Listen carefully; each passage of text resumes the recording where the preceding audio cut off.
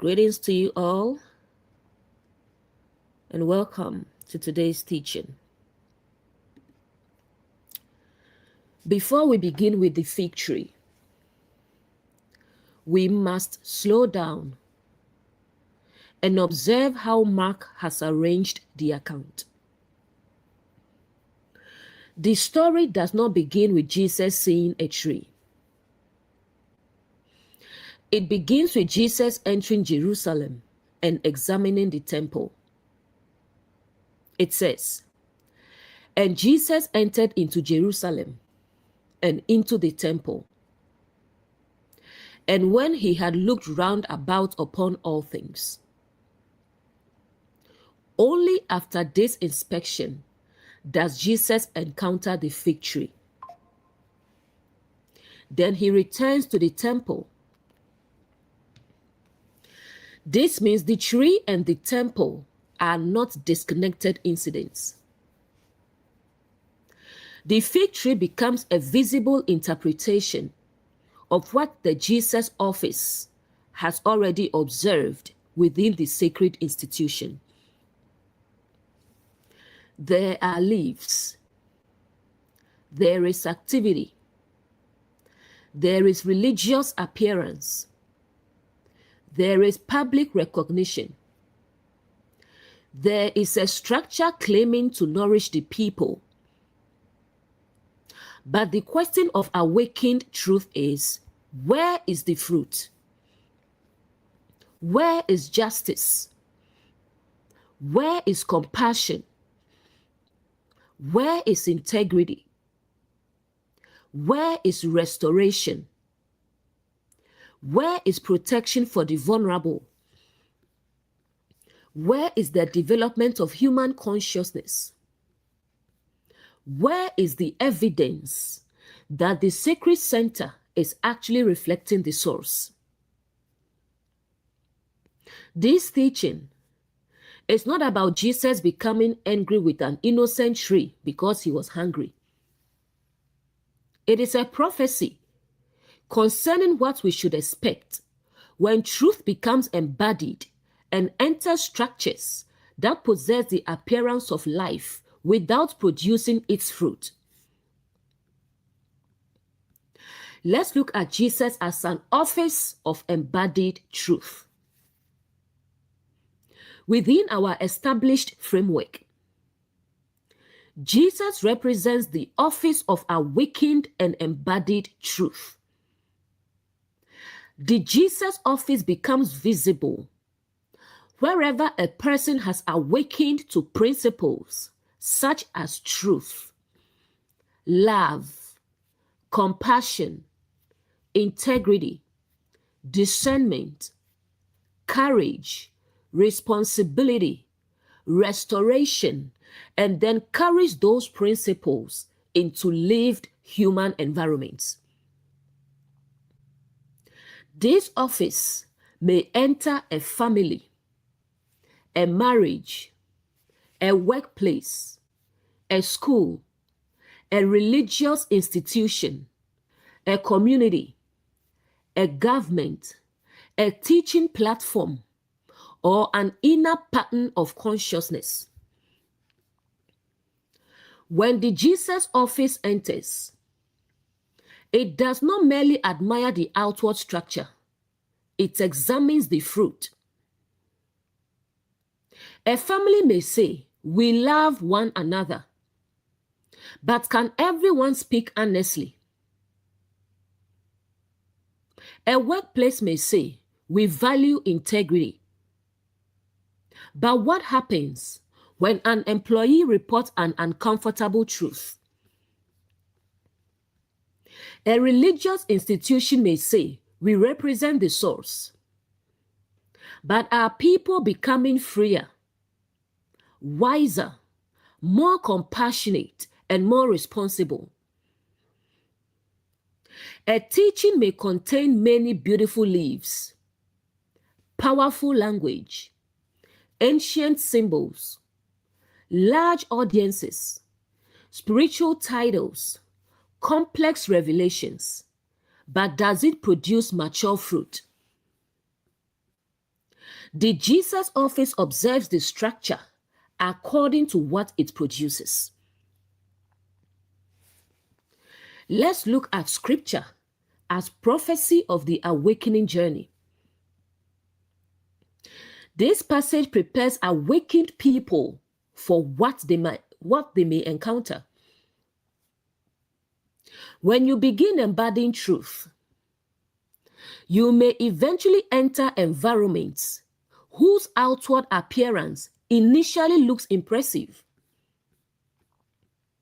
The structure may possess a respected name, a long history, a beautiful building, a large following, a strong reputation, sacred language, and established traditions.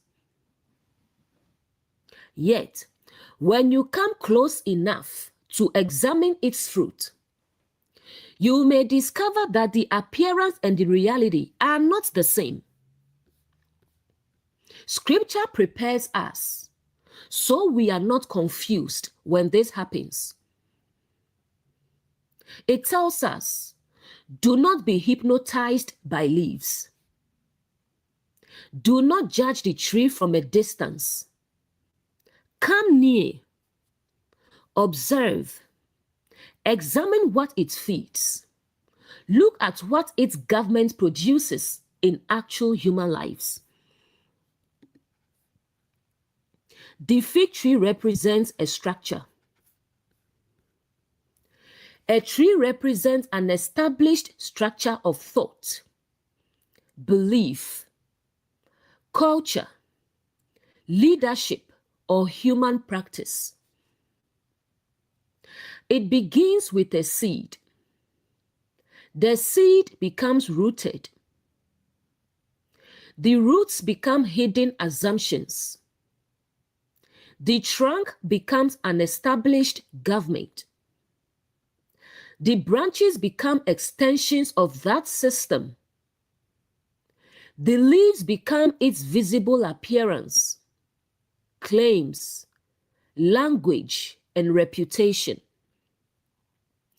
The fruit becomes the actual evidence of what the structure contains. A tree is therefore known not merely by its leaves, but by its fruit. This agrees with Jesus' own teaching, ye shall know them by their fruits. The fruit interprets the seed. The fruit tells us what the tree has actually been cultivating. Leaves are not automatically deception. Leaves have a legitimate function.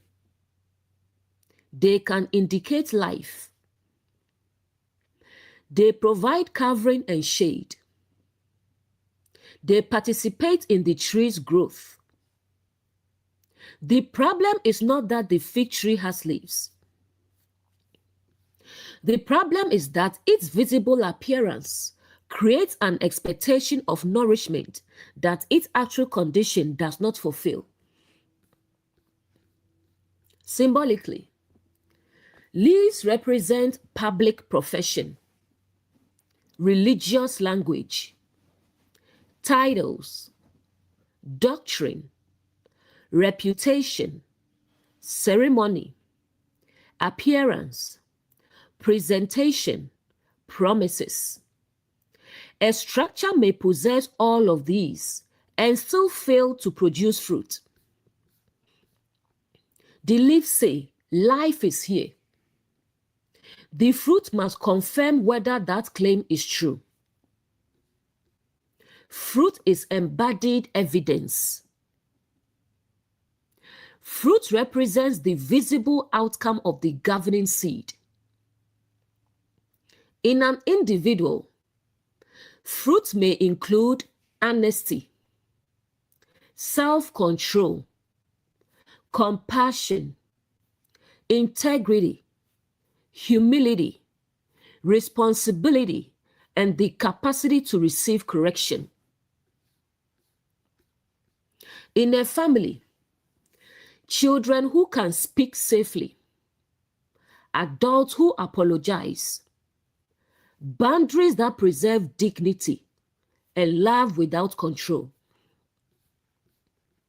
In a workplace, accurate reporting, accountable leadership, protection from retaliation, and policies that serve people rather than image.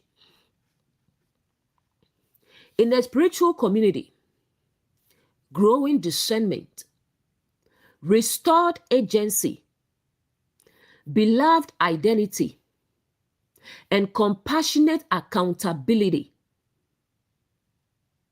People becoming capable of observing scripture for themselves. Fruit is not what a structure says about itself. Fruit is what people become beneath its government. The fig tree and the temple interpret one another. Mark places the fig tree around the temple scene. Jesus enters the temple and observes. He encounters the fig tree. He returns to the temple and confronts what has occupied it. Then the disciples later see the condition of the tree. The tree reveals the temple. The temple gives context to the tree. The leafy tree represents a sacred structure, presenting the appearance of nourishment, while failing to provide the fruit expected from its calling. The temple is active. People are buying and selling. Tables are operating. The institution is functioning outwardly. Yet, Jesus revealed that its sacred purpose has been displaced. The tree has leaves. The temple has activity. But embodied truth examines whether either is producing life. This is also an inner teaching. The fig tree can represent a structure within our own consciousness. We may possess leaves such as spiritual language, knowledge of scripture, symbolic understanding, public teaching, prayer, ritual, and a reputation for wisdom.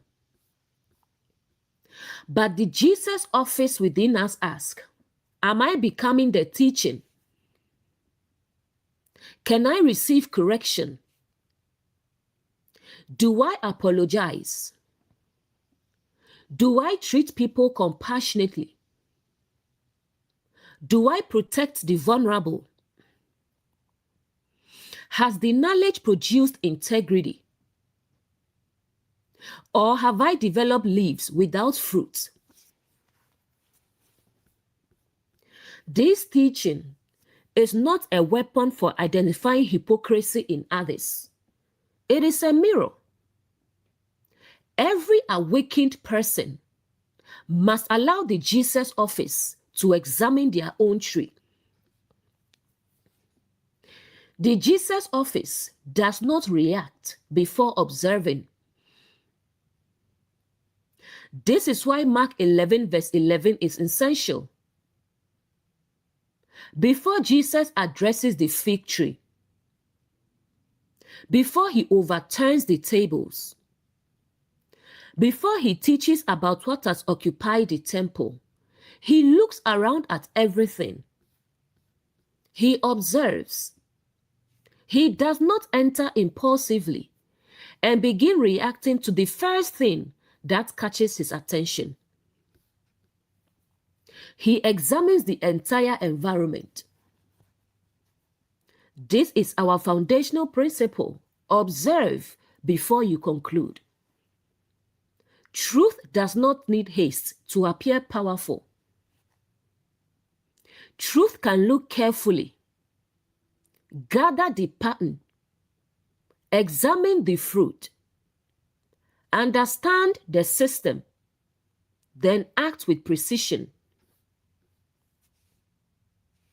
Mark 11, verse 11. And Jesus entered into Jerusalem and into the temple. And when he had looked round about upon all things, and now the eventide was come, he went out unto Bethany with the 12. This verse is the doorway into the entire teaching. Jesus enters Jerusalem. Then he enters the temple. He looks around at all things. Evening comes, and he leaves for Bethany with the 12. Nothing dramatic appears to happen. No tables are overturned. No public confrontation occurs. No judgment is pronounced. But something extremely important is taking place. The Jesus office is observing the condition of the sacred center. Before truth confronts a system, truth examines it. Before the tree is interpreted, the environment is inspected. Before the public action, there is private observation. And Jesus entered. To enter means to move from outside observation into direct encounter. Jesus does not evaluate the structure only from a distance. He goes inside. This is important because environments can appear very different from the outside than they do to those who experience their inner government. From outside, a family may appear close. Inside, everyone may be managing one person's anger. From outside, a workplace may appear successful. Inside, employees may be afraid to report problems. From outside, a religious institution may appear spiritually alive. Inside, questions may be silenced and vulnerable people may be unprotected. From outside, a teaching platform may appear profound. Inside, the audience may be growing increasingly dependent upon the teacher. The Jesus office enters close enough to observe the actual structure. Embodied truth does not rely only on reputation. It does not conclude, everyone praises this institution, so it must be healthy. No, people criticize this institution, so it must be corrupt. It enters, observes, listens, examines the fruit. This is discernment rather than assumption. Into Jerusalem. Jerusalem represents the organized sacred city. It is the environment claiming relationship with truth, worship, law, community, sacred order, and the governing presence of the source. Within an individual, Jerusalem represents the organized inner world where beliefs, values, identity, and decisions meet. Within collective life, Jerusalem can represent a family claiming sacred purpose, a religious community, an institution established around moral principles, a teaching environment, a culture that presents itself as aligned with truth. Jerusalem is a calling, not an automatic guarantee. A place may carry a sacred name while operating beneath a different government. Calling something holy does not make every practice within it aligned. A family can say, God is at the center of this home, but fear may occupy the throne. A church can say, truth is our foundation, but institutional reputation may be protected above human dignity. A teacher can say, the source is the center, but the community may be unable to question the teacher.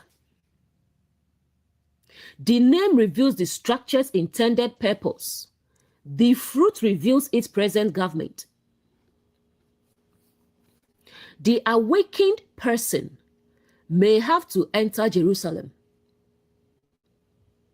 When truth awakens within someone, they may initially experience it privately, but eventually that truth may need to enter an organized environment. The person may bring their awakening into their marriage, their family, their workplace, their religious community, and their social circle. This is when the teaching becomes tested. It is easier to embody truth alone than to carry it into a system governed by established expectations. The Jesus office enters Jerusalem because awakening is not only private enlightenment. It must eventually encounter the structures shaping collective human life. And into the temple. Jesus does not stop at the city gate. He enters the temple. The temple represents the sacred center, the place from which the environment's highest value should govern. Within the person, the temple is the innermost consciousness. Within a family, it is the principle that ultimately governs the home. Within an institution, it is what the system actually protects above everything else. What occupies the temple? The official answer may be truth, love, the source, and integrity. But the lived answer may be reputation, profit, control, tradition, the leader's ego, public appearance, and fear of change. The temple is revealed by what cannot be questioned or sacrificed. If accurate information is sacrificed to preserve leadership image, image occupies the temple. If a child's voice is sacrificed to preserve parental authority, authority occupies the temple. If compassion is sacrificed to preserve doctrine, doctrine occupies the temple. The Jesus office enters to observe what truly governs the sacred center. Entering the temple is not automatically attacking religion. The symbolic reading is not an attack on every institution, tradition, or sacred structure. Temples can serve life. Families can embody truth. Institutions can protect people. Teachings can awaken consciousness. The question is not whether a structure exists. The question is, what government occupies it, and what fruit does it produce? The Jesus office does not oppose structure simply because it is structure. It opposes whatever has displaced the sacred purpose of the structure. The temple is also the human body and consciousness. Paul speaks of humanity as the temple. Therefore, Jesus entering the temple can describe awakened truth entering our own inner center. When truth enters, it begins examining our motives, our beliefs, our hidden agreements, our coping mechanisms, our use of power, our relationship with approval, our spiritual identity. We may speak beautifully outwardly, while inwardly being governed by fear. The Jesus office enters and looks around, not to condemn the human being, to identify what must be restored. And when he had looked round about, this is one of the most important phrases in the passage. Jesus looks around. He does not focus on one isolated act. He examines the entire environment. The phrase suggests a broad, deliberate inspection. He notices what is happening, who benefits, who is burdened, what the structure claims, what it actually produces, how the different parts relate. This is pattern recognition. Jesus does not jump to a conclusion. He does not see one table and immediately assume the entire meaning. He looks round about. This reflects mature discernment. An awakened person should not enter a family conflict, hear one person's story, and immediately decide who represents truth. They should observe the larger pattern.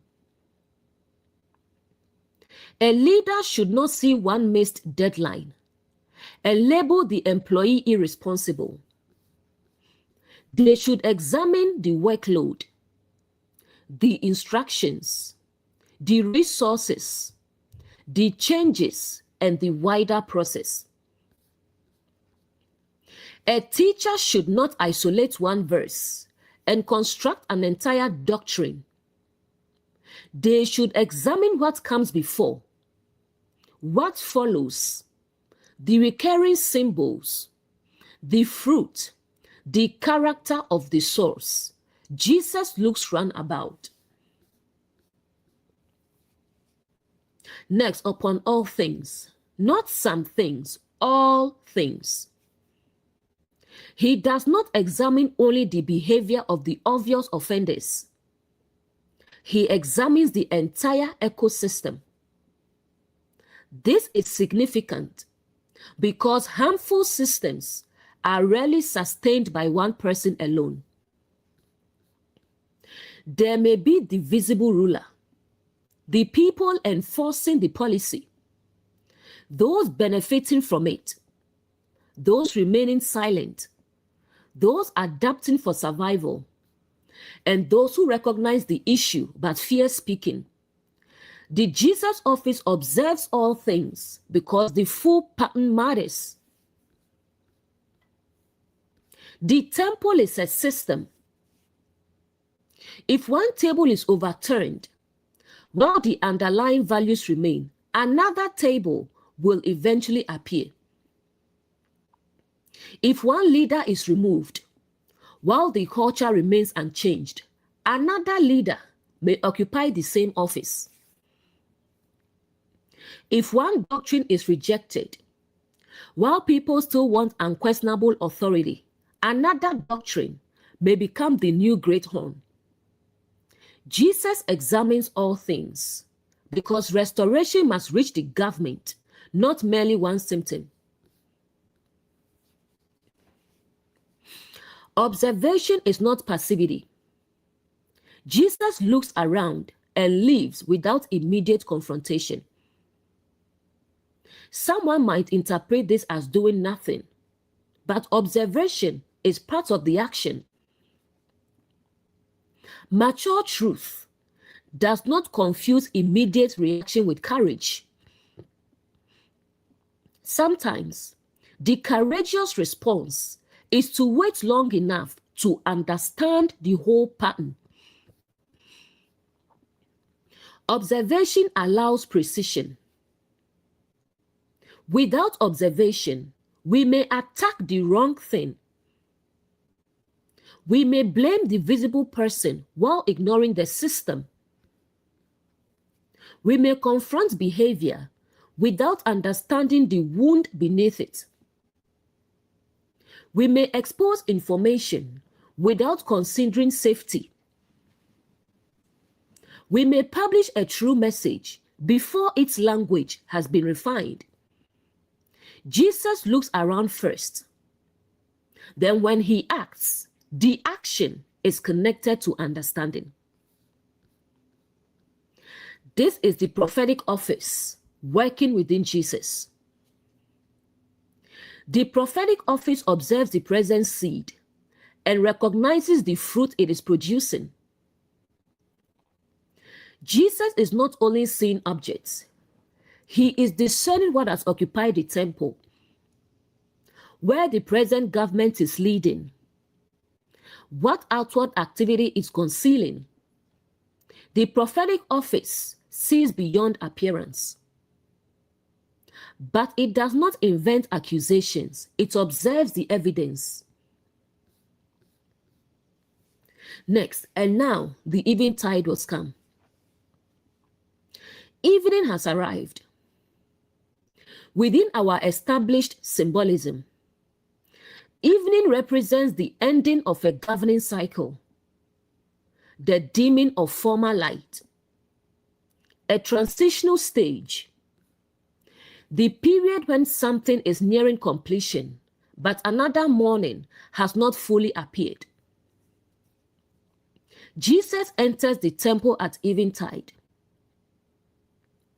This suggests that the institution's present day is approaching its end. Its structure still stands. Its activity continues, but its light is fading. The fruit of its government is becoming visible. Evening is a time for reflection. Jesus does not begin the confrontation as evening arrives. He withdraws. This teaches that not every truth must be acted upon at the first moment of recognition. There may need to be reflection, integration, preparation, discernment about timing. The evening allows what was observed to settle. The next morning will bring another stage. The temple has entered evening. The sacred structure may still possess leaves, crowds, transactions, and authority, but embodied truth has now entered and observed its condition. Once truth has seen clearly, the old government's evening has begun. It may not collapse immediately, but it can no longer remain hidden in the same way. Evening does not mean the source has abandoned the city. It means one form of government is approaching completion. The purpose is not permanent darkness. Evening prepares morning. The exposure of the old structure prepares the possibility of restoration. Next, he went out. Jesus leaves the temple. This does not mean he is afraid of it, nor that he has permanently abandoned the city. He withdraws because observation has been completed for that stage. The Jesus office knows when to enter. It also knows when to leave. Truth does not need to remain everywhere indefinitely.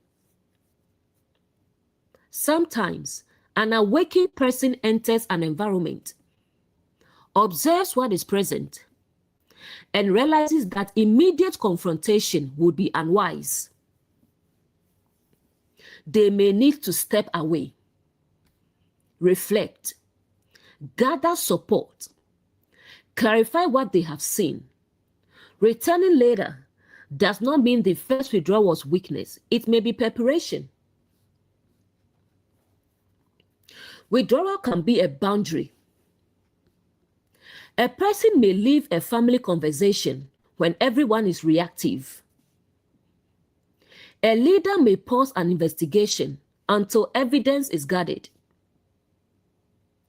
A teacher may withhold an interpretation until the pattern is clearer. A person may step away from a relationship to recover perspective. The withdrawal protects truth from being dragged into confusion. Jesus goes out. He does not allow the temple's agency to dictate his timing. Next, on to Bethany. Bethany functions here as a place outside the central institutional environment. It represents withdrawal from the crowded sacred city into a quieter space of preparation, rest, relationship, and integration. Jesus does not remain overnight inside the temple system he has just examined. He goes outside the city's governing center. Let's look at Bethany as the place of integration.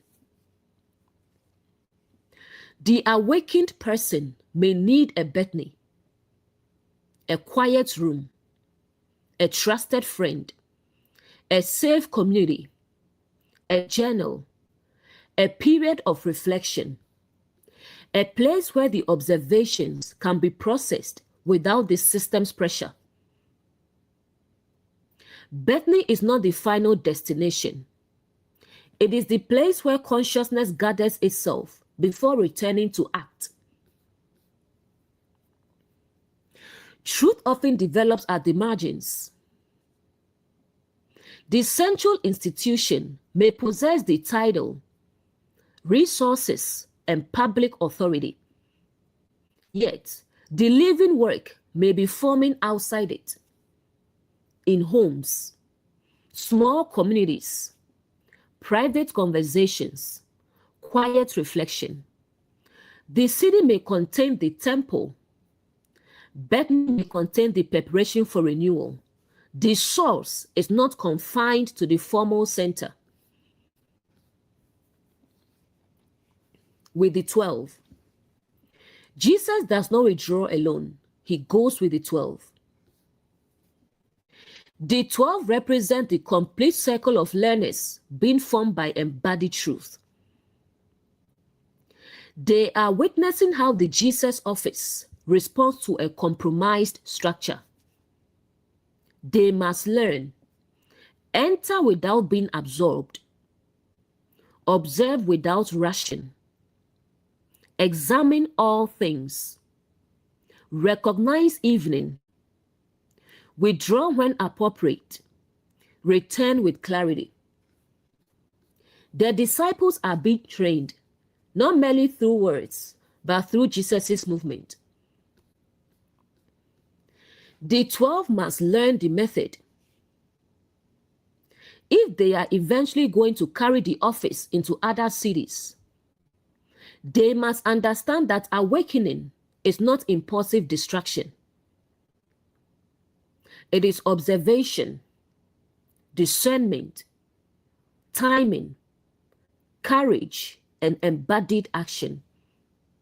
The 12 are watching prophecy become method.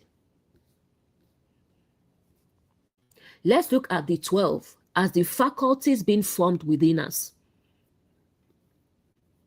Inwardly, the 12 can represent the full range of consciousness being discipled by truth. Our thoughts, emotions, perception, speech, memory, will, relationships, and actions, they must all learn to move with the governing Jesus office. Truth cannot remain an isolated insight. The whole inner community must be formed. Jesus takes the 12 with him because the lesson must enter the entire body. What Jesus does not do in verse 11. He does not react impulsively. He does not condemn everyone in the temple. He does not create a public scene immediately. He does not confuse observation with cowardice. He does not allow evening pressure to rush the process. He does not remain inside the system merely because it is called sacred. He enters, looks around, observes all things, recognizes the stage, withdraws, and prepares. This is awakened discernment. Family example. A person awakens to healthier ways of relating and returns to their family environment. That is entering Jerusalem. They come close to the temple, the emotional center governing the family. They observe one person's moods control everyone. Silence is called respect. Image is protected above truth. They do not immediately confront every relative. They look round about upon all things. They recognize that the family's former government has entered evening. Then they go to Bethany, maybe a counselor, a trusted friend, or a place of reflection. They prepare before returning with boundaries and clarity. Workplace example. An employee or leader notices repeated reporting problems. They enter the system and examine the data, the definitions, the incentives, the approval process, the fear of retaliation. They do not immediately accuse one person. They look round about upon all things. At the end of the day, they step back, document, reflect, consult experienced support. Then they return with a more precise response. Religious example. A person awakens to symbolic scripture and enters a traditional environment. They observe the doctrine, the leadership structure, the treatment of questions, the fruit in people's lives. They do not need to attack everyone immediately. They look round about upon all things. They distinguish what carries holy seed, what has become empty appearance, what must be purified, what should be preserved. Then they withdraw long enough to develop language that can serve restoration rather than reaction. Inner example. Truth enters our own temple. We begin noticing we speak about love, but avoid difficult honesty. We teach beloved identity, but still condemn ourselves. We speak of freedom, but fear other people's disappointment. The Jesus office does not immediately destroy the self. It looks around at all things. It observes how the patterns connect. It recognizes that an old day is ending. Then it creates space for another morning. Mark 11 verse 12. And on the morrow, when they were come from Bethany, he was hungry. The previous evening, Jesus entered Jerusalem and went into the temple. He looked around upon all things. He observed the entire environment before acting. He saw the structure, the activity, the people, the sacred language, the tables, the systems operating within the temple. But evening came, and he withdrew to Bethany with the 12. Now Mark says, and on the morrow, a new stage has begun.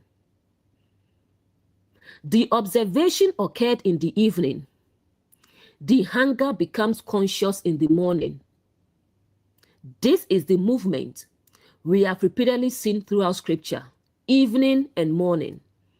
An old understanding reaches its end. There is a period of reflection and integration. Then morning brings clearer sight and the readiness to act upon what has been observed. Jesus does not return from Bethany merely angry. He returns hungry.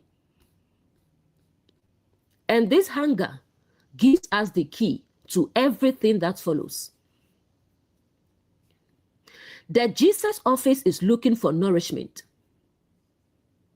Not physical food alone within the inward reading, but the fruits that should be produced by a structure claiming to represent the source. Truth has entered the temple. Truth has examined the system. Now truth asks, where is the fruit? Where is compassion? Where is justice? Where is integrity? Where is restored identity? Where is protection for the vulnerable? Where is human freedom? Where is responsible leadership? Where is the evidence that the sacred structure is nourishing life? The Jesus office is hungry for embodiment. Leaves will not satisfy that hunger. Titles will not satisfy it. Religious activity will not satisfy it. Public reputation will not satisfy it. The hunger can be satisfied only by fruit. Next, and on the morrow. The morrow represents the next stage of consciousness. Something has shifted between the evening inspection and the morning journey. The evening allowed Jesus to observe without immediately reacting. Bethany provided space outside the pressure of the city. Now morning arrives. What was seen during the evening has become clearer. Morning represents illumination. During evening, the outline of a pattern may become visible. During morning, the person begins understanding what the pattern requires. A person may enter a workplace and notice that something feels wrong. They do not yet have enough evidence to name it. They step back, review the data, reflect upon conversations, then morning arrives. The numbers are being manipulated through the way the population is defined. A person may leave a family gathering unsettled. After reflection, they recognize everyone was expected to protect one person's feelings while the person they harmed was silenced. A person may listen to a religious teaching and initially feel discomfort. Later, they understand The message used fear to create dependency upon the teacher. The observation happened first. The interpretation became clear afterward. That is the movement from evening to morning. Morning does not mean impulsive action. Jesus waited through the evening. Therefore, morning action is not an emotional reaction. It emerges from observation that has had time to settle. This is important for anyone occupying the Jesus office. Awakening may reveal a serious problem, but we should not confuse immediate emotional intensity with mature discernment. The Jesus office asks, what did I actually observe? Is this one isolated incident or a governing pattern? What is the structure claiming? What fruit is it producing? What response will serve restoration rather than merely discharge my frustration? The morning comes after observation. The morrow is the beginning of accountability. Once we have clearly seen a pattern, we cannot return completely to the ignorance of the previous day. We may still need time to decide what to do, but consciousness has changed. The person who recognizes control can no longer experience it only as love.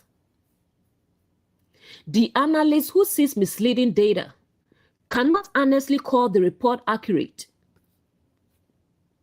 The parent who recognizes that fear has governed the home cannot continue believing the children's silence proves peace. Morning brings responsibility because light has arrived.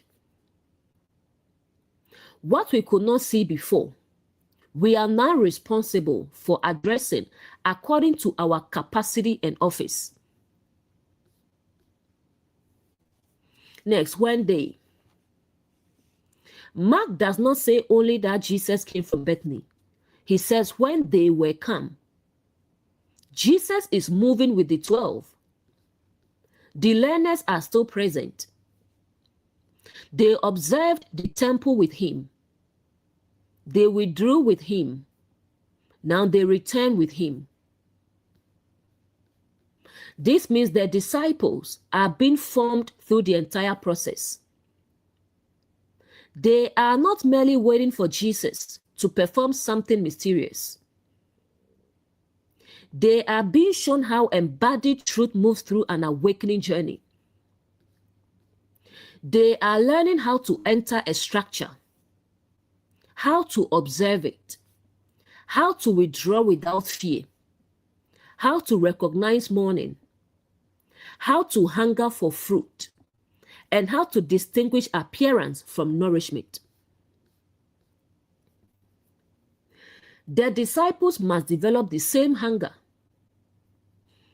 If the disciples are eventually going to carry the Jesus office into other environments, they cannot be satisfied merely because the structure has leaves.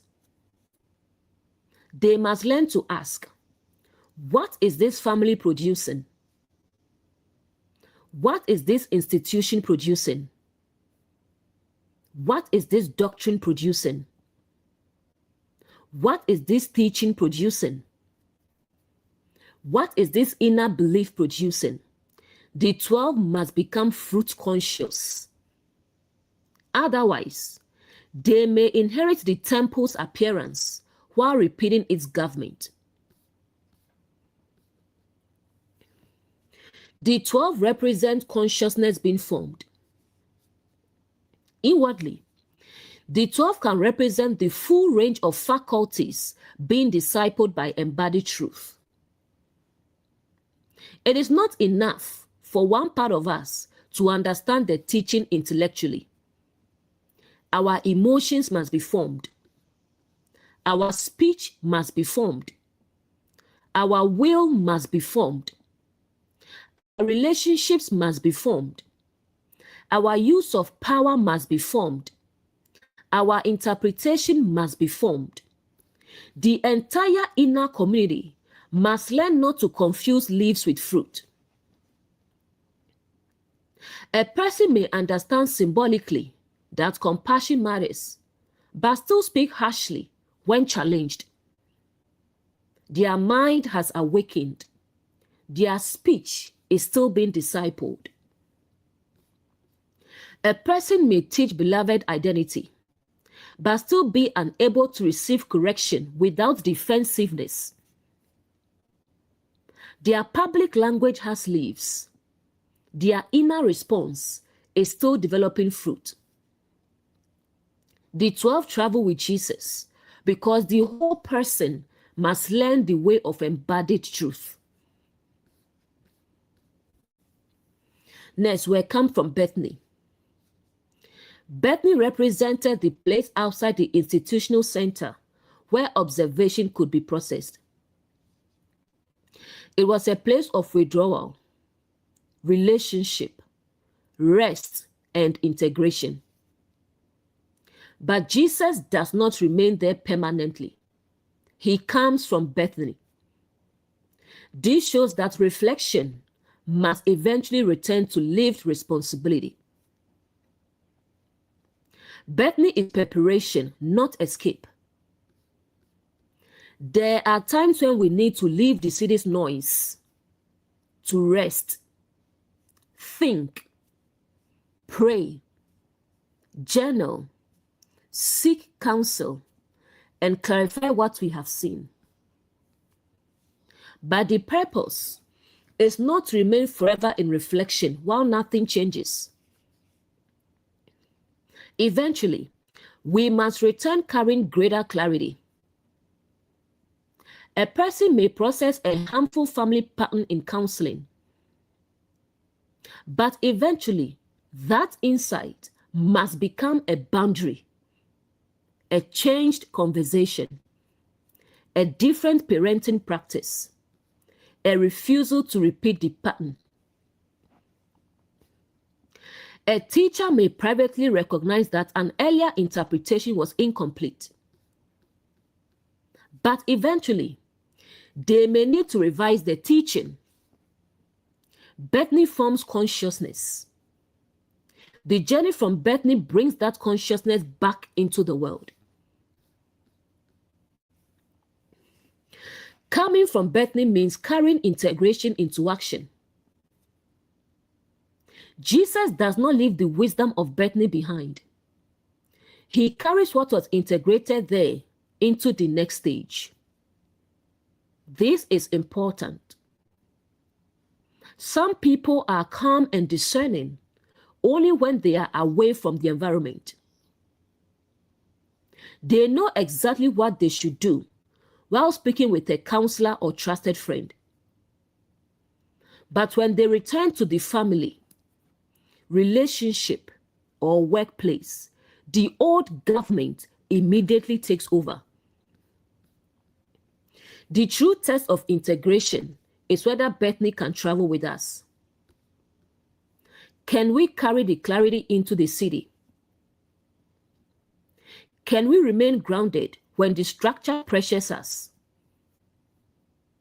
Can we remember what we saw when the leaves become impressive again?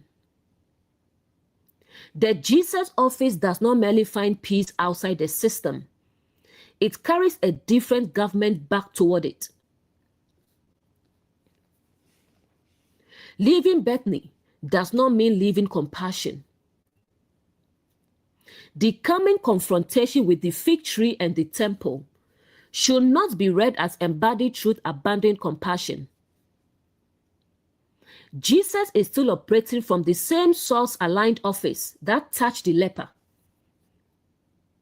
But compassion takes different forms depending upon the condition. When the person is burdened by shame, compassion touches and restores.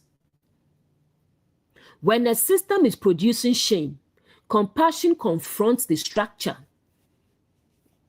The same love that says to the leper, I will be thou clean, may say to the institution, you have displaced the purpose of this sacred environment. Compassion for the vulnerable may require firmness toward what is exploiting them. Restoration is not always gentle speech toward every governing structure. Sometimes it overturns what prevents people from accessing life. Next, the hunger is specifically attributed to Jesus. The disciples are present, but the Jesus office is the one consciously carrying this hunger. This suggests that awakened truth often feels the absence of fruit before the surrounding learners fully understand what is missing. The disciples may see a temple, a tree, leaves, crowds, ordinary activity, but Jesus perceives the deeper condition. The office has developed a sensitivity to fruit. The prophetic office recognizes absence. The prophetic function does not only see what is present, it can discern what should be present but is missing. A person enters a family and notices that everyone is polite. Another person says, what a peaceful family. The prophetic office asks, why is no one able to disagree? A workplace reports strong performance. The prophetic office asks, why are experienced employees leaving? A spiritual platform has thousands of followers. The prophetic office asks, are the people becoming capable of seeing for themselves? The absence itself becomes meaningful. Next was hungry. Hunger is desire for nourishment. It is the body's recognition that something necessary is missing. Symbolically, the hunger of the Jesus office represents a deep desire to encounter the fruit of the source made visible within human life. Jesus has entered a sacred city and temple. It is reasonable to expect nourishment there. A temple claiming alignment with the source should produce truth, mercy, justice, compassion, integrity, protection, restoration, the development of mature consciousness. The hunger is not unreasonable. The structure's calling creates the expectation. Hunger reveals what we value. What a person hungers for reveals the government within them. A fierce ruler may hunger for control, recognition, obedience, influence, and praise. The Jesus office hungers for fruit. It desires evidence that the sacred purpose is being fulfilled.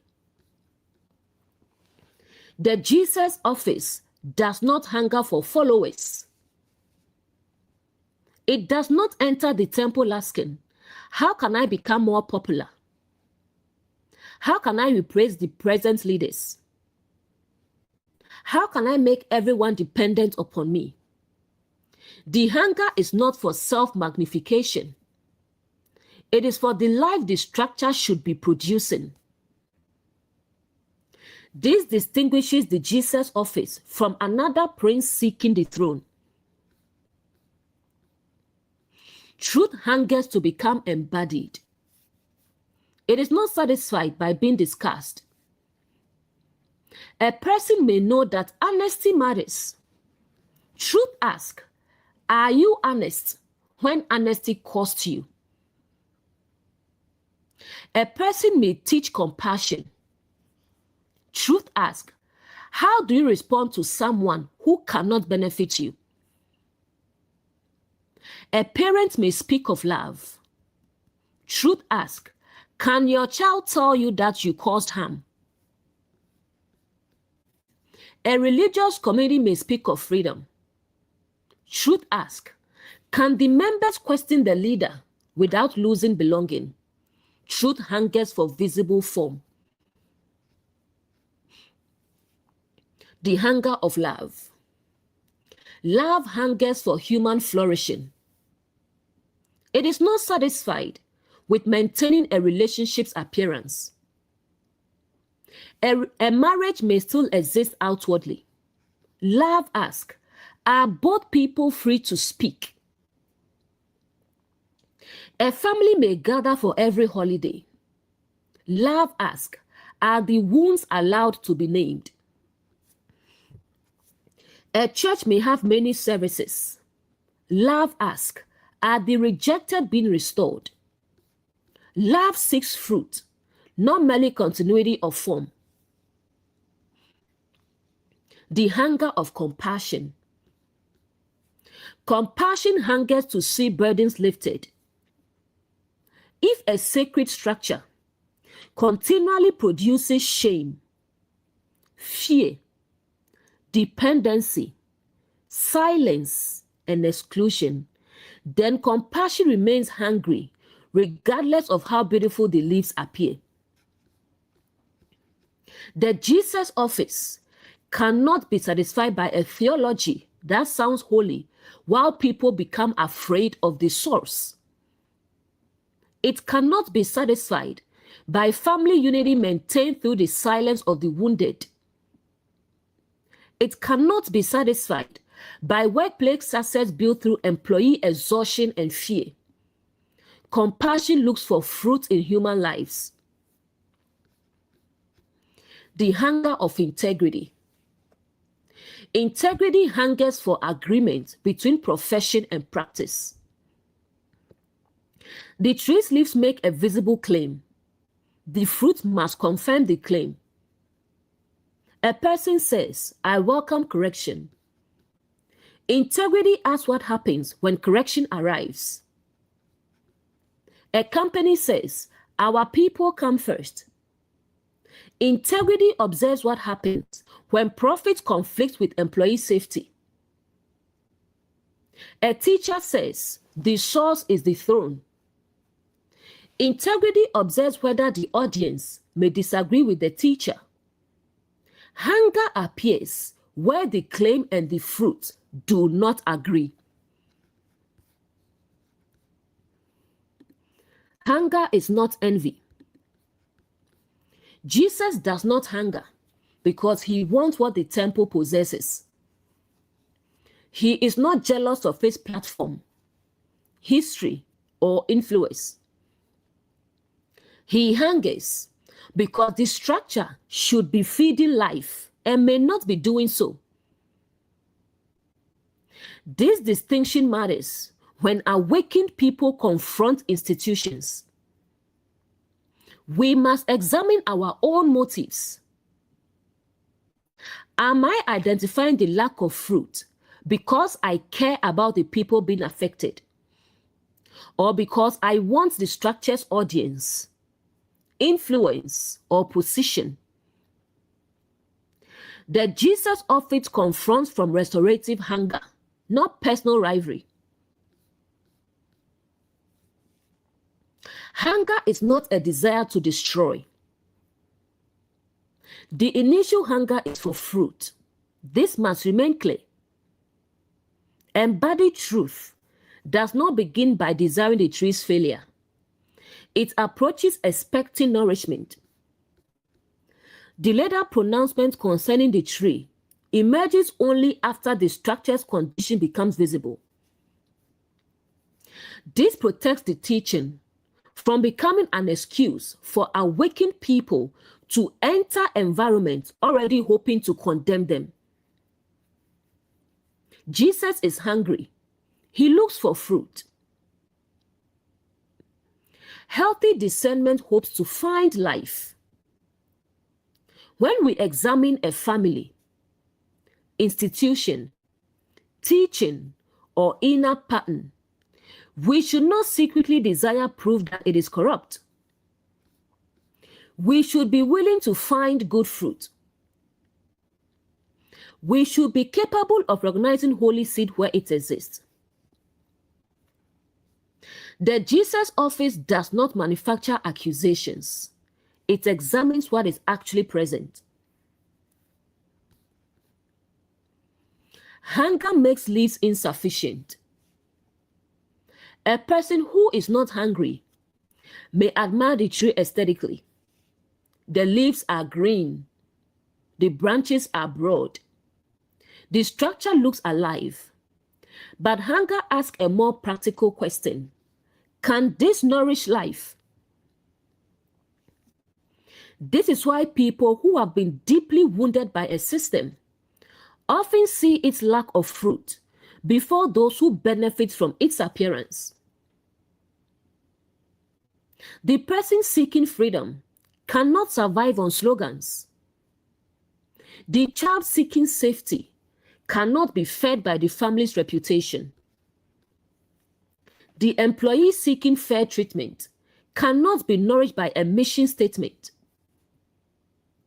The believer seeking coherent truth cannot live on inherited phrases alone. Hunger moves consciousness beyond appearance.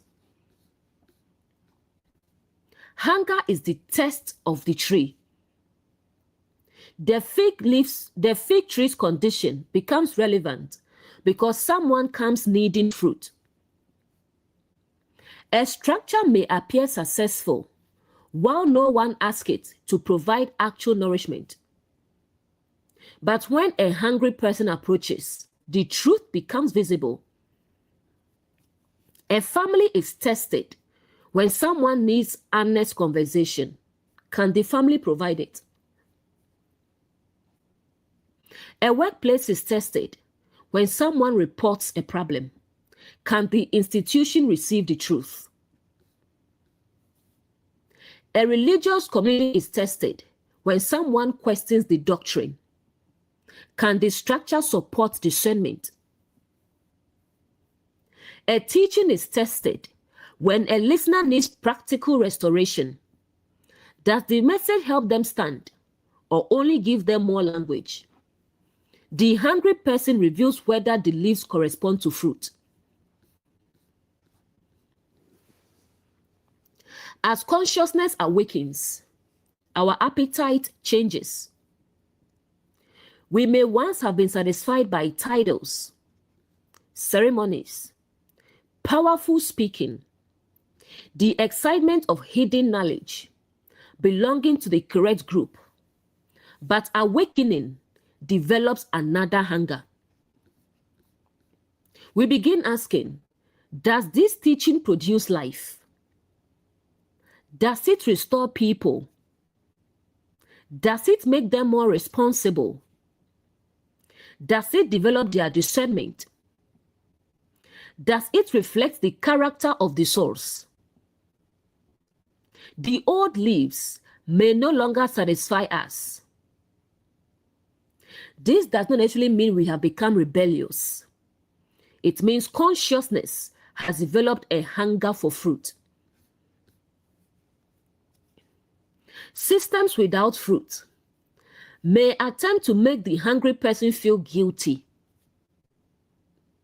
They may say, why are you questioning? Why are you not grateful? Why can you not simply accept the tradition? Why do you need to see change? But hunger is not necessarily disrespect. It is the body's truthful recognition that nourishment is absent. A child asking for emotional safety is not attacking the family.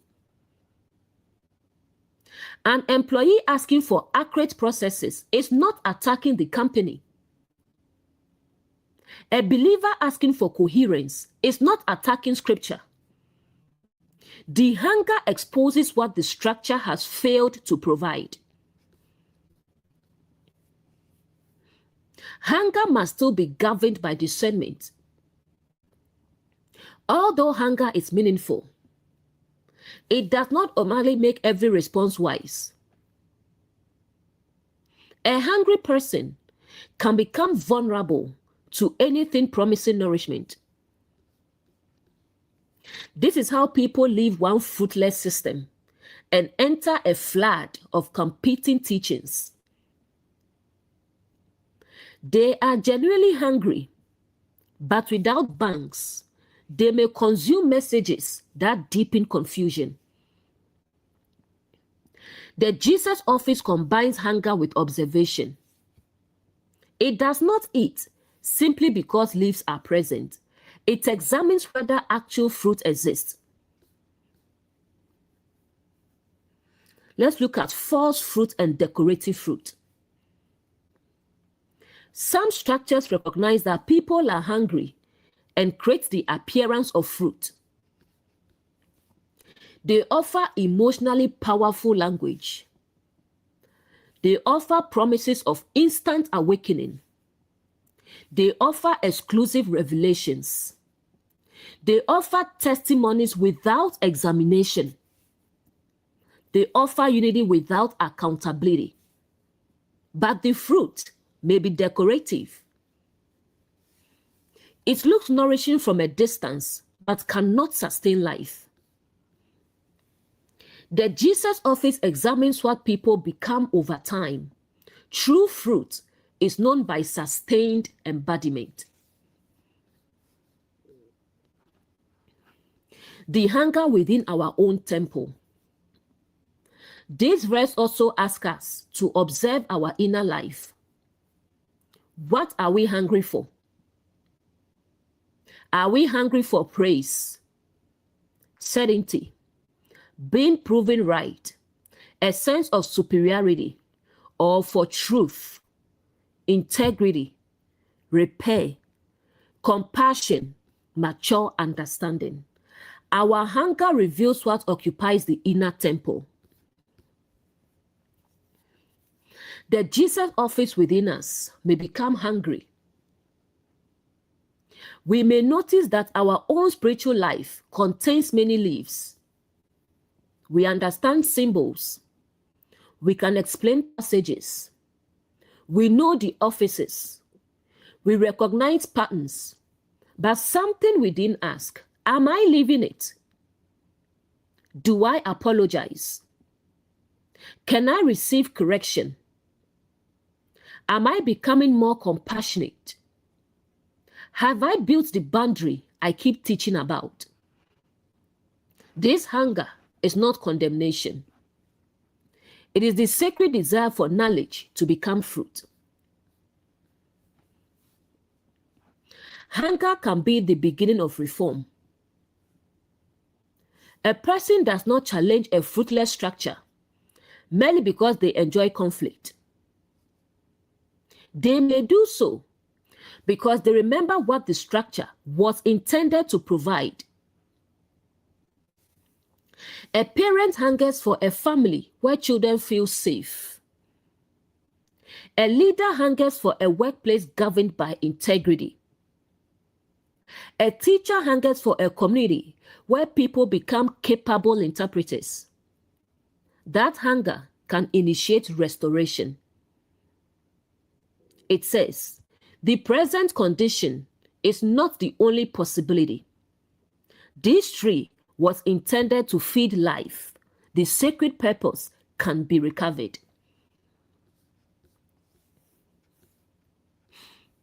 Mark 11:13. And seeing a fig tree afar off having leaves, he came, if haply he might find anything thereon.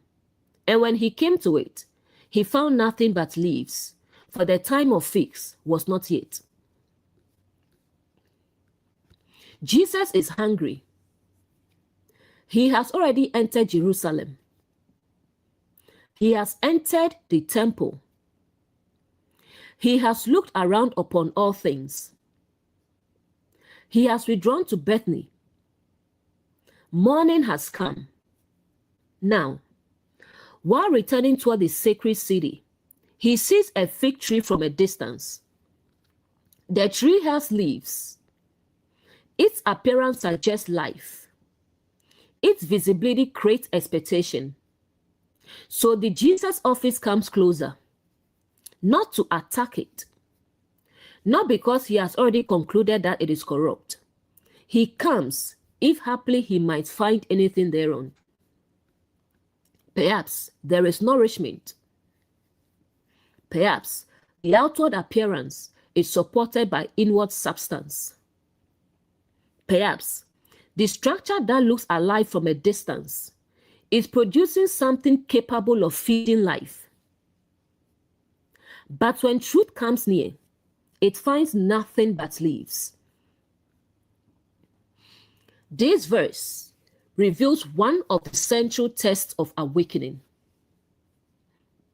What does embodied truth discover when it moves beyond the public appearance and comes close enough to examine the actual fruit? The tree is not judged from afar. It is examined through nearness. And the nearer truth comes, the more visible the difference becomes between what the structure appears to be and what it has actually produced. Next, and seeing. The verse begins with sight. Jesus sees the tree, but sight is only the beginning of discernment. From a distance, he can observe that the tree has leaves. He cannot yet determine whether fruit is present. This shows us that initial perception and final conclusion are not the same. The Jesus office sees, then it approaches, then it examines. Only afterward does it respond.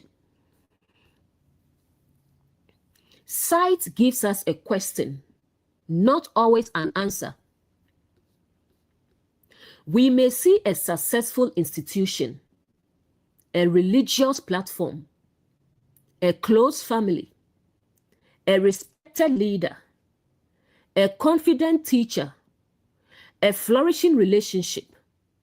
But what we see initially may be only the outer foliage.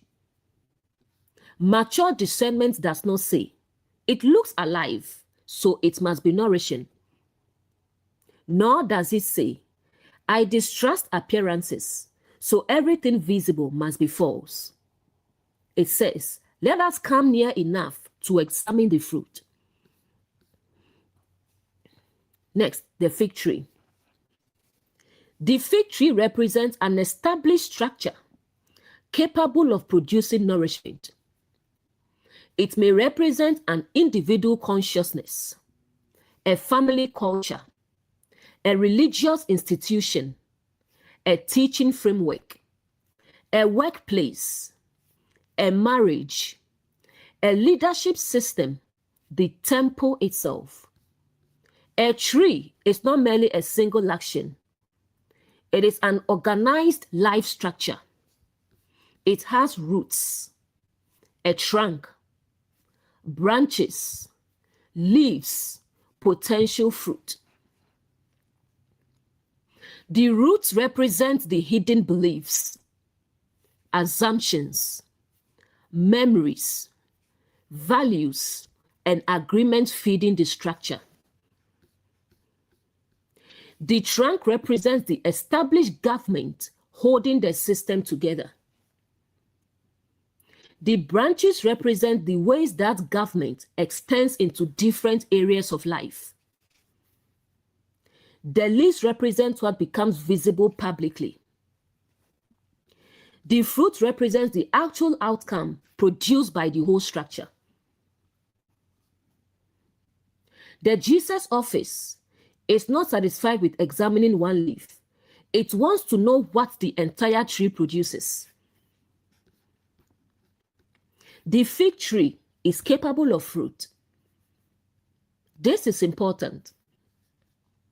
Jesus is not approaching a structure incapable of nourishment and demanding that it becomes something entirely different from its nature. He approaches a fig tree expecting figs. The expectation corresponds to the tree's identity and calling. A family should produce belonging, formation, protection, honesty, and love. A workplace should produce meaningful service, accurate work, fair process, and responsible leadership. A sacred community should produce compassion, wisdom, discernment, integrity, and restored agency. A teacher should produce understanding rather than permanent dependence. The fruit corresponds to the purpose. Accountability is connected to calling. The higher the claim, the greater the expectation of corresponding fruit. A structure claiming to represent the source cannot reasonably ask to be examined only by its building, its title, its ceremonies, its language, its number of followers. The calling itself creates the question, where is the fruit of the source?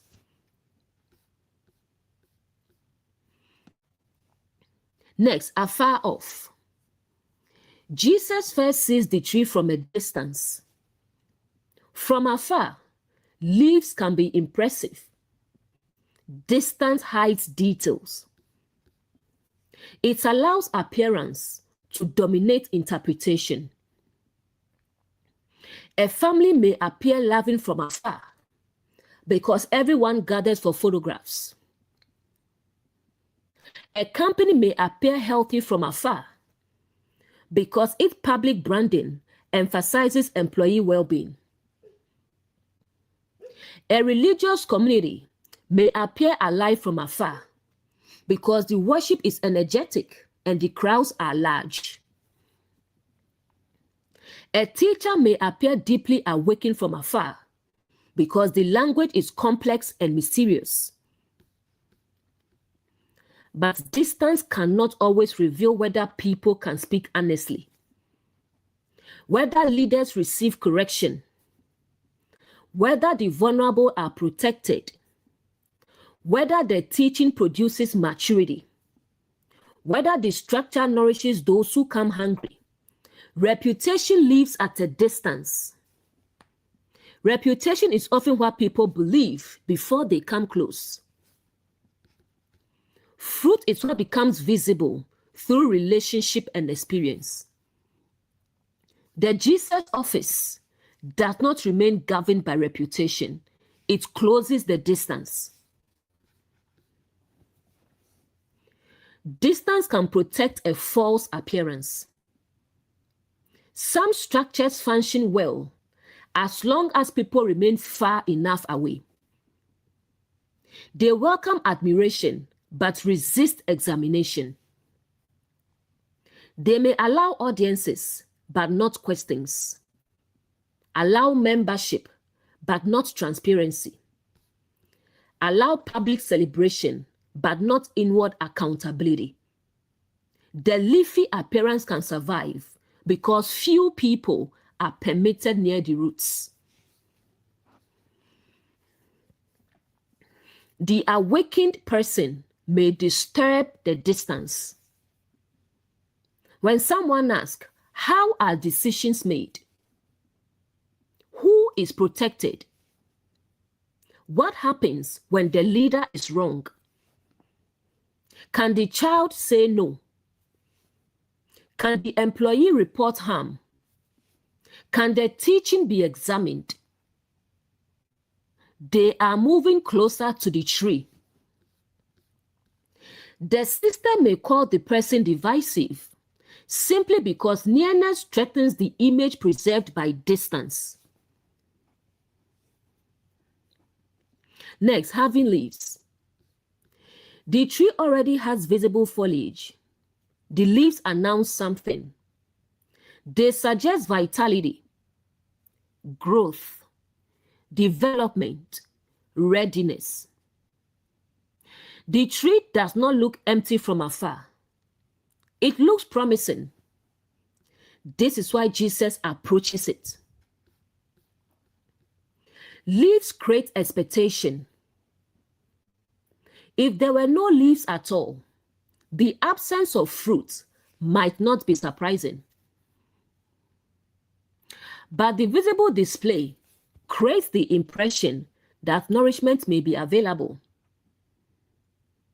Symbolically, leaves may include titles, doctrinal statements, public promises, ceremonies, spiritual language, mission statements, reputation, beautiful branding, claims of love, truth, holiness, excellence, or awakening. These things are not automatically wrong. The issue is whether the leaves correspond to fruit.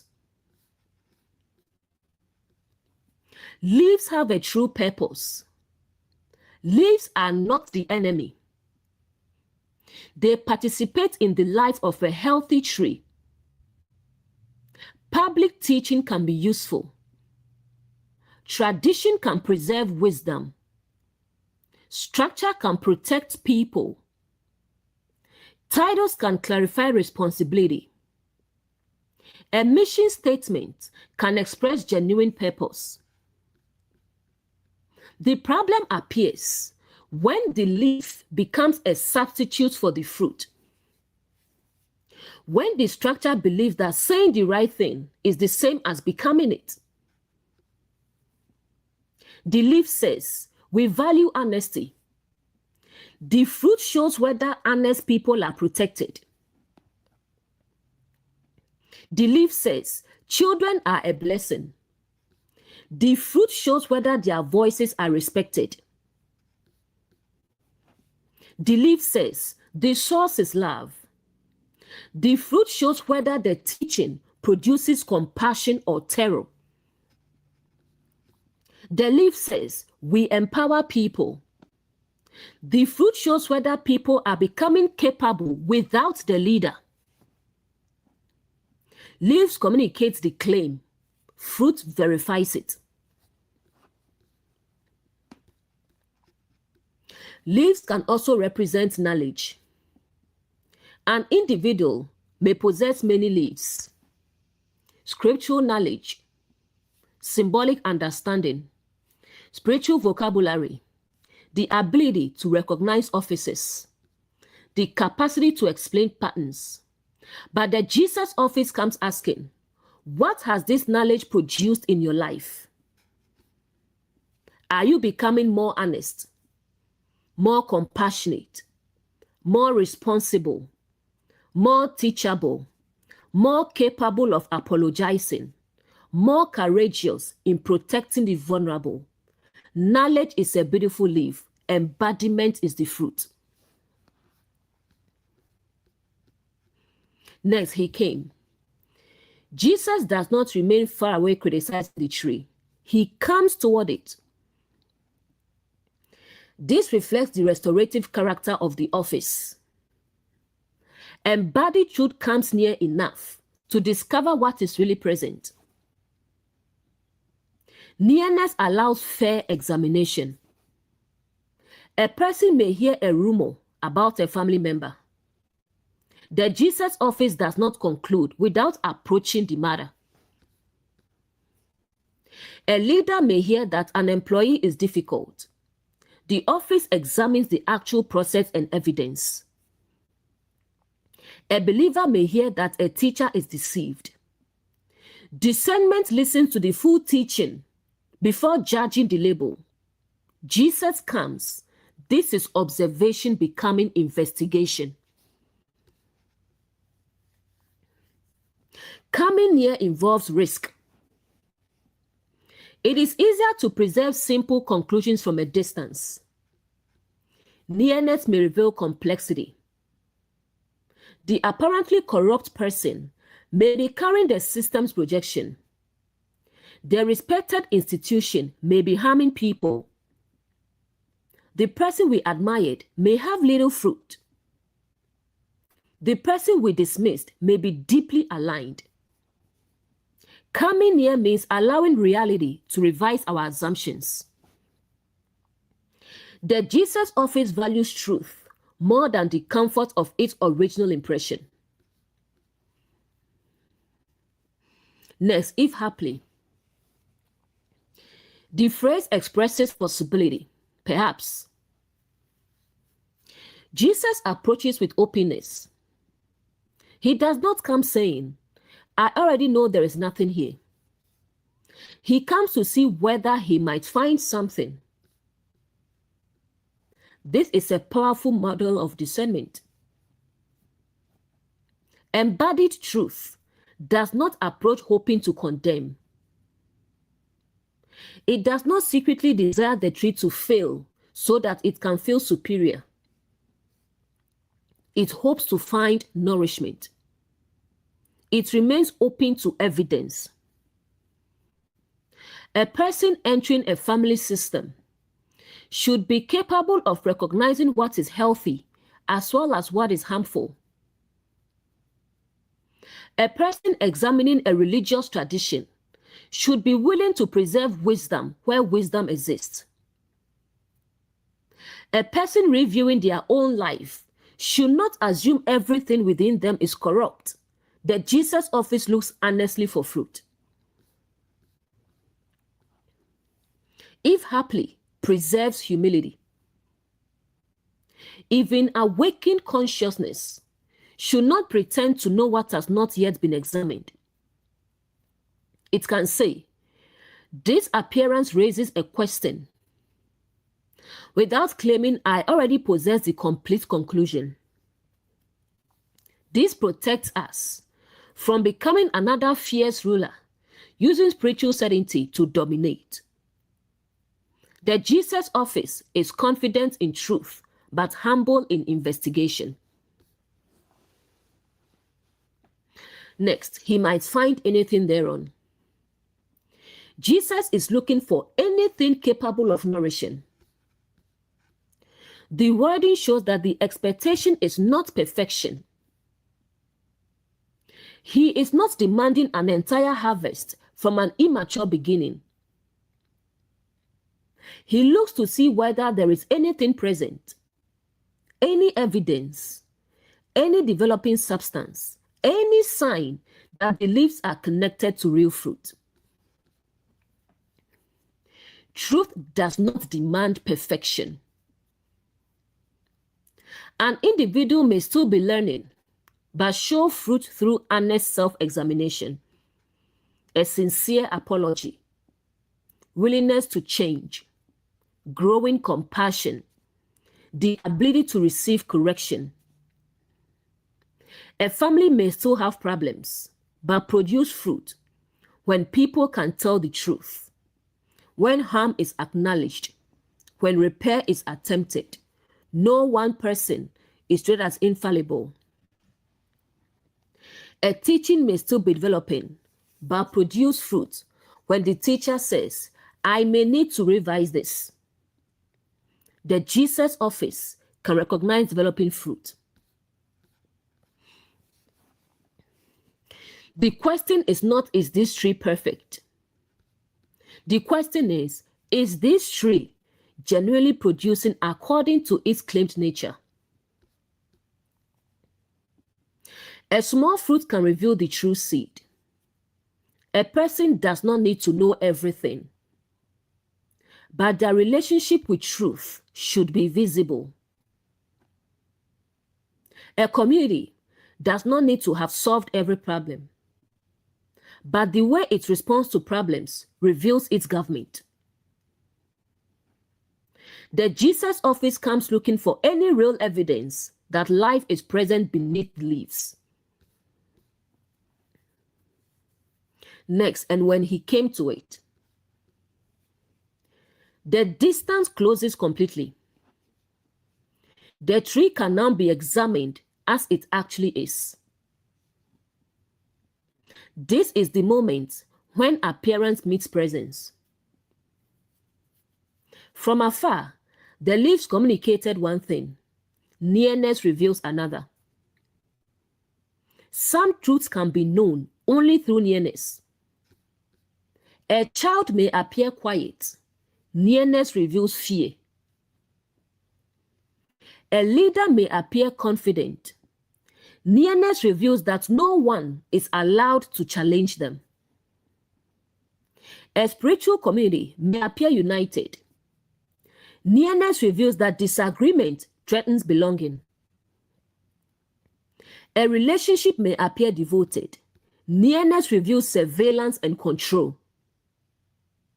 The Jesus office comes to the actual tree. Nearness tests the integrity of the appearance. A healthy structure becomes clearer when examined. A distorted structure often becomes more confusing the closer one comes. Its public words and private behavior do not agree. Its stated values and actual incentives conflict. Its sacred appearance conceals another government. A healthy tree can survive examination.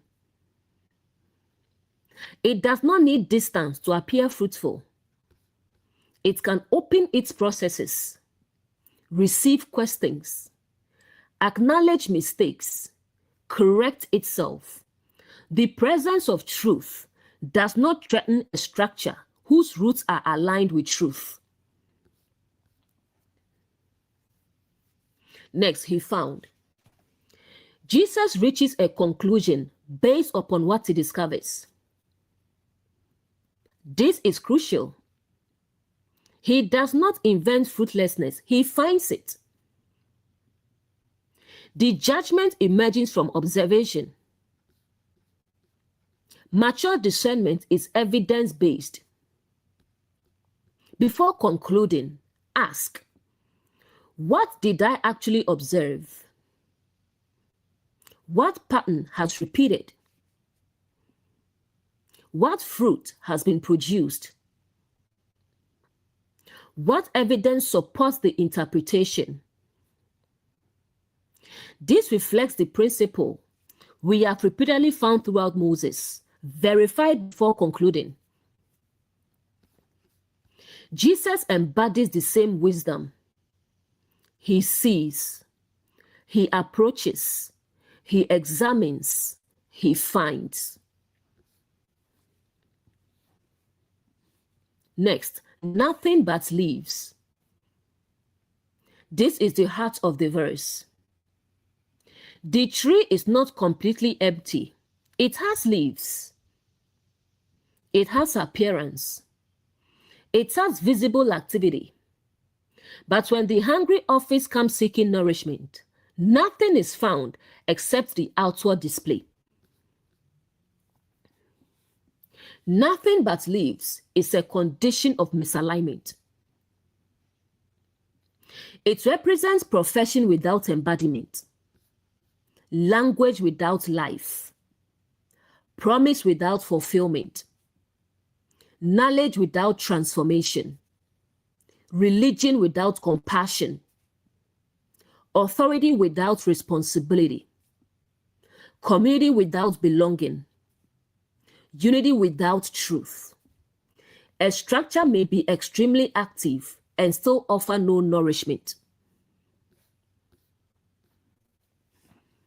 Let's look at a family with nothing but leaves. The family says, family comes first.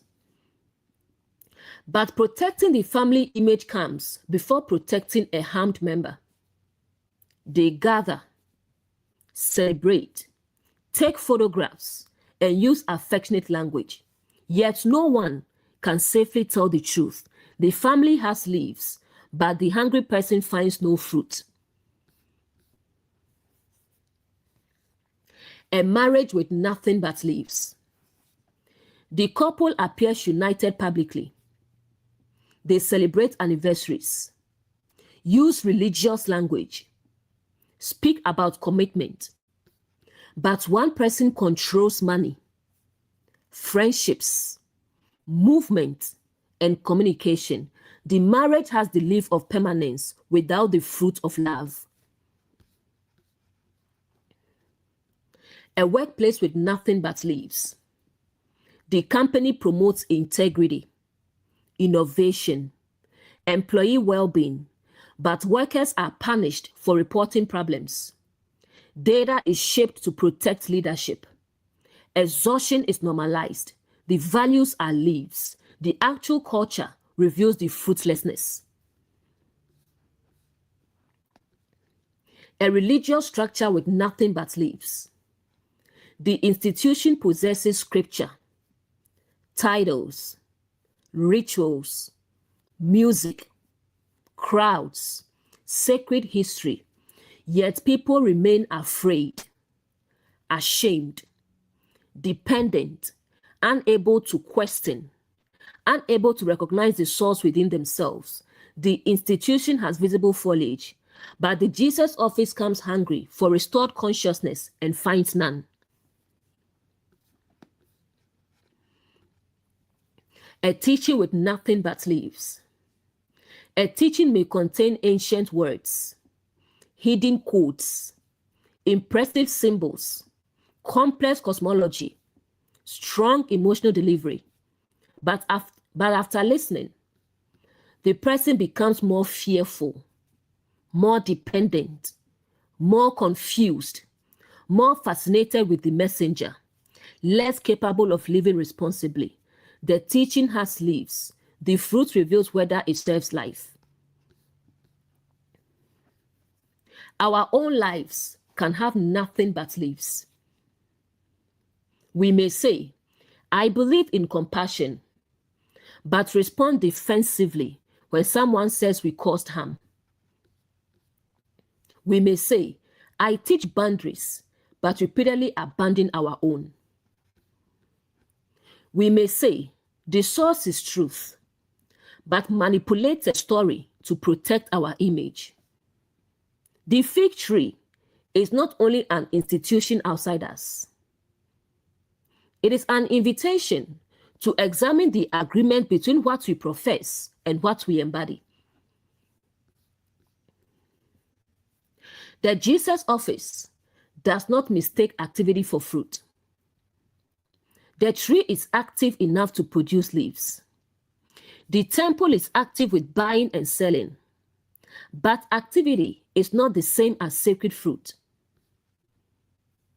A person may be constantly posting, teaching, serving, attending, speaking, and working, yet avoid the inward transformation the activity claims to represent. Busyness can become foliage. The Jesus office asks, what has all this activity produced? Next, for the time of figs was not yet. This phrase is essential because it reveals that the passage cannot be reduced to a simple story of a man becoming angry because a tree failed to provide food outside its season. The text itself tells us the time of figs was not yet. So why does the tree become such an important sign? Because the tree is functioning symbolically. The issue is not horticultural timing. It is the relationship between appearance, season, claim, maturity, and fruit. The leaves have appeared before the fruit. The tree publicly presents the appearance of development before it possesses the substance associated with that appearance. The foliage has moved ahead of the fruit. This represents premature presentation. A structure wants to look mature before it has undergone the process required to become nourishing. Premature leaves may look like claiming authority before developing wisdom. teaching before embodying the message, calling a relationship healthy before truth can be spoken within it, calling a community safe before vulnerable people are protected, calling oneself awakened while refusing correction. The appearance arrives before the season of actual maturity. Not yet does not mean never. The tree's fruitlessness may reveal that the proper season has not arrived. This adds another layer of compassion to the teaching. Sometimes, the structure is not producing because it is still immature. The question then becomes, why is it advertising mature foliage before it is ready to nourish? Immaturity is not the same as corruption. There is nothing shameful about being in a developmental stage. A learner can say, I am still understanding this. A new leader can say, I need guidance. A healing person can say, I have recognized the pattern, but I am still integrating it. The problem arises when immaturity disguises itself as maturity. When not yet covers itself with leaves that announce the fruit is already here. The Jesus office does not condemn honest development. A seedling is not expected to pretend it is a full-grown tree. A beginner is not condemned for being a beginner. The Jesus office is not attacking process. It is exposing misrepresentation. Honest development says, I am growing. Leafy pretense says, I am already the source of nourishment. The first can be taught. The second may resist examination because its identity depends upon appearance. The time was not yet can also describe institutional delay. A structure may repeatedly say, the time is not yet to address the harm, not yet to protect the vulnerable, not yet to correct the doctrine, not yet to apologize, not yet to change the policy. The phrase can become an excuse for fruit continually postponed. There is a difference between process and avoidance. Process says, we are taking these specific steps toward restoration. Avoidance says, we are not ready while preserving the same government indefinitely. The Jesus office comes to determine whether not yet is genuine development or a cover for fruitlessness. Next, the temple season. The temple has had time to develop law, priestly structure, sacred teaching, community responsibility. The Jesus office is not inspecting a newly planted institution. It is entering a mature religious structure, claiming to represent the source. Yet, the fruit expected from that formation is not visible. The phrase, the time of fix was not yet, may expose a deeper contradiction. The institution still behaves as though sacred fruit belongs to a future time, even though its leaves publicly claim present maturity. It continually promises life while the hungry remain unfed. The hungry cannot live forever or not yet. A child cannot be asked indefinitely to wait for emotional safety while the family preserves its image. An abused spouse cannot be asked indefinitely to wait for control to become love. An employee cannot be asked indefinitely to wait for leadership, to value integrity while retaliation continues. A believer cannot be asked indefinitely to wait for a doctrine of fear to produce compassion.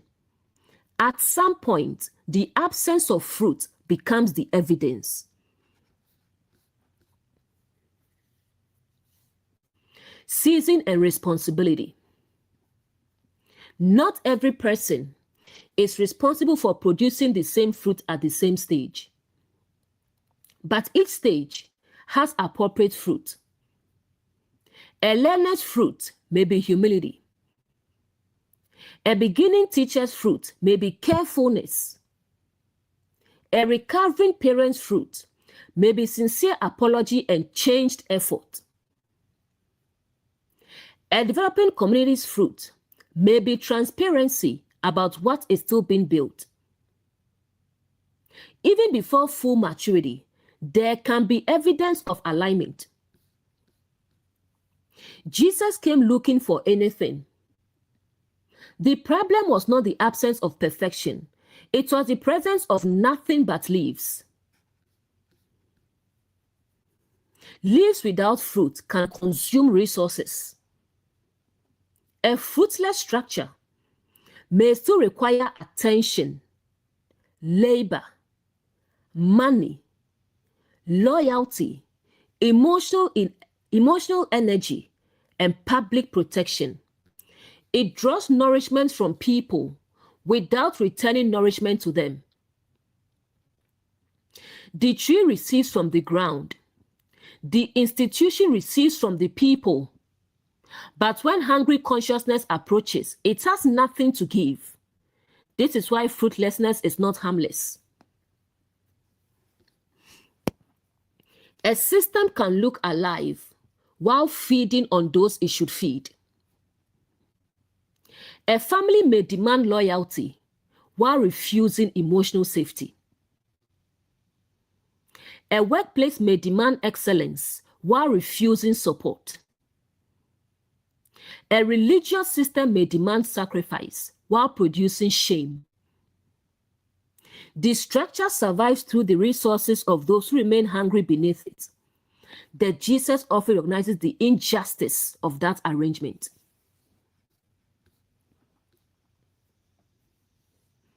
When we become the trees others approach, as awakened people, others may come near us hungry for clarity, compassion, honesty, protection, and interpretation. Will they find fruit or only our spiritual vocabulary? This does not mean we must meet every need or become everyone's savior. Fruit includes knowing our limits. We may say, I do not have the skill to help with this, but I can direct you towards someone who does. That is still fruit. Honesty is nourishment. False authority is a leaf. Do not offer leaves as though they are fruit. Sometimes, the most truthful response is, I do not know. I need time to examine this. This requires a qualified professional. I am still growing in this area. These statements may appear less impressive, but they carry the fruit of integrity. Pretending to possess answers because we want to appear mature creates foliage without nourishment.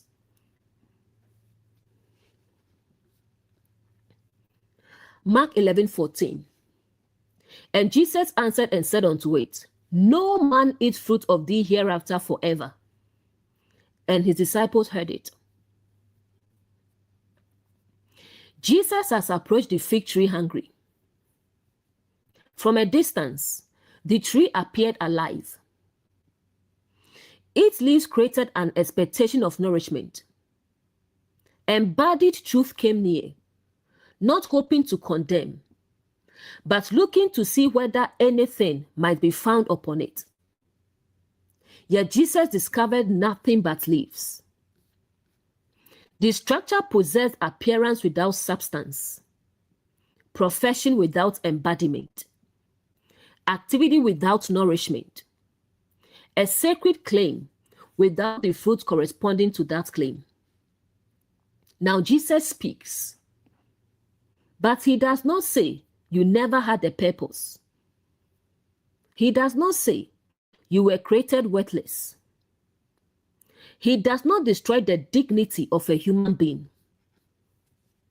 He addresses a fruitless structure whose leaves have been inviting hungry people toward nourishment it does not possess.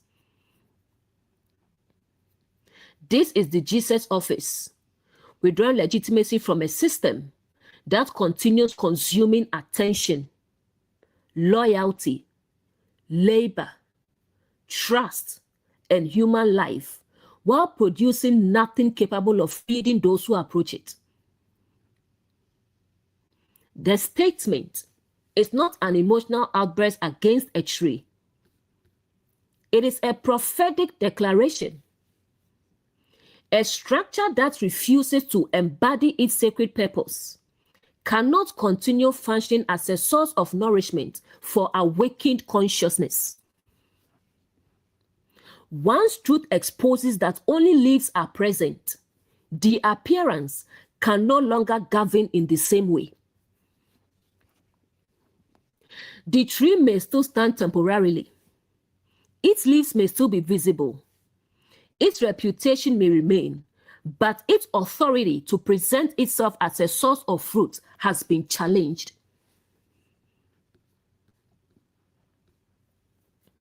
Next, and Jesus answered. The verse says, Jesus answered the tree, but the tree has not spoken with words. Its condition has spoken. Its leaves have made a claim. Its fruitlessness has posed a question. The tree says through its appearance, life is here. Nourishment is available. Come closer. But when Jesus arrives, the reality does not agree with the announcement. The condition itself demands an answer. Structures speak through what they present. A family speaks through the values it announces. A workplace speaks through its mission statement. A religious institution speaks through its doctrine. A teacher speaks through the message they publicly carry. A relationship speaks through the promises made within it. But the fruit answers whether those words are true. The leafy tree has spoken through appearance. Now embodied truth answers through discernment. Jesus answers the contradiction. The contradiction is leaves without fruit, claim without evidence, promise without provision, sacred appearance without sacred function. The Jesus office does not ignore this contradiction in order to preserve outward peace. It answers it. This teaches us that mature compassion is not perpetual silence before fruitlessness. There was a time to enter, a time to observe, a time to withdraw, a time to return hungry, a time to come near and examine. Now there is a time to speak clearly. Observation must eventually produce a conclusion. Observe before you conclude does not mean never conclude, never confront, never establish a boundary, never acknowledge what the evidence reveals. It means the conclusion should come after careful observation rather than before it. Jesus has already looked around about upon all things. He approached the tree. He searched for anything upon it. He found nothing but leaves. The response is grounded in what was observed. The tree's condition is already an answer. Jesus does not make a fruitful tree barren. He exposes and addresses a tree that is already failing to nourish. This distinction is important. The word does not create the contradiction. The contradiction was present before he spoke. The Jesus office names the reality the leaves were concealing. Truth does not create the problem by revealing it. A child names that fear governs the home. The family may say, "You are causing division." But the child did not create the fear by identifying it. An employee reports that the data is inaccurate. Leadership may say, "You are creating trouble." But the employee did not create the parent problem by documenting it. A person says that a doctrine produces shame and dependence. Others may accuse them of attacking the community. But the fruit existed before it was named. The Jesus office answers what the condition has already revealed. Next, and said unto it. Jesus speaks directly to the structure. He does not gossip about the tree from a distance. He does not tell the disciples privately, "That tree is terrible." He addresses what he has examined. This is integrity. Mature confrontation addresses the matter. When possible and safe, truth should speak toward the actual issue rather than building a separate audience around criticism. In a family, this may mean addressing the governing pattern clearly. In a workplace, documenting and presenting the process through the appropriate channel. In teaching, explaining why an interpretation does not produce coherence. Within ourselves, naming the belief that has been governing our actions. The Jesus office speaks to the structure because the purpose is exposure and transformation, not entertainment through accusation. Speaking to the tree means addressing the government. Jesus does not insult individual leaves. He addresses the whole tree. This reveals that the problem is systemic. The absence of fruit is not one accidental moment. Something within the roots, trunk, and branches has prevented the structure from fulfilling its purpose. Surface correction is not enough. If a family continues protecting image above truth, changing one rule will not produce safety. If a workplace rewards silence, replacing one manager may not restore integrity. If a religious structure depends upon fear, adding more compassionate language may not remove the governing root. If a person's self-worth depends upon public approval, changing one outward habit may not free them. The Jesus office speaks to the tree, the organized government producing the visible condition.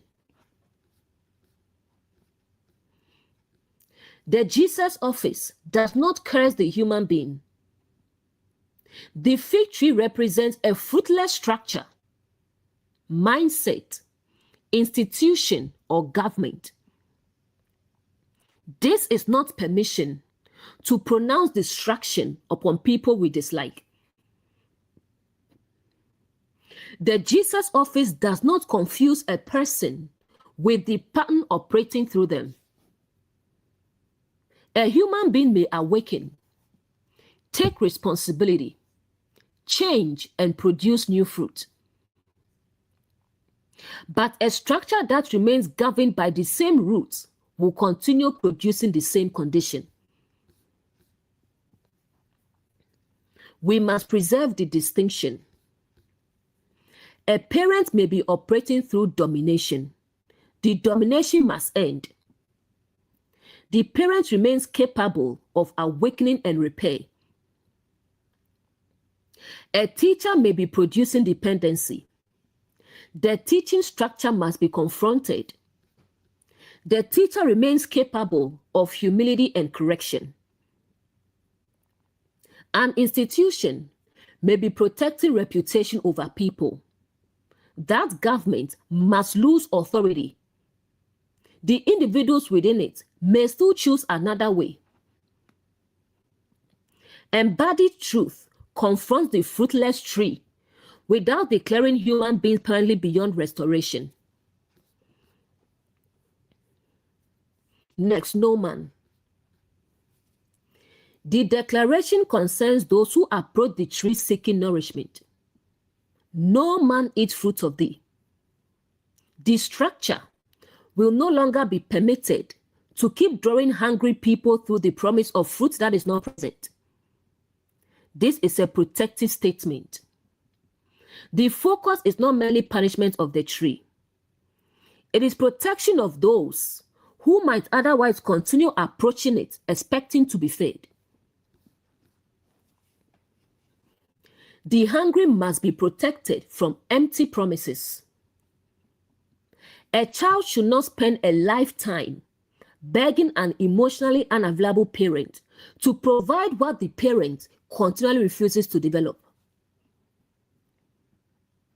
A spouse should not be asked indefinitely to consume promises while control remains unchanged. An employee should not continually trust mission statements while retaliation remains the actual fruit. A believer should not be told to keep consuming fear because the structure carries a sacred title. At some point, embodied truth says, do not continue expecting nourishment from what has repeatedly demonstrated that it possesses only leaves.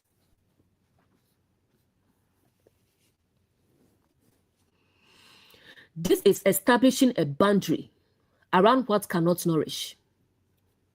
Compassion does not mean endless access. Love does not mean remaining beneath a fruitless government. Mercy does not mean pretending leaves are fruit. Compassion toward the hungry may require separation from the tree.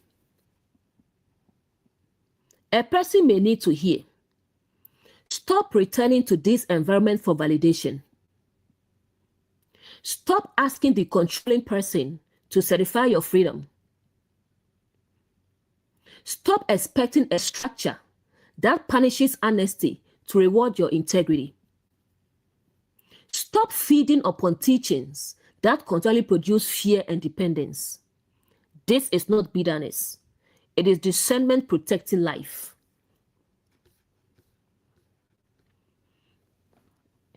No man eats fruit. The statement is striking because Jesus found no fruit there. How can anyone eat fruit from a tree that has none? The declaration reveals that the tree's claim to nourishment is being withdrawn. No one should continue approaching its leaves as though fruit is hidden somewhere beneath the appearance. Truth ends the search in the wrong place. A person may spend years asking, how can I explain myself so this family finally understands? How can I become obedient enough for this controlling relationship to feel safe? How can I believe harder so this fear-based doctrine produces peace? The Jesus office may reveal, you are searching for fruit where only leaves are being produced. This recognition can feel painful, but it also ends an exhausting cycle.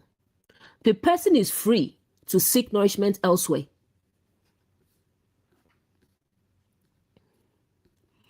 The declaration is also descriptive.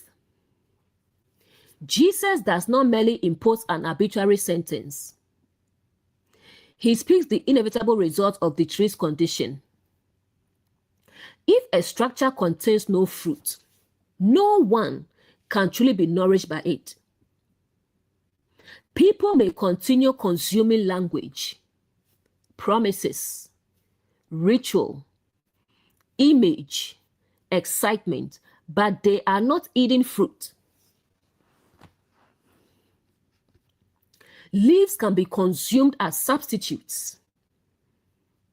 People may consume inspirational phrases instead of transformation. Consume religious activity instead of compassion. Consume family loyalty instead of honest relationship. Consume corporate branding instead of ethical culture. Consume spiritual complexity instead of coherent truth. The Jesus office exposes that these substitutes cannot nourish consciousness. They may occupy attention, they cannot sustain life.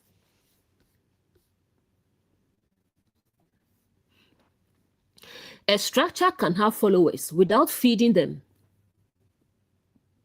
Many people may gather beneath a tree. That does not prove fruit exists.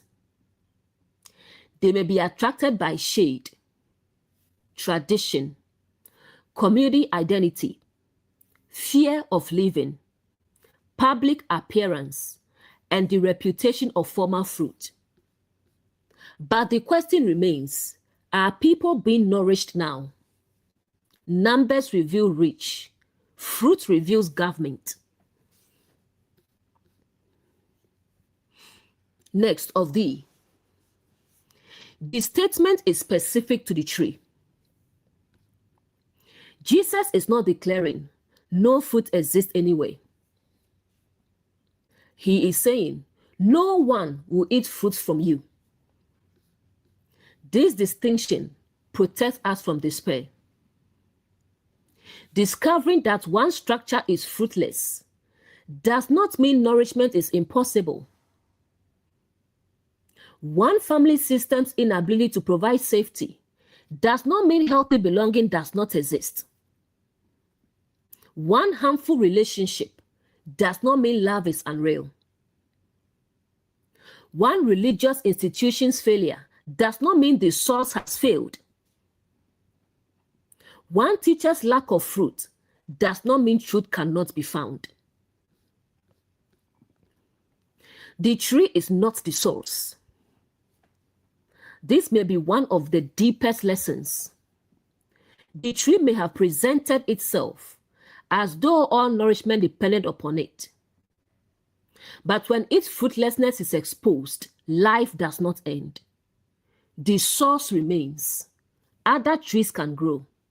New structures can be formed. People can learn to produce fruit.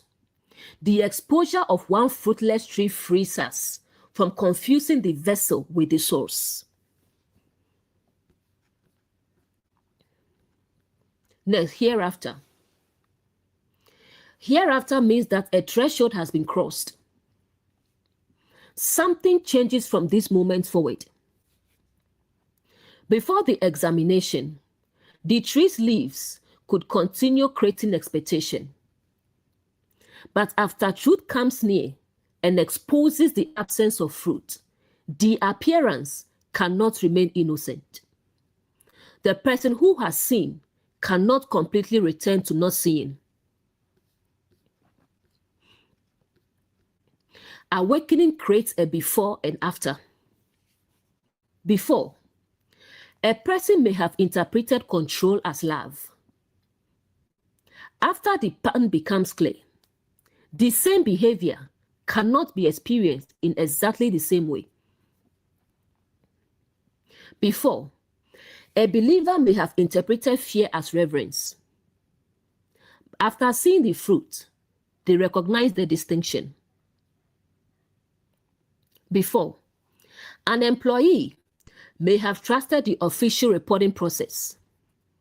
After documenting manipulation, the mission statement no longer carries the same authority. Hereafter begins when truth exposes the gap between appearance and reality. You cannot unsee the fruitlessness. You may try to return. You may miss the familiarity.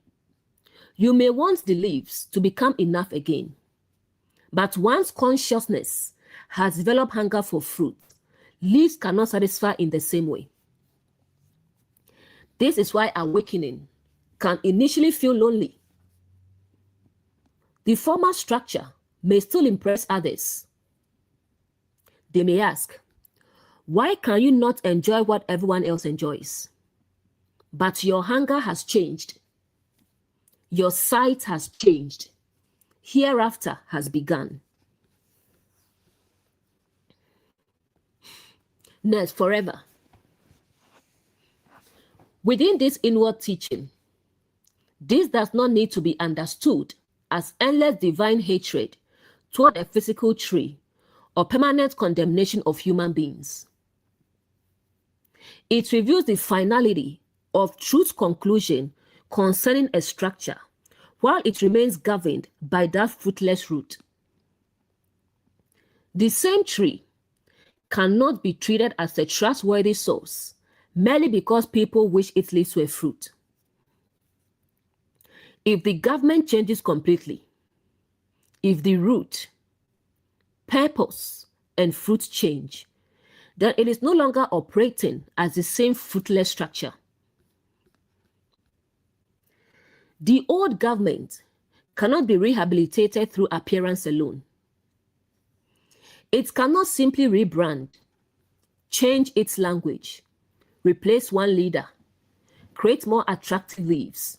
The root must change. The government must change. The fruit must change. Otherwise, the declaration remains, this structure cannot nourish life. Forever as the end of a governing cycle. The old day has reached its end. The institution, mindset, or pattern may continue outwardly for a time, but its spiritual legitimacy has ended in the consciousness that has awakened.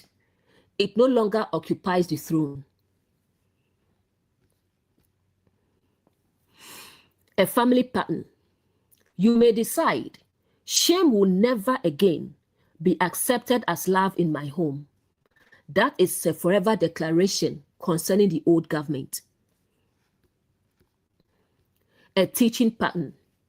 You may decide, I will never again use fear to make people dependent upon the message. The former tree loses authority.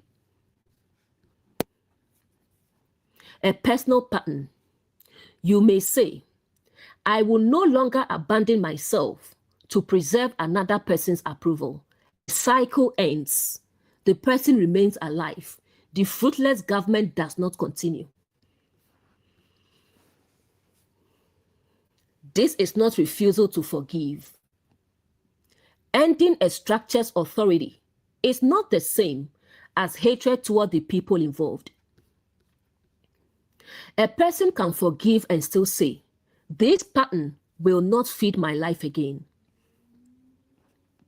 They can release bitterness while maintaining the boundary. They can remain open to genuine change without pretending that change has already occurred. Forgiveness does not manufacture fruit. Forgiving someone does not automatically make them trustworthy. Compassion does not automatically make a system safe. Hope does not require consuming leaves while waiting for fruit. The Jesus office can remain restorative while speaking a decisive end to the old government. This is not impatience with honest growth. We must remember that Jesus came looking for anything. The office was not demanding flawless maturity. It was willing to recognize genuine developing fruit. The declaration follows the discovery of nothing but leaves. Therefore, this is not condemnation of a person who says, I am still learning. It is exposure of a structure that presents itself as mature while producing no evidence of alignment. Honest immaturity can grow. It possesses fruits such as humility, teachability, transparency, responsibility, the willingness to be corrected. False maturity possesses only appearance and defends that appearance from examination. The Jesus office distinguishes between them.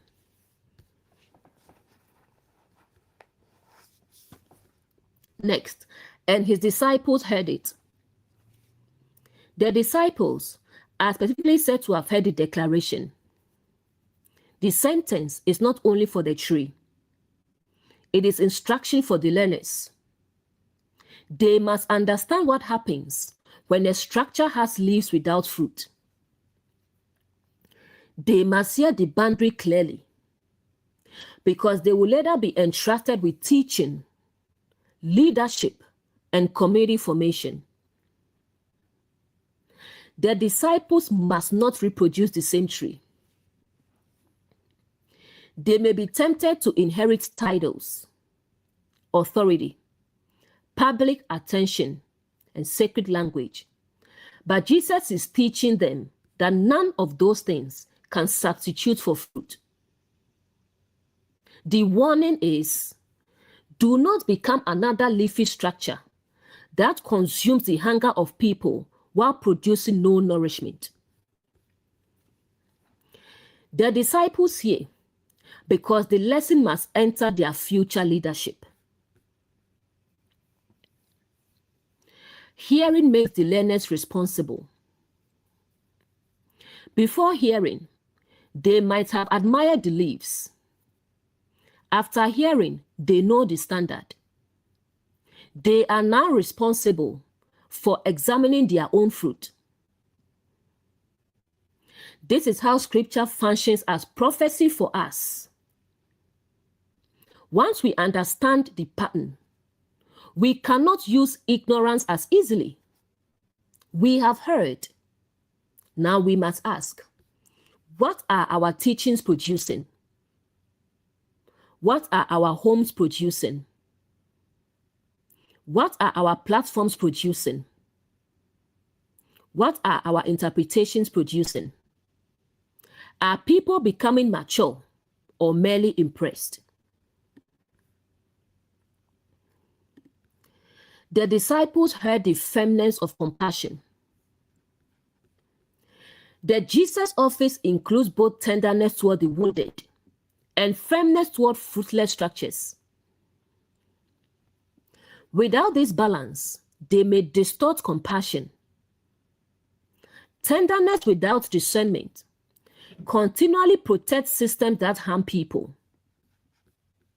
Firmness without compassion condemns people rather than confronting patterns.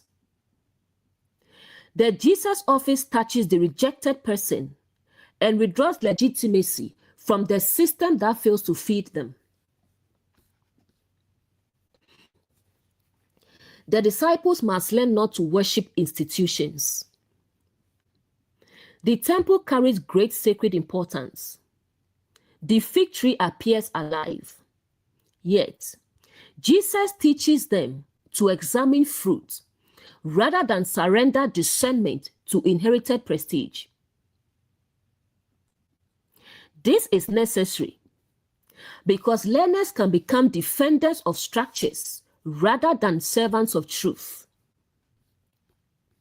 They may believe, because this institution was once fruitful, it must always remain above examination. But a tree's former season does not prove its present condition. The disciples said that sacred appearance does not exempt any structure from the test of fruit. The disciples also hear the cause of fruitlessness. The tree does not merely receive criticism, it loses its function as a source of nourishment. This teaches that failure to embody truth has consequences. A structure may continue refusing correction until people can no longer receive life from it. A relationship may lose trust. A leader may lose moral authority. A teaching platform may lose credibility. A family may lose access to the person it continually scapegoated. These consequences are not always vengeance. They may be the natural result of sustained fruitlessness.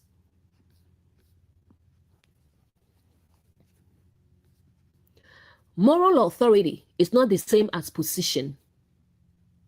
The tree may remain standing. The temple may remain active. A leader may retain a title. A parent may retain biological status. An institution may retain property and followers. But the capacity to nourish can be lost. The Jesus office distinguishes outward position from inward authority. Position says, I am still the tree. Fruit asks, can anyone eat from you? The position may remain visible after its nourishing authority has ended. Family example. A family continually declares, we are close. But every attempt at honest conversation is punished. One member awakens and realizes that the leaves are not fruit. The Jesus office within them says, I will no longer seek emotional safety from a structure committed to protecting image over truth. This does not mean hatred or permanent physical separation in every case. It means the old system no longer occupies the throne. They seek nourishment through healthier relationships, while remaining open to genuine fruit if the family changes. Relationship example. A controlling partner repeatedly promises, I will change. But the same surveillance, intimidation, and manipulation continue. Eventually, embodied truth says, promises are leaves, the pattern is the fruit. The person stops feeding upon future promises as though they are present evidence. The relationship may require separation, professional support, and firm boundaries. No man eat fruit of thee becomes, I will no longer expect nourishment from a structure repeatedly producing control. Workplace example. A company claims to value integrity, but employees who identify problems are punished. After careful observation and documentation, an employee may recognize this system cannot presently nourish my professional growth or integrity. They may establish boundaries, escalate appropriately, transfer or leave. Their decision is not based merely on one disappointing day. It follows the examination of the tree. Religious example. A community continually produces fear, shame, dependency, and hostility toward questions. Its leaves may include scripture, prayer, titles, tradition, but embodied truth asks whether the people are becoming compassionate, responsible, discerning, free to stand. When no fruit appears, the awakened person may stop treating the structure as their source. The source remains, the fruitless tree loses its monopoly. Teaching example. A teaching may promise secret knowledge, rapid ascension, special identity, exclusive access to truth. But listeners become increasingly confused, fearful, or dependent upon the teacher. The Jesus office says, do not keep consuming complexity merely because it looks spiritual. The measure is fruit. Does the teaching produce clarity, agency, integrity, responsibility, compassion? If not, its leaves cannot nourish. Inner example. We may discover a thought structure within ourselves that continually promises protection but produces fear. For example, if I explain myself perfectly, no one can reject me. That belief may have many leaves. It keeps us analyzing, rehearsing, and over-explaining. But does it produce peace? No. The Jesus office may declare, I will no longer seek safety from over-explanation. The old tree loses authority. A new pattern of discernment and boundaries can grow. The tree may still be visible after the declaration. The full effect is not yet outwardly visible to the disciples. Jesus speaks in verse 14. The condition of the tree will be observed later. This teaches us that the inward withdrawal of authority may occur before outward structures visibly change. A person may decide inwardly, this pattern will no longer govern me. The family remains the same. The workplace remains active. The institution continues, but the route of participation has been interrupted. Inner separation often precedes outer evidence. The person no longer believes the old promise. They stop feeding the structure through unquestioned loyalty. They stop returning for validation. The outward change may unfold gradually, but the decree has entered consciousness. Speaking does not mean the process is finished. Jesus has declared the end of the tree's nourishing authority. Yet, the disciples will need to see what has happened at the roots. This prepares us for the next stage. Truth may speak a clear boundary today. Tomorrow, we begin seeing how deep the old pattern had been rooted. The declaration initiates a process of exposure. The fig tree is a prophecy of institutional accountability. Structures are not sustained merely because they possess age, prestige, sacred history, or public admiration. They remain life-giving only as they continue producing fruit aligned with their purpose. When the fruit disappears and only leaves remain, awakened truth will eventually withdraw recognition. This is not because truth despises structure. It is because the structure no longer serves the life it was established to nourish. The prophecy for the hungry person. Scripture prepares us to recognize that some trees will not feed us. When that becomes clear, do not keep consuming leaves. Do not confuse the tree with the source. Do not spend your entire life demanding fruit from a structure committed to appearance. Seek nourishment where genuine fruit grows. Allow new trees to be cultivated. Become a fruitful tree yourself. The prophecy for the tree. The verse also speaks to anyone carrying responsibility. Do not assume people will continue approaching forever simply because your leaves remain visible. A title cannot permanently replace fruit. A reputation cannot permanently replace integrity. A sacred claim cannot permanently replace compassion. The hungry will eventually recognize that no nourishment is present.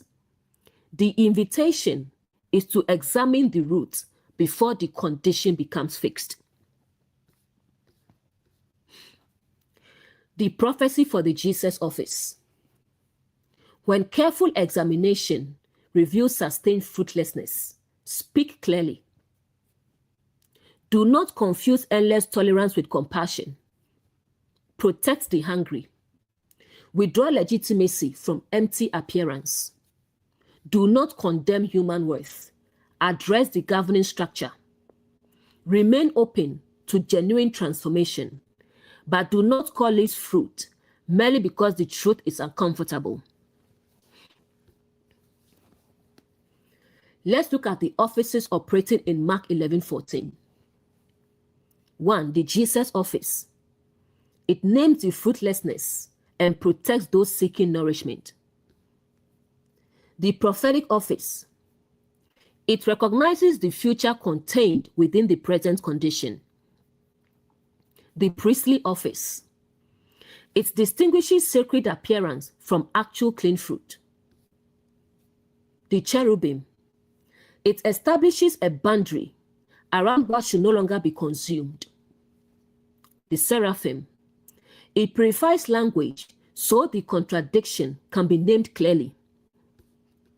The disciples. They hear, learn, and become responsible for producing another kind of tree. Mark 11:15. And they come to Jerusalem, and Jesus went into the temple and began to cast out them that sold and bought in the temple, and overthrew the tables of the money changers and the seats of them that sold doves.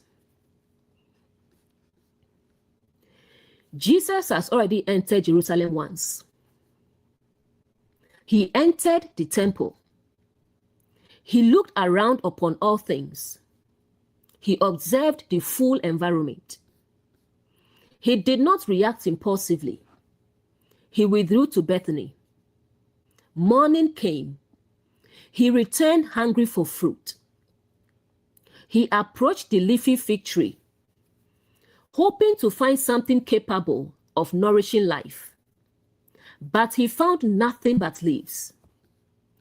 Then he declared that no one would continue eating fruit from that tree. Now Jesus returns to Jerusalem and enters the temple again. This time, he does not merely observe, he acts. The evening was for inspection. Bethany was for integration. The morning revealed the hunger. The fig tree exposed the fruitlessness. Now the temple reveals what has been occupying the sacred center. Buying, selling, exchanging, tables, seats. An entire transactional government has established itself inside a place intended to embody relationship with the source. This is why the fig tree and the temple must be read together. The fig tree had leaves without fruit. The temple had activity without nourishment. The tree looked alive. The temple looked sacred. But when embodied truth came near, it found that the structure had become organized around exchange rather than transformation. The Jesus office now begins removing what has displaced the temple's purpose. And they come to Jerusalem. Jesus returns to the sacred city with the disciples. He does not remain outside, criticizing the structure from a distance. He comes back. This is important because observation is not meant to become permanent avoidance. There are moments when truth must withdraw. But there are also moments when truth must return and address what it has seen. Bethany prepared the return. Jesus did not return carrying uncontrolled anger. He had already observed, withdrawn, reflected, recognized the fruitlessness. The action in the temple is therefore not a sudden emotional eruption. It is the response of consciousness that has examined the pattern and now understands what must be addressed. This is the difference between reaction and prophetic action. Reaction says, I am upset, so I must do something immediately. The Jesus office says, I have observed the full pattern. Now the response must correspond to what has been revealed. Returning to Jerusalem means re-entering the organized system. Jerusalem represents the organized environment claiming sacred purpose. It can represent a family, a marriage, a workplace, a religious institution, a school, a government, a community, or teaching platform. It is the organized inner city of our own consciousness. Awakened truth must first recognize a pattern privately.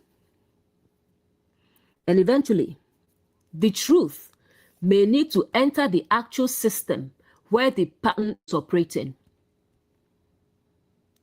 A person may recognize in counseling that their family is governed by fear. But eventually, that understanding must shape how they participate in the family. An employee may recognize that a process is manipulating the data. Eventually, the issue may need to be documented and addressed. A teacher may realize that a formal interpretation produces shame. Eventually, their teaching may need to be corrected. Truth returns to Jerusalem because insight must eventually become embodied action.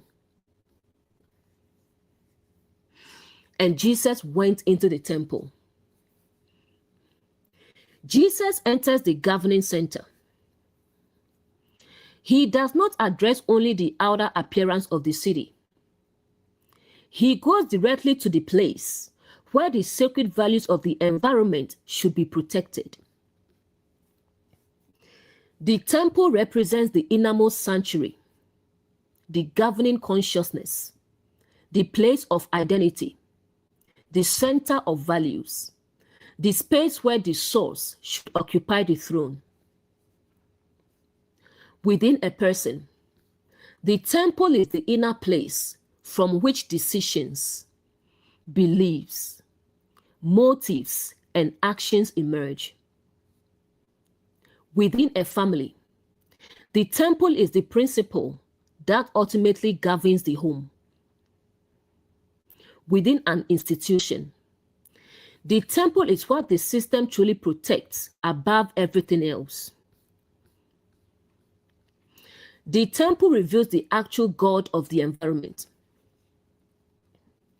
A structure may say that truth occupies the center, but if reputation is protected above truth, then reputation is sitting in the temple. A family may say love governs the home, but if obedience is valued above dignity, control may occupy the temple. A spiritual community may say the source is the throne, but if questioning the teacher threatens belonging, The teacher's authority may occupy the temple. The sacred center is revealed by what the system refuses to examine.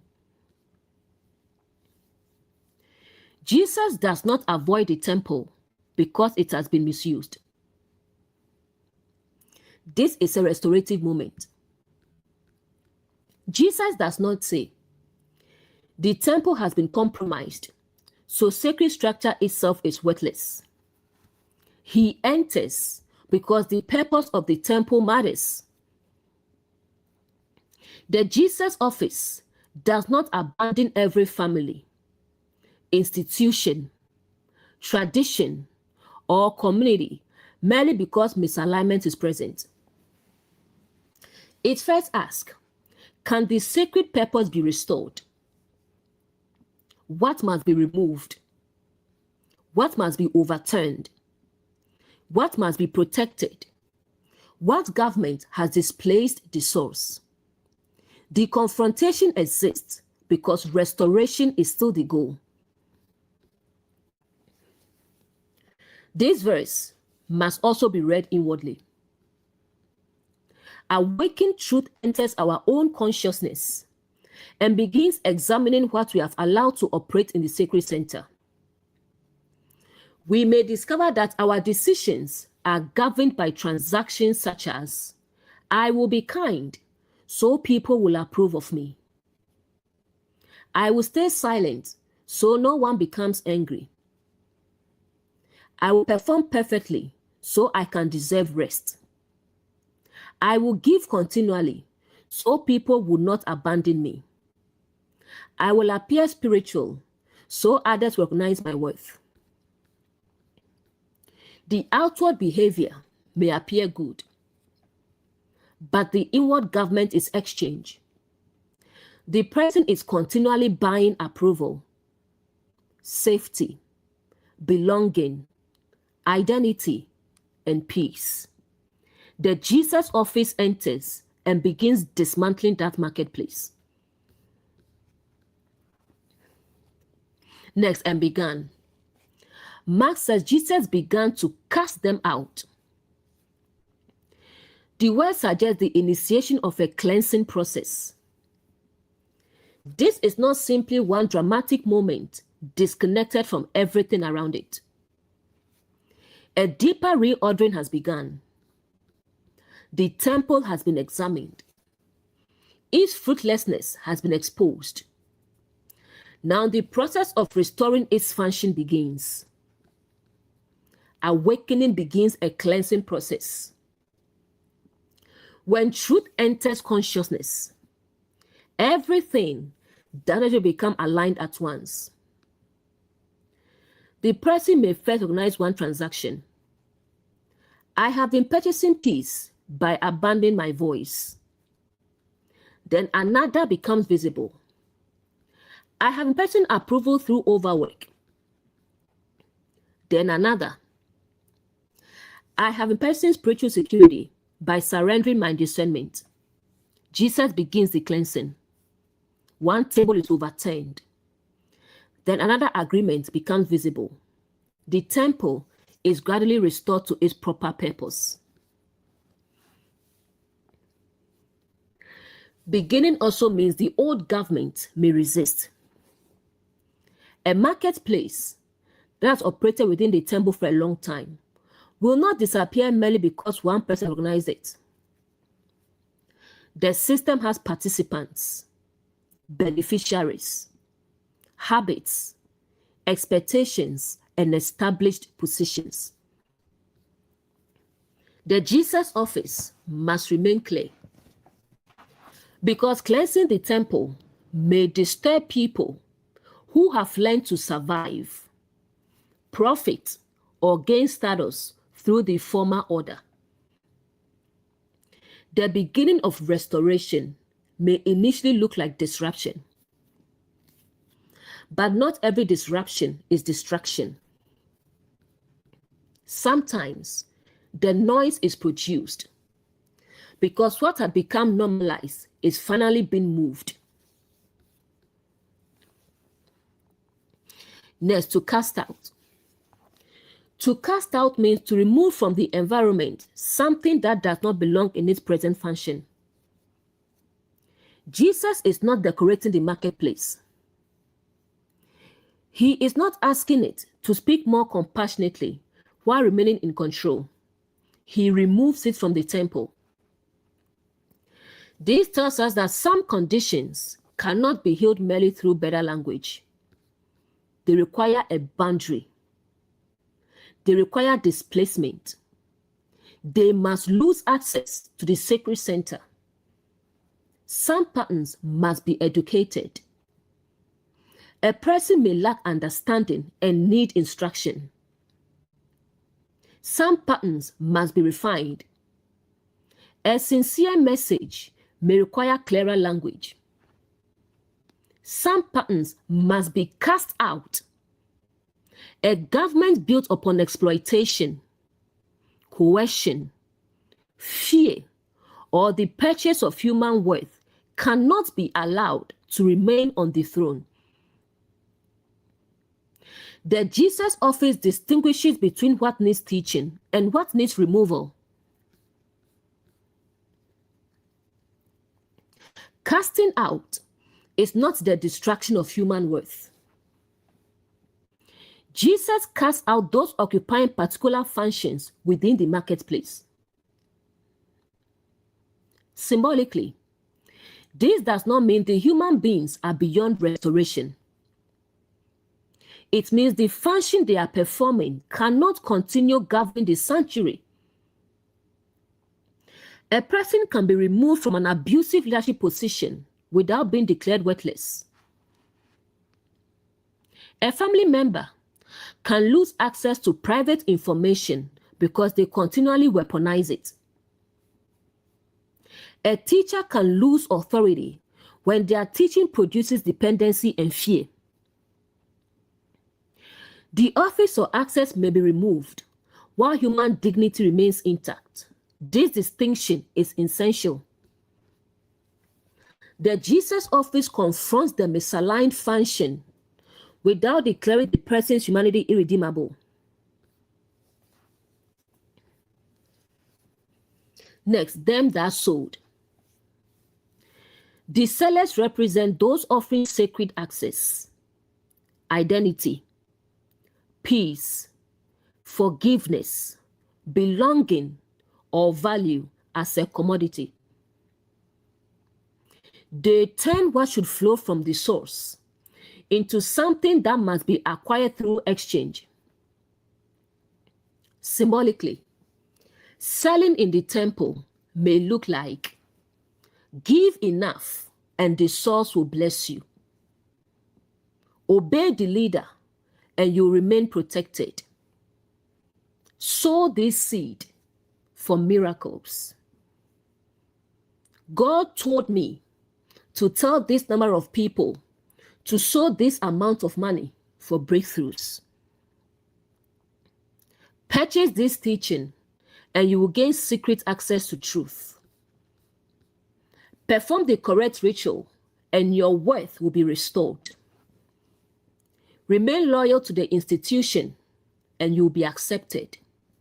The sacred relationship becomes transactional. Selling turns gift into commodity. Truth is no longer offered to awaken consciousness. It becomes a product used to increase profit, influence, dependence, control, and status. The seller may offer real sacred language, but the government beneath the language is exchange. The person's hunger becomes an opportunity for gain. Selling can also occur emotionally. A parent may sell love through obedience. You receive warmth when you make me proud. A spouse may sell peace through submission. The home remains calm only when you do not challenge me. A community may sell belonging through conformity. You are welcome as long as you repeat the approved language. The currency may not be money. It may be silence, loyalty, performance, emotional labor, and self-abandonment. The sacred need for love or belonging becomes something the person must purchase. The seller may not realize what they are doing. Some people inherit transactional systems and believe they are normal. A parent may have learned that love is expressed through control. A leader may believe loyalty should purchase protection from accountability. A teacher may believe people must remain dependent in order to remain faithful. The Jesus office exposes the function so consciousness can awaken. The purpose is not merely accusation. It is to reveal this exchange does not belong in the temple. Next, and bought. Jesus cast out not only those who sold, but also those who bought. This shows that the marketplace is sustained by both sides of the transaction. The buyers represent those who have been conditioned to believe that sacred worth, peace, forgiveness, identity, or access must be purchased. They may believe, I must earn love.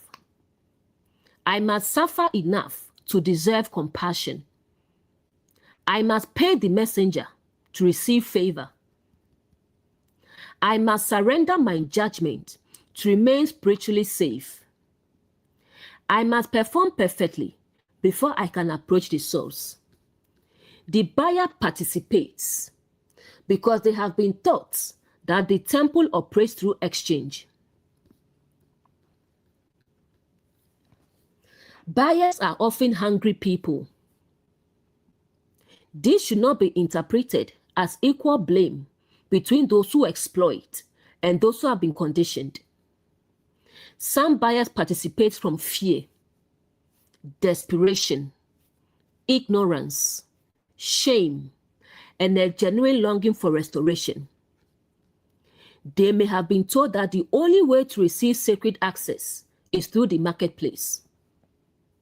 The Jesus office cast them out of the system too, not to reject them, but to free them from the belief that they must purchase what the source gives through relationship, truth, and embodiment. The buyer must also leave the transactional identity. A person may leave one controlling system, but continue looking for another person to sell them certainty. They may say, tell me exactly what to believe. Give me the secret knowledge. Make every decision for me. They are still shopping for an external authority to replace their own developing discernment. The Jesus office cast the buyer out of the temple marketplace by restoring agency. It says, you do not need to purchase your identity from another person. You can learn to observe. You can develop discernment. The source is not owned by the seller.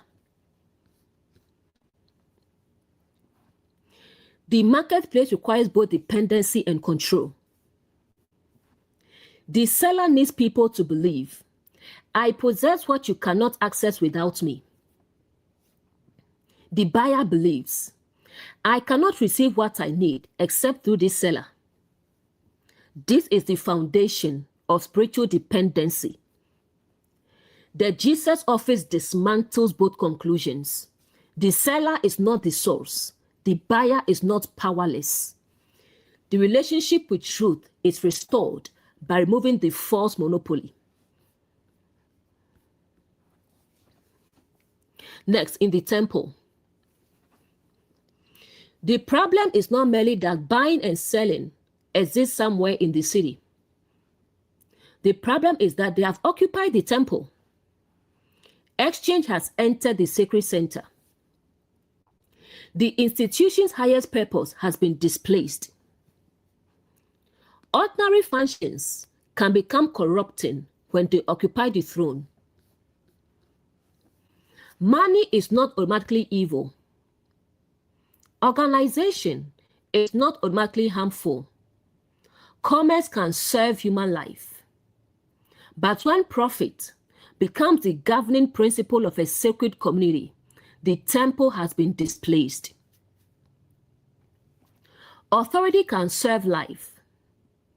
But when preserving authority becomes more important than truth, deceit has entered the sanctuary. Structure can protect people. But when structure exists mainly to preserve itself, the structure has become the object of worship. The issue is government and location. What has been allowed to occupy the center? Transactional consciousness in the inner temple. Within us, the marketplace appears whenever we believe our worth depends upon exchange. We may think, I am valuable only when I am useful. I deserve rest only after exhausting myself. I can receive love only after proving loyalty. I can forgive myself only after suffering long enough. The Jesus office enters and says, human dignity is not merchandise. Beloved identity is not purchased. Truth is not a reward for perfect performance. Responsibility still matters. Offering still matters. Repair still matters. But these are expressions of awakened relationship, not payments used to purchase worth. Grace removes the marketplace, not responsibility. This is an important distinction. Jesus casting out buying and selling does not mean nothing matters. No offering is needed. No accountability exists. The healed leper was still told to offer what Moses commanded. But the offering followed cleansing. It did not purchase cleansing.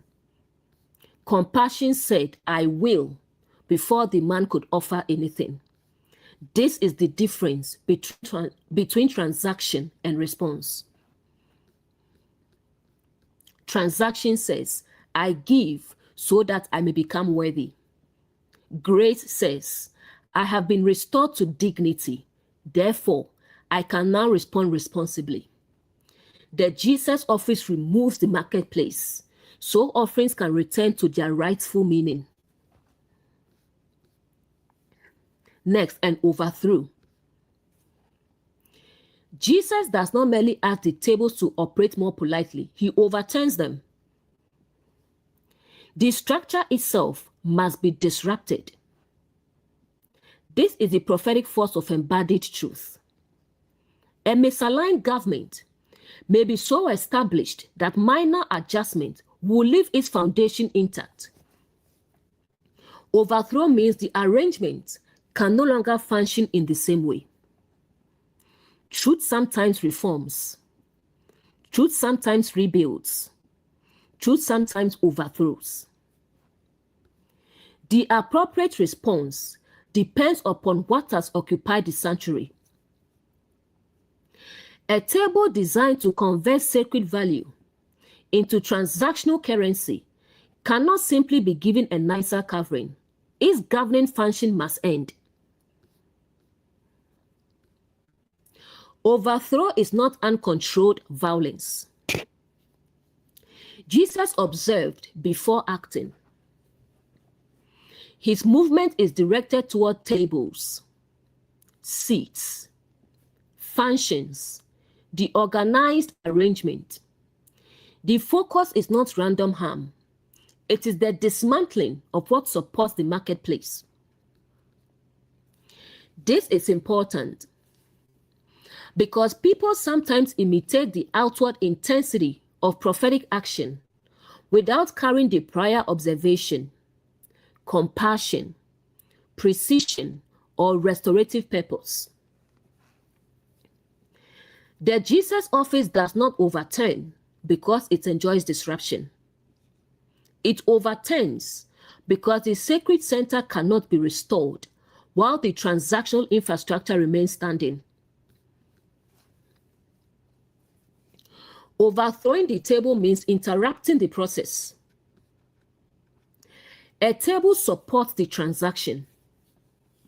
It provides the place where value is calculated, exchanged, recorded, and controlled. Symbolically, the table represents the established mechanism through which the system operates. In a family, the table may be the unspoken rule. The person with the strongest reaction gets their way. In a workplace, protect leadership from bad news. In a religious environment, questions are allowed only when they do not challenge the conclusion. In the inner temple, I must explain myself until everyone approves. The Jesus office does not merely challenge one outcome, it overturns the process producing it. Tables can represent established systems, procedures, agreements, frameworks, and places where people gather around a shared exchange. A table can serve life. It can represent fellowship, communion, nourishment, and shared understanding. But here, the table has been organized around transactional control. The same symbol can serve different governments. A sacred table feeds people, creates relationship, allows participation. A money-changing table calculates value, controls access, converts sacred need into transactional opportunity. The Jesus office determines the function by the fruit. The family table. A family may gather around one physical table while operating beneath an invisible transactional table. At this table, approval is exchanged for obedience. Silence is exchanged for belonging. Performance is exchanged for affection. The Jesus office overturns the agreement. Love will no longer be withheld to force compliance. Children will not have to purchase belonging through silence. The physical family may remain. The transactional table must fall. The workplace table. At a workplace table, employees may exchange integrity for security.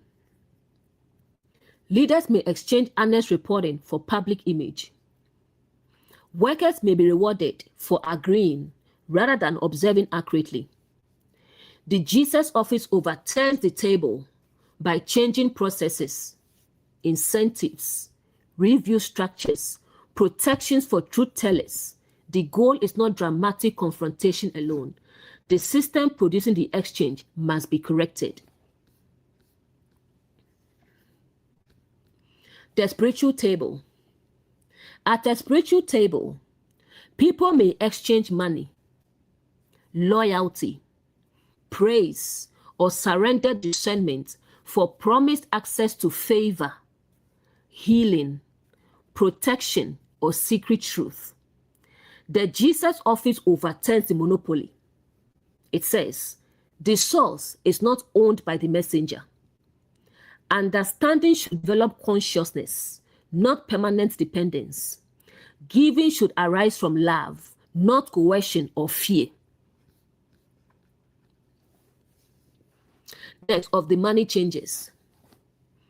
Money changes determine the rate of exchange. They decide how one form of value will be converted into another. Symbolically, they represent the functions that assign transactional value to sacred things. They may determine how much giving proves faith, how much obedience purchases belonging, how much suffering proves sincerity, how much loyalty secures protection, how much performance establishes worth.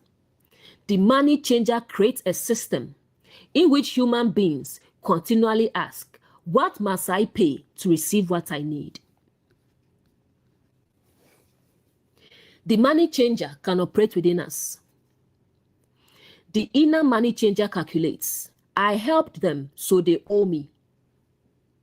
I worked hard, so I deserve everyone's praise. I made a mistake, so I must punish myself for 3 years. I gave everything to this relationship, so I must remain, even if it is harmful.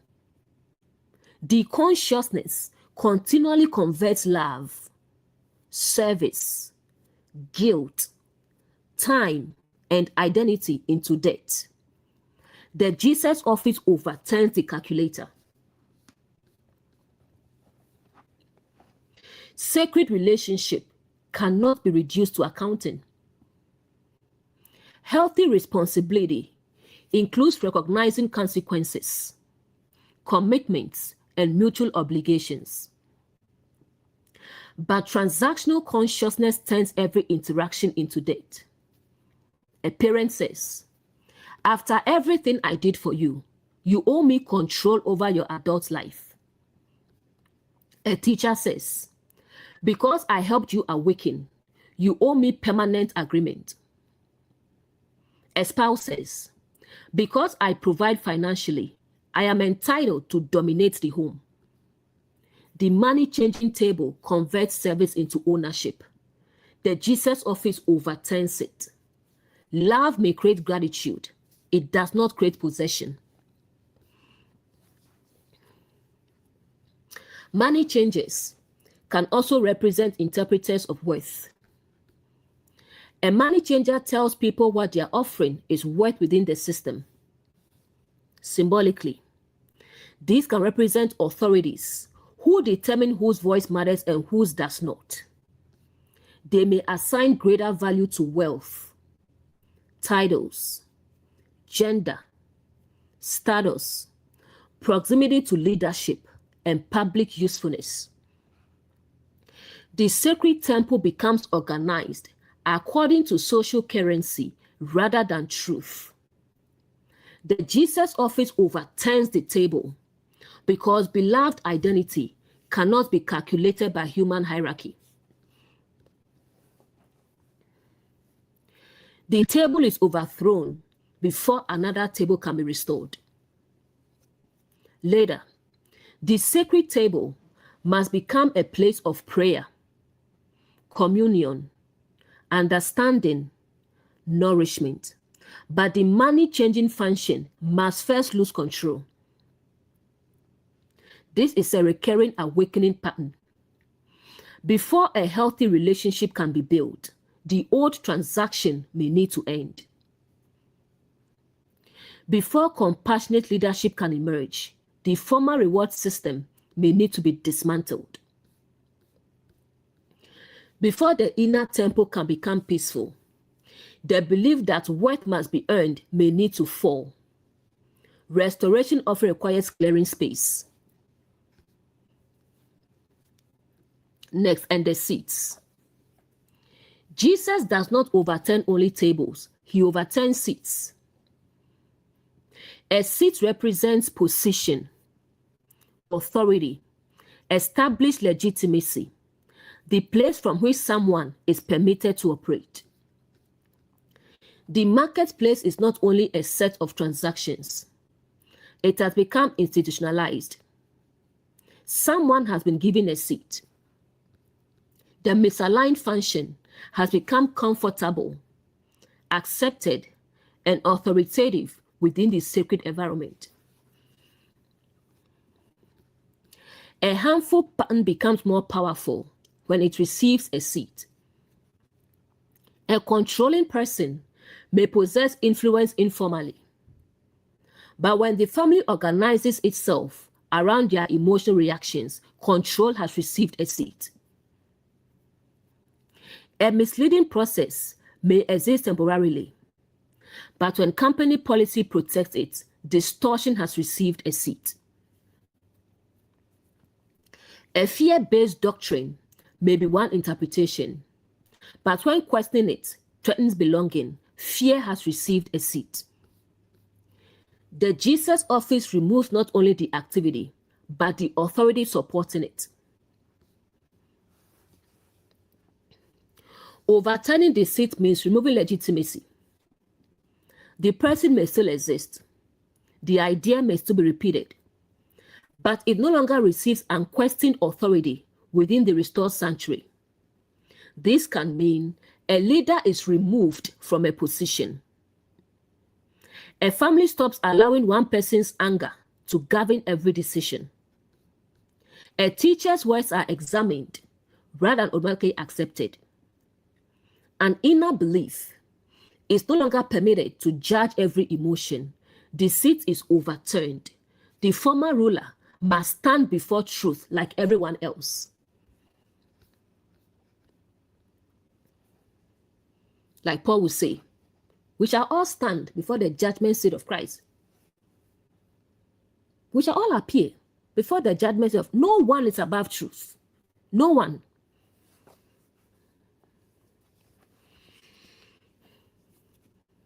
The difference between a person and their seat. A person may be loved while their authority is limited. A parent may remain a parent while losing the right to dominate an adult child's decisions. A leader may remain human while being removed from a role they misused. A teacher may still be respected for what they contributed while their interpretation is corrected. Overturning the seat is not actually hatred toward the person. It is the refusal to preserve misaligned authority merely because it has become familiar. Next, of them that sow doves.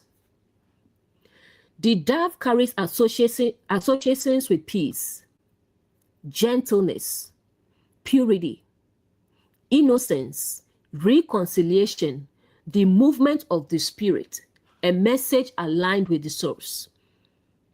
Yet, within this temple marketplace, doves are being sold.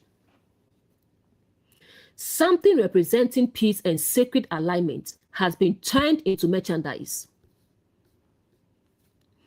A system may tell people, you can have peace if you stop asking questions. You can have peace if you return to the controlling relationship. You can have peace if you agree with the leader. You can have peace if you purchase the correct spiritual solution, but this is not peace. It is compliance sold under the image of a dove. Selling forgiveness. A person may be taught that forgiveness must be purchased through payment, performance, self-punishment, and questioning obedience. But forgiveness aligned with the source restores responsibility without creating a marketplace around shame. The Jesus office overturns the seat of anyone profiting from people's fear that they are beyond mercy. Next, selling access to the Spirit. A teacher may imply, you can access revelation only through me. I possess the spiritual gift you need. Remain attached to my platform or you will lose your connection. The dove is being sold. The messenger has placed themselves between the person and the source. The Jesus office overturns the seat. A true messenger develops people's capacity to observe, discern, understand, and embody. They do not sell permanent dependency as sacred access. Next, selling innocence. Some systems sell the image of purity. People learn to present perfect families, perfect marriages, perfect faith, perfect leaders. The appearance of innocence is protected, while real harm remains hidden. The dove becomes branding. The institution looks peaceful because those carrying pain are not permitted to speak. The Jesus office overturns the seat of false peace. True peace can survive honest examination.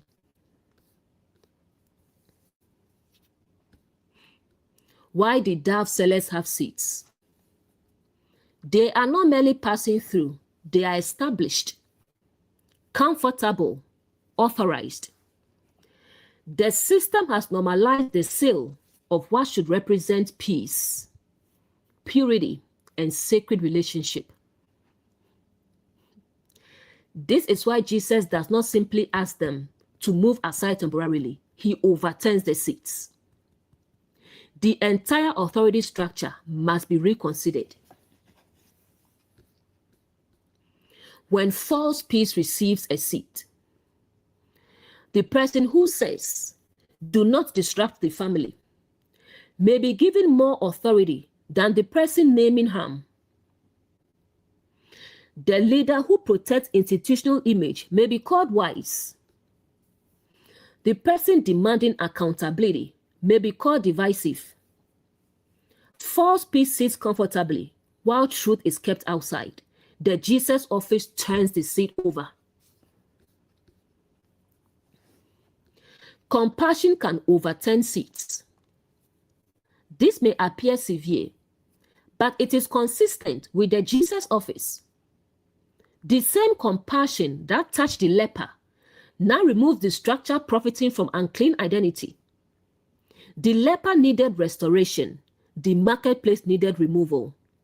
The response differs because the functions differ.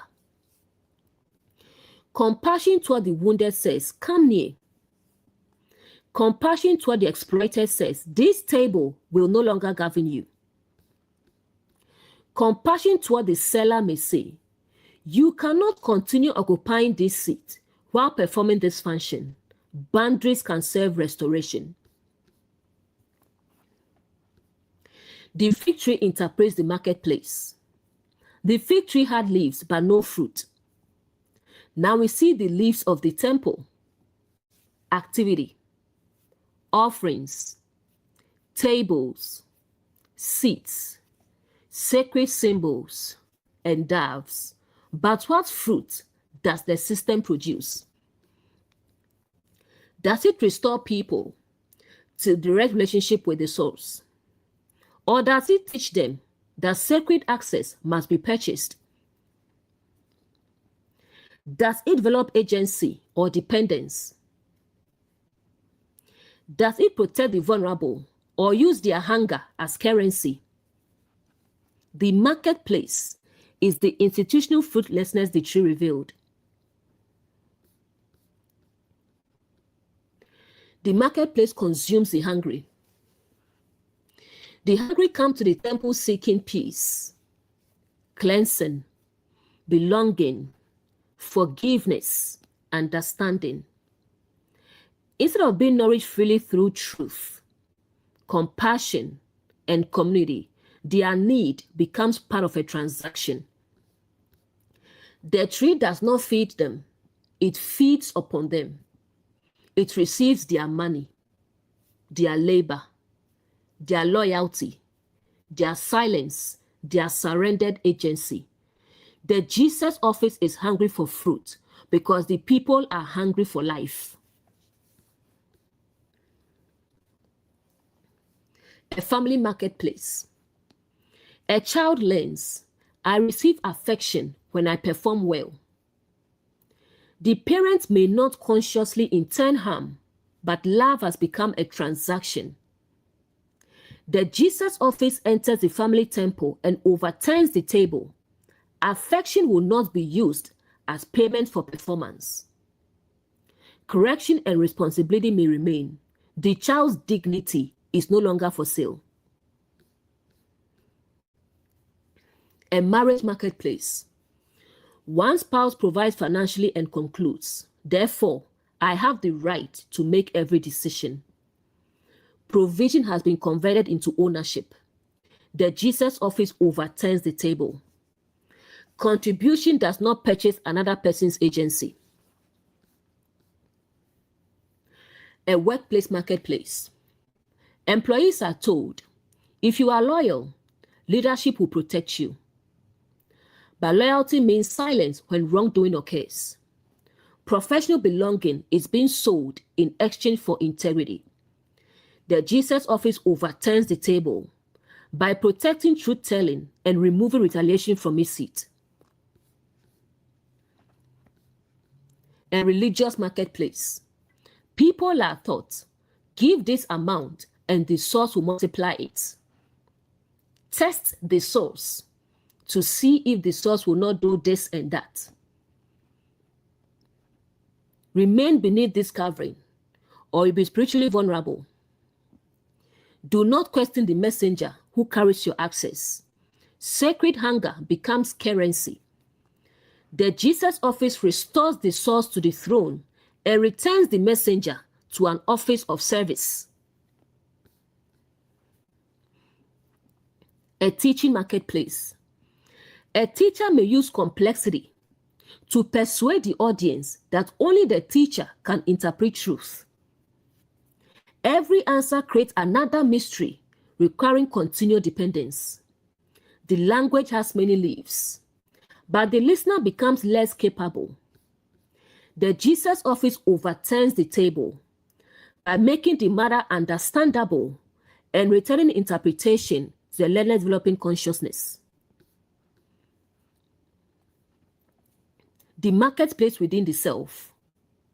We may sell ourselves to receive external approval. We exchange rest for productivity, truth for acceptance, boundaries for belonging, authenticity for praise.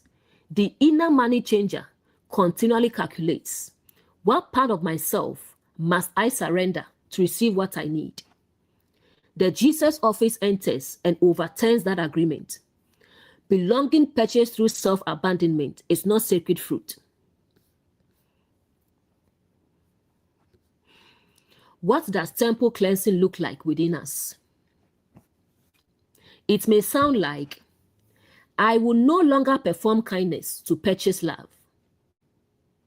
I will serve because love has become my nature, not because I am trying to earn worth. I will not punish myself to prove repentance. I will take responsibility and repair what I can. I will not surrender discernment to purchase spiritual safety. I will not allow another person's disappointment to determine whether my boundary is righteous. The tables fall, the seats turn over, the sanctuary becomes available for another government. Overturning is not the final goal. The purpose is not an empty temple. The marketplace must be removed so the sacred function can be restored. The next verses will reveal what should govern the temple: prayer, relationship, access, truth, a house serving all people. The Jesus office does not clear the temple merely to demonstrate power. It clears the space so the source-aligned purpose can return. Deconstruction without reconstruction leaves emptiness. It is not enough to say, this doctrine was harmful. What understanding will replace it? It is not enough to live a controlling relationship. What healthy patterns will now be cultivated? It is not enough to reject performance-based worth. How will beloved identity become embodied? The table is overturned, so a different kind of table can eventually be established. The disciples are watching. The disciples must learn that carrying the Jesus office involves more than healing individuals. It also involves confronting systems that continually produce the conditions from which people need healing. It is compassionate to touch the leper. It is also compassionate to challenge the structure, manufacturing uncleanness, shame, and dependency. Personal healing without structural examination is incomplete. A person may be restored, but if the environment producing the wound remains untouched, others will continue arriving with the same condition. The Jesus office works on both levels, the wounded person and the system that profits from the wound. Let's look at scripture as prophecy of the awakening journey. This verse prepares us for what may happen when we embody truth. We may enter environments where sacred values have become transactional. We may discover that love is exchanged for obedience. Belonging is exchanged for silence. Peace is exchanged for self-abandonment. Spiritual access is exchanged for money or dependence. Integrity is exchanged for security. Scripture prepares us not to mistake the marketplace for the temple's true purpose. When we are the buyer, awakening tells us your worth is not for sale. The source is not owned by a messenger. You do not need to purchase beloved identity. Develop discernment. Leave the transactional system. When we are the seller, awakening asks, have I turned another person's hunger into a source of control, status, or gain? Do people become freer through what I offer or more dependent upon me? The seat must be examined. When we occupy the Jesus office, observe before acting. Identify the full system. Address the function, not merely the appearance. Protect human dignity. Remove misaligned authority. Overturn the process through which sacred needs become commodities. Then restore the temple's proper purpose.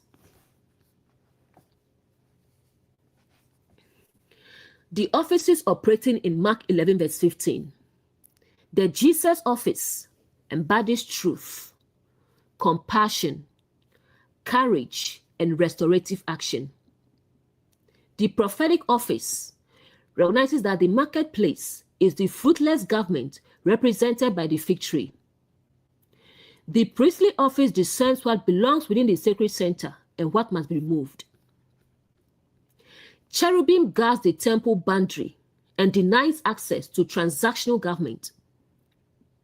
Seraphim purifies the sanctuary by exposing and burning away false exchange. Moses provides the principles, showing that offerings should express restoration, not purchase worth.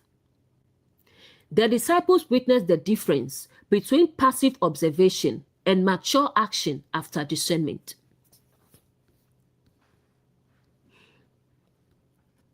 Mark 11 verse 16. And will not suffer that any man should carry any vessel through the temple. Jesus has entered the temple. He has begun casting out those who were buying and selling. He has overturned the tables of the money changers. He has overturned the seats of those selling doves. But removing the marketplace is not enough. If the entrances remain unguarded, the same government can return carrying different vessels. If the sacred center continues functioning as a convenient passageway, the former activity may simply re-enter under another name. So the Jesus office does something else. He refuses to permit anyone to carry a vessel through the temple. This is the establishment of a boundary. The temple will no longer be treated as a shortcut, a marketplace corridor, a storage area, a transportation route, a means to reach another personal goal. The sacred center must be restored to its purpose. It cannot remain a place people merely pass through while carry the content of another government. This verse reveals that awakening does not only remove what has already occupied the sanctuary, it also develops the discernment to govern what will be allowed to enter, travel through, and use the sacred center in the future. Next, and will not suffer. To suffer here means to permit or allow. Jesus refuses permission. This is the language of boundary. The same Jesus office that welcomed the leper now denies access to a misaligned function. This shows us again that compassion and boundaries are not opposites. The Jesus office can say to the rejected person, "Come near," and say to the transactional pattern, "You cannot pass through here." One response restores the human being, the other protects the sanctuary. Love does not permit everything. Love is not the absence of gates. Compassion is not unlimited access. Awakening does not mean allowing every person, idea, message, demand, emotion, or inherited pattern to move freely through our consciousness. Some things must be examined. Some must be purified. Some must be redirected. Some must not be permitted to enter the sacred center at all. The Jesus office refuses permission because what passes through the temple affects what the temple becomes. The boundary comes after observation. Jesus did not close the temple impulsively.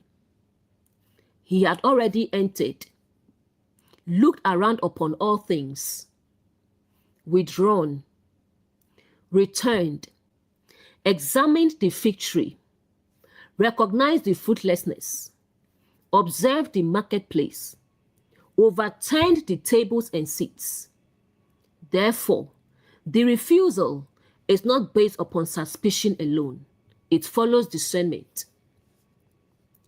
This is how healthy boundaries are formed. They are not merely reactions such as, "No one can ever come near me again. I will never trust anyone. Every institution is corrupt." Those may be trauma responses. The Jesus office observes the actual pattern and establishes a boundary corresponding to what has been revealed. A mature boundary says, "This particular function does not belong here. This behavior will not continue through this space." Access requires alignment with the purpose of the sanctuary. The boundary is precise. Cleansing without boundaries is temporary. The tables can be overturned today, but if every vessel is permitted to pass through tomorrow, the marketplace will return. A person may leave a controlling relationship, but if they continue allowing guilt, manipulation, surveillance, and over-explanation to pass freely through their inner temple, the former government remains active. A family may apologize for one harmful event, but if the family continues permitting fear and silence to govern every conversation, the table has not truly been removed. A workplace may correct one report, but if inaccurate methods continue passing through the review process without examination, the same condition will return. Restoration requires both removal and guardianship. This is the cherubim office. Cherubim represents the guardian of sacred truth, holy boundaries, and the sanctuary of mercy. After the Jesus office overturns the transactional government, cherubim becomes active at the gate. It asks, what is being carried? Where did it come from? What government does it serve? Does it belong within this sacred environment? Will it nourish life, or will it recreate the marketplace? The guardian does not protect the sanctuary through fear, ego, or possessiveness. It protects the purpose. A healthy guardian does not say, nothing may ever enter. It says, what enters must be examined according to truth and fruit. The temple is not sealed against life. It is guarded against misuse. That's why the flaming sword turned every way. Genesis 3.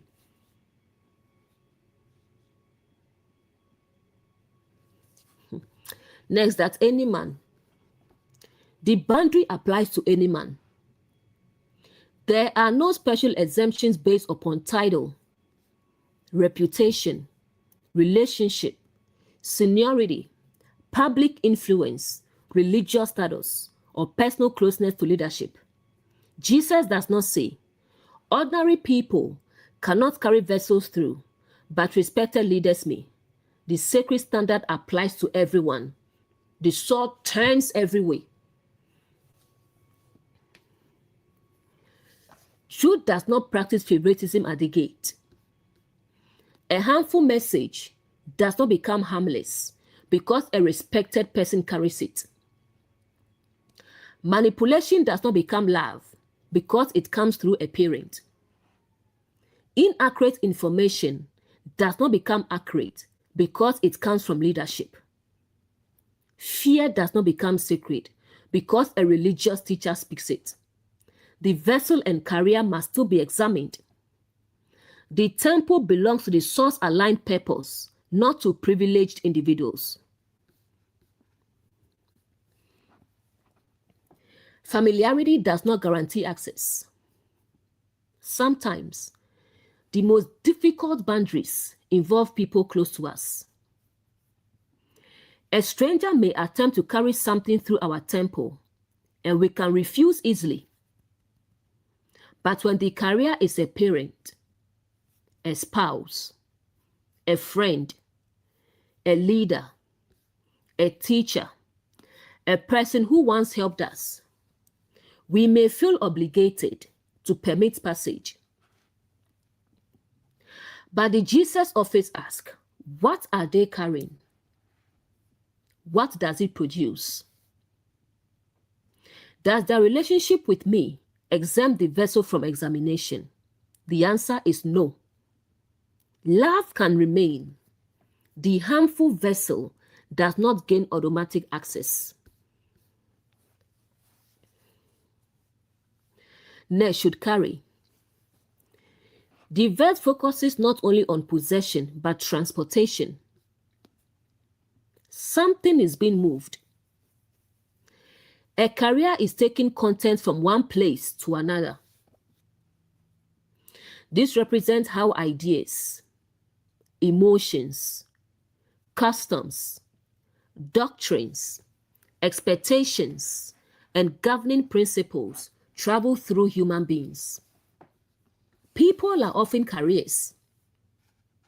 They may carry truth, comfort, fear, shame, wisdom, gossip, control, compassion, inherited assumptions, and interpretation, a social agenda, and organizational culture. The person may not have created what they carry. They may have received it elsewhere. But when they approach the temple, the Jesus office asks whether it should continue through. This connects with our understanding of angelic offices. A human being can carry a message aligned with the source. They may occupy the office of Gabriel by bringing clarity, the office of Michael by offering mature protection, the office of cherubim by guarding a boundary, the office of seraphim by preferring distorted speech. But human beings can also carry messages formed by fear, ego, control, or confusion. The vessel must be recognized by its content and fruit. The carrier is not always identical to the content. A person may carry a harmful doctrine without being permanently harmful. They may simply be repeating what they were taught. A parent may carry a controlling pattern inherited from their own upbringing. A leader may carry an organizational habit they have never examined. The Jesus office can refuse the vessel without denying the person's capacity to awaken. It says, this cannot pass through the sanctuary. Not necessarily you can never change. Carrying is how government spread. A system survives because people carry its vessels into new environments. A child raised in a shame-based home may carry shame into parenting. An employee formed in a secretive workplace may carry secrecy into a new organization. A believer taught that questions are rebellion may carry that fear into another community. The original environment may be gone, but its vessels keep moving through people. This is how one government gains many hands. Awakening interrupts the transportation. The Jesus office stands within the temple and says, it came through previous generations, but it will not pass through me. I inherited this fear, but I will not carry it into my children. This doctrine formed me, but I will examine it before teaching it to others. This workplace normalized distortion, but I will not transport that pattern into my own leadership. The vessel reaches the gate, the journey stops. Any vessel. A vessel is a container. It carries something. The outward vessel may look ordinary, beautiful, sacred, practical, or harmless. But the essential question is, what does it contain? This is deeply connected to the fig tree. The tree had leaves. The vessel has an outward form. Neither appearance alone reveals the contents.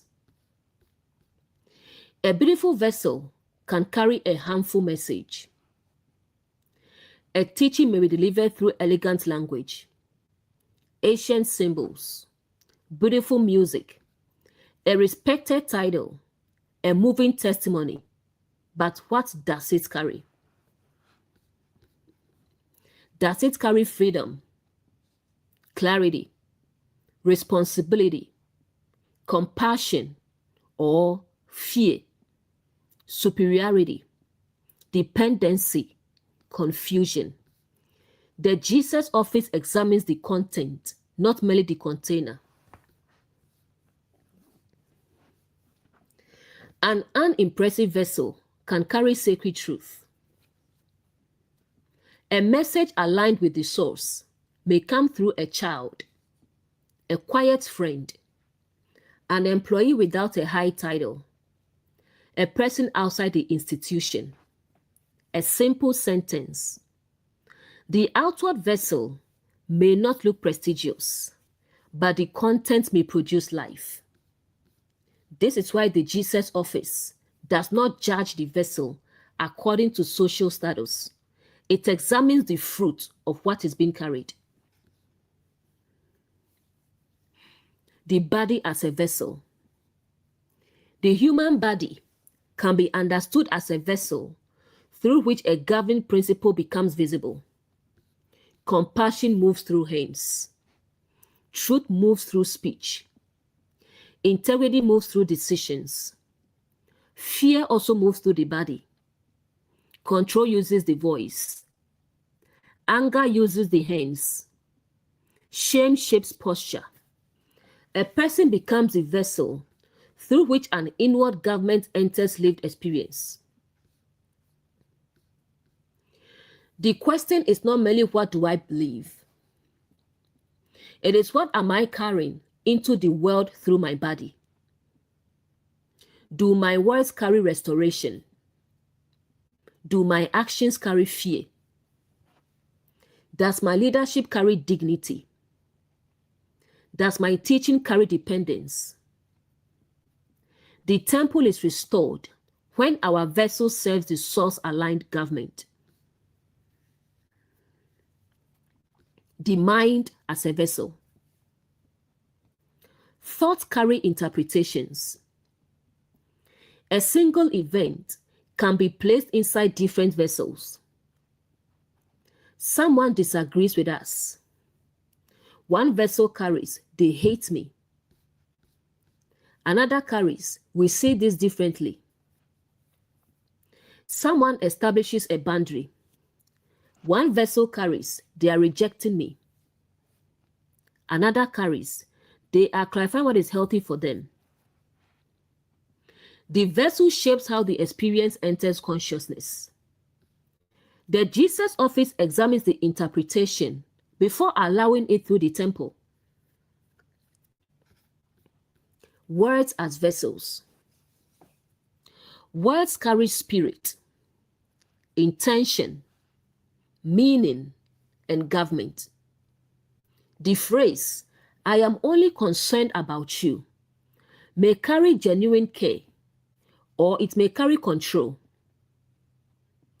The phrase, we need unity, may carry reconciliation, or it may carry a demand that the harmed remain silent. The phrase, the Bible says, may carry careful interpretation, or it may be used as a vessel for unquestioned authority. The words must be opened, their content must be examined. Doctrines as vessels. A doctrine carries an interpretation of the source, humanity, responsibility, identity, justice, mercy. When the doctrine passes through the temple of consciousness, it begins shaping the person's inner city. A doctrine that carries inherited condemnation may produce fear, shame, dependence, suspicion of one's own humanity.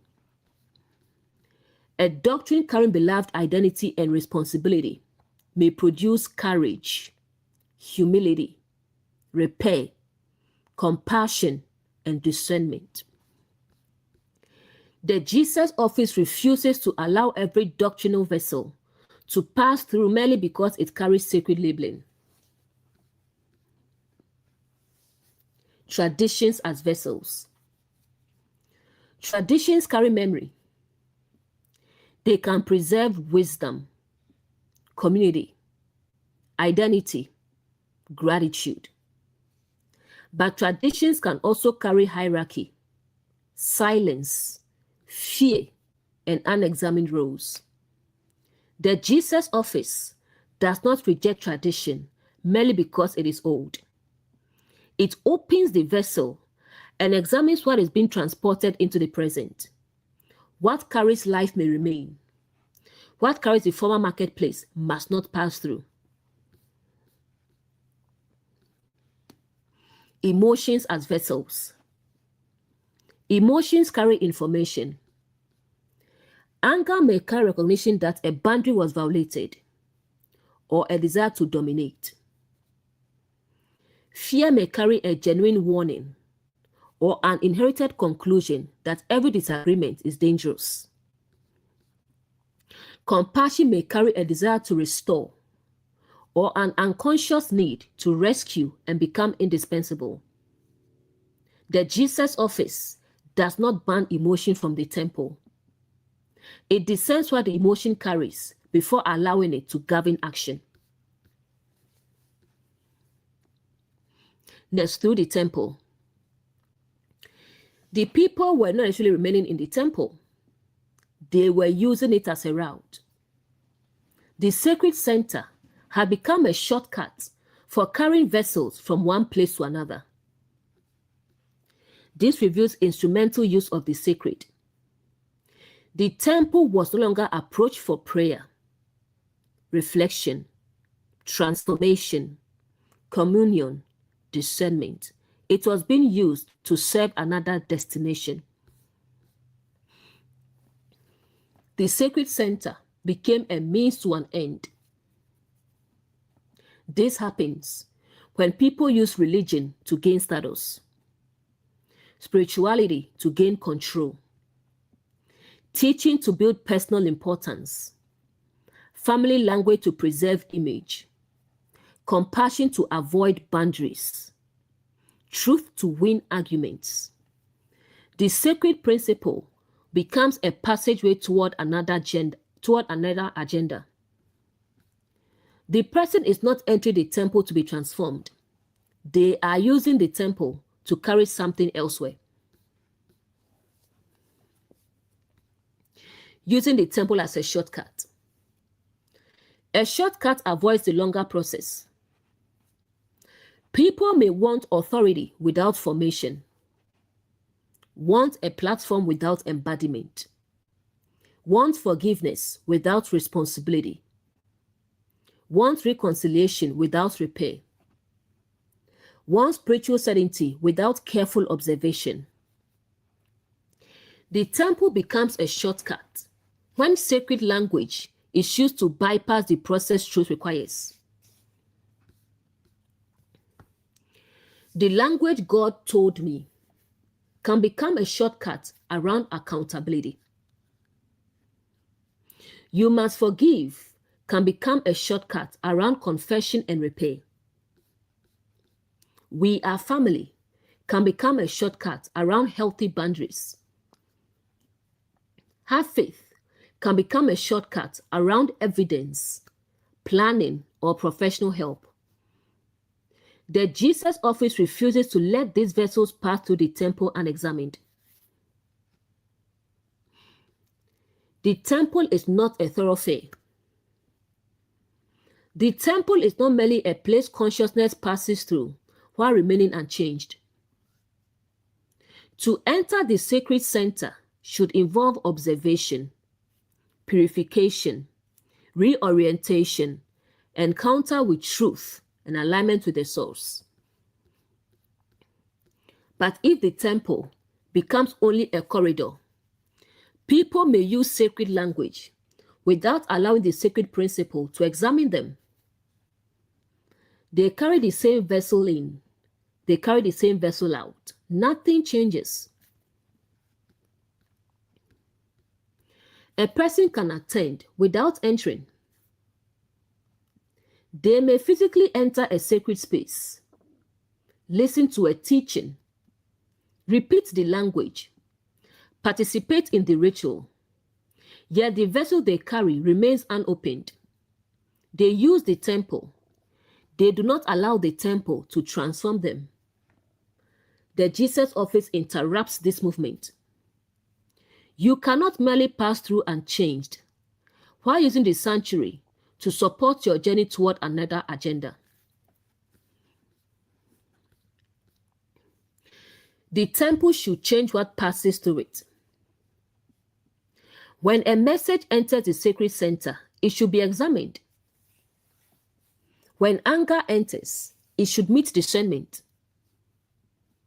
When guilt enters, it should be separated into responsibility and shame. When ambition enters, its motive should be revealed. When tradition enters, its fruit should be tested. The temple is a place of transformation, not transportation alone.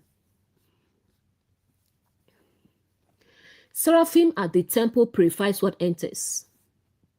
Gabriel interprets what is being carried. Cherubim guards whether it should proceed. The priestly office distinguishes clean from unclean function. The Jesus office restores the whole sanctuary to truth. The vessel cannot simply move through without encountering these offices. The family temple as a passageway. A parent may use the family as a vessel for carrying unresolved ambition.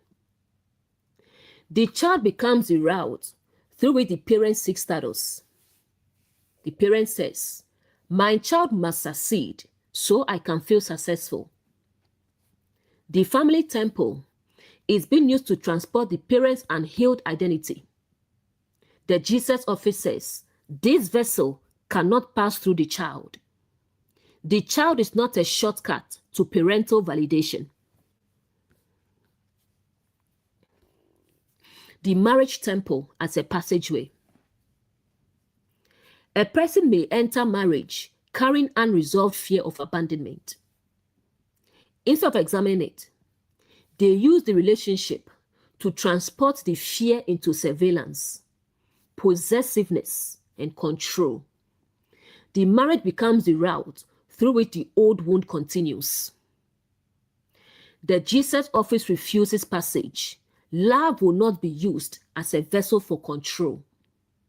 The fear must be examined rather than carried through the relationship. The workplace temple as a passageway. An institution may use employees as vessels carry leadership's pressure toward the customer. Senior leadership creates unrealistic demands. Managers carry the pressure downward. Employees carry it into service. No one stops to examine the vessel. The Jesus office interrupts the route. It asks, where did this pressure originate? Why is it being transported through the entire organization? What fruit does it produce? The temple of organizational values must not become a corridor for unexamined fear. The religious temple as a passageway. A teacher may receive an inherited doctrine and carry it through the community without examination. The doctrine came from a previous generation, a respected leader, a traditional interpretation. Because the vessel looks sacred, it is allowed to pass. But the Jesus office opens it. What does this teaching carry? Does it reflect love, truth, compassion, integrity, restoration, or does it carry the fear and hierarchy of another government? The temple cannot remain a distribution route for inherited conclusions simply because they are familiar. The social media temple. A platform can become a corridor through which every message passes rapidly. Someone receives a clip, a claim, a dramatic interpretation, a rumor. Without examining it, they carry it onward. They share, repost, teach. The vessel moves through the consciousness without ever being opened. This is how the flood forms. The Jesus office says, do not carry every vessel through your temple. Pause, observe, verify, examine the fruit. Not everything received must be distributed.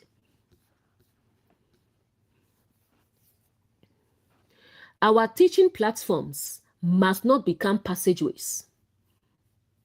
As teachers, we may encounter many ideas, Gnostic texts, prophetic interpretations, historical claims, symbolic frameworks, popular spiritual language.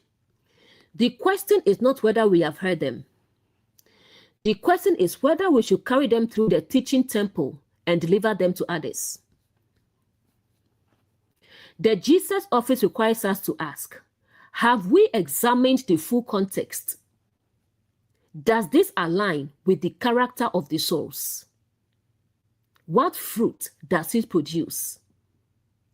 Is it understandable? Does it restore agency? Or are we carrying a vessel because it appears mysterious and impressive? The temple must not become a shortcut for every exciting idea. The inner temple and overthinking. Our consciousness can become a thoroughfare for every thought that appears. A thought enters. What if they are angry with me? Then immediately passes through the temple and becomes an explanation, an apology, a changed decision. The thought was never examined. It was simply carried through. The Jesus office stands at the gate. This thought does not automatically receive authority. What evidence supports it? What fruit will follow if I act from it? Is it truth or conditioning? The vessel is stopped before becoming action.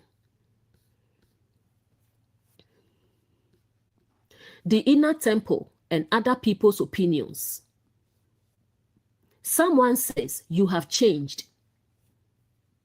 We may immediately carry that opinion through the temple and conclude, I must be doing something wrong. But the Jesus office refuses automatic passage. Change in what way? Have I become less compassionate? Or have I developed boundaries? Is there discomfort evidence of my misalignment? Or evidence that the former transaction no longer works? The opinion is a vessel. It must be examined.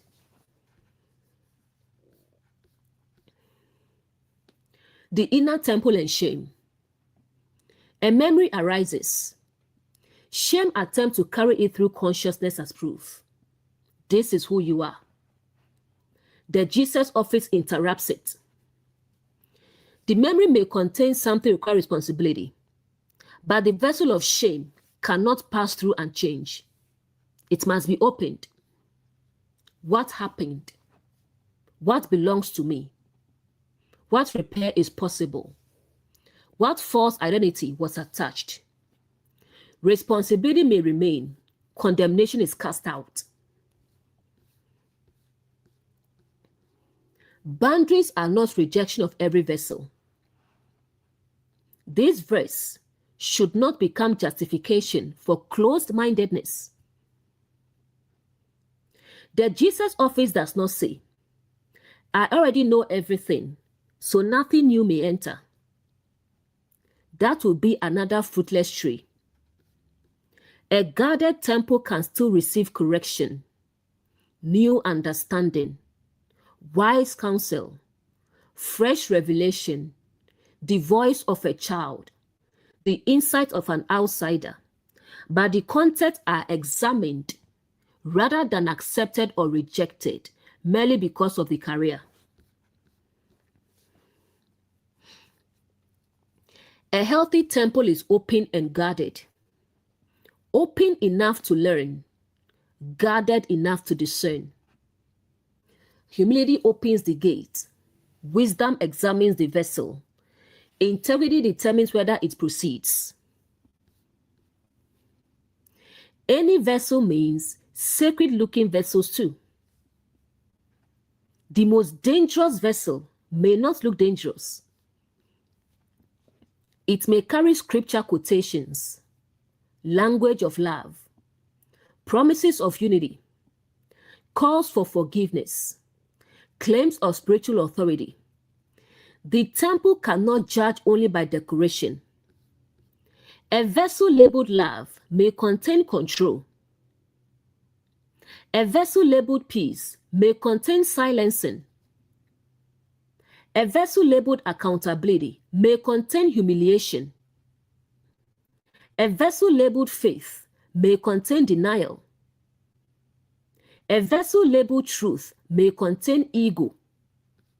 The Jesus office opens the vessel. The fruit reveals the contents. No vessel should bypass the sanctuary's purpose. The temple is where governing principles are examined in the presence of the source.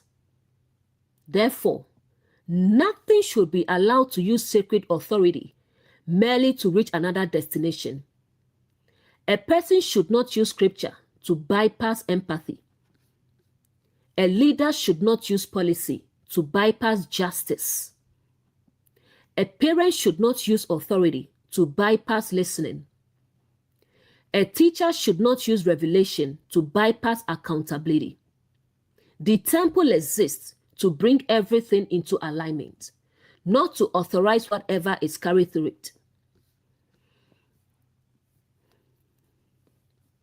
The temple as the place of conscious consent.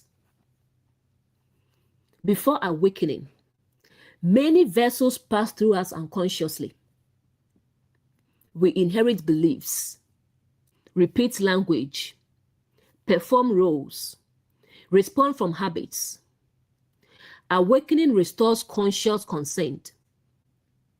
The Jesus office says, I will no longer permit every inherited pattern to use my body, voice, home, or platform as transportation. This is a profound moment of agency. The person begins deciding what they will embody. Conscious consent says, I may have received this, but I do not have to carry it forward. This thought entered me, but it does not automatically become action. This tradition formed me, but I can examine its fruit. This fear belongs to a previous environment. It will not govern my present temple. The gate is restored. What we carry affects others. A vessel passing through one temple may later enter another. If we do not examine what we carry, we may place it into our children, our students, our audience, our employees, our relationships. The Jesus office guards the temple, not only for our sake, but for everyone downstream. An unexamined parent passes fear into the child.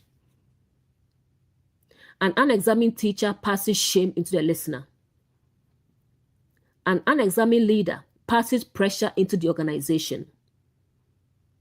An unexamined healed person may pass the former wound into those they try to help.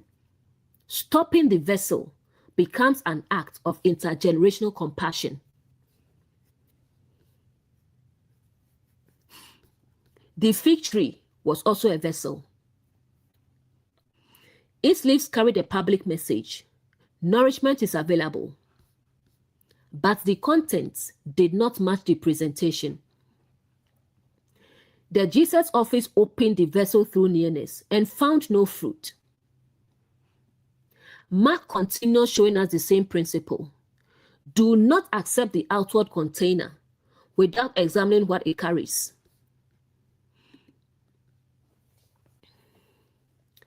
Family example. A grandmother says, "This is how our family has always done things." The statement carries tradition through the family temple. The Jesus office asks, what does the tradition produce? Does it preserve wisdom? Or does it preserve silence, hierarchy, and fear? The family does not need to reject the grandmother, but the vessel cannot pass merely because it is old. Parenting example.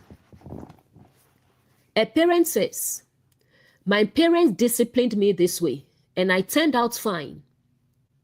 The method is being carried through the temple of parenting. The Jesus office stops it. What did the method produce?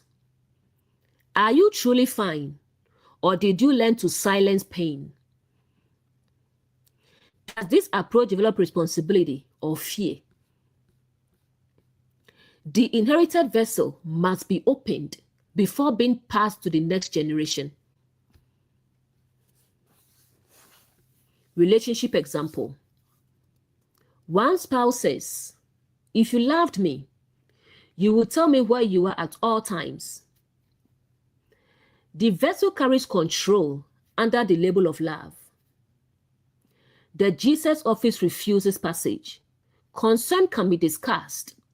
Trust can be built, but love will not authorize surveillance. Workplace example. A manager says, "This is how leadership wants the numbers presented." The vessel carries pressure from above.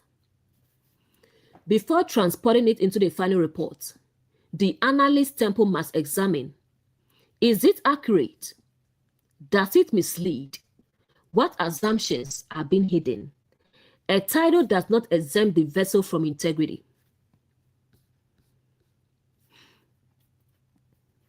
Teaching example.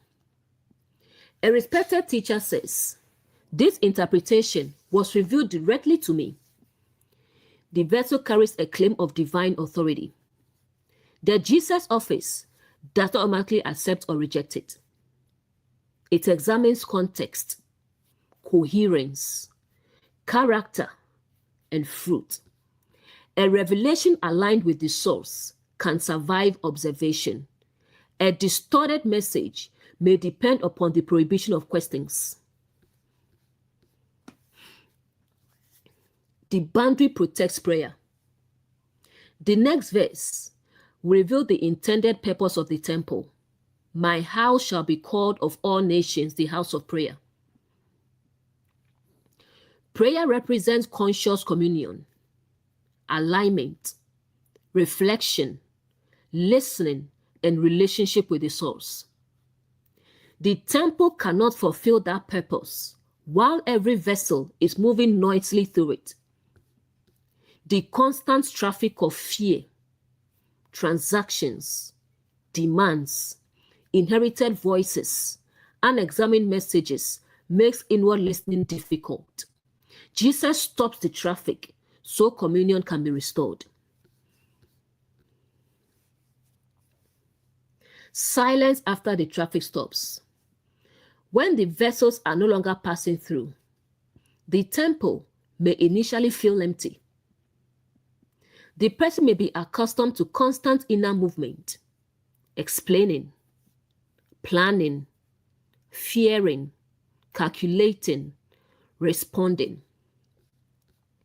The Jesus office says, "Stop." The stillness may feel unfamiliar, but the empty space is not failure. It is the return of the sanctuary. The temple can now become a place where truth is heard, rather than merely a route through which every voice travels. The Jesus office does not become another career. Jesus does not clear the temple, so his own ego can use it as a passageway. He restores the source to the throne. This matters for awakened teachers and leaders. We should not remove one vessel merely to replace it with our own unexamined agenda. A teacher may correctly dismantle fear-based doctrine, but then carry personal superiority through the same temple. The table changed, the marketplace remains. The true Jesus office clears the sanctuary without taking possession of it. Guarding the temple without becoming a fierce king. A boundary can be corrupted when the guardian begins believing, "Because I guard the temple, I own it." Cherubim guards the mercy seat. Cherubim does not become the source. Likewise, a teacher may protect a community without becoming unquestionable. A parent may guard the home without controlling every thought. A leader may preserve standards without silencing correction. The guardian serves the sanctuary's purpose. The sanctuary does not serve the guardian's ego.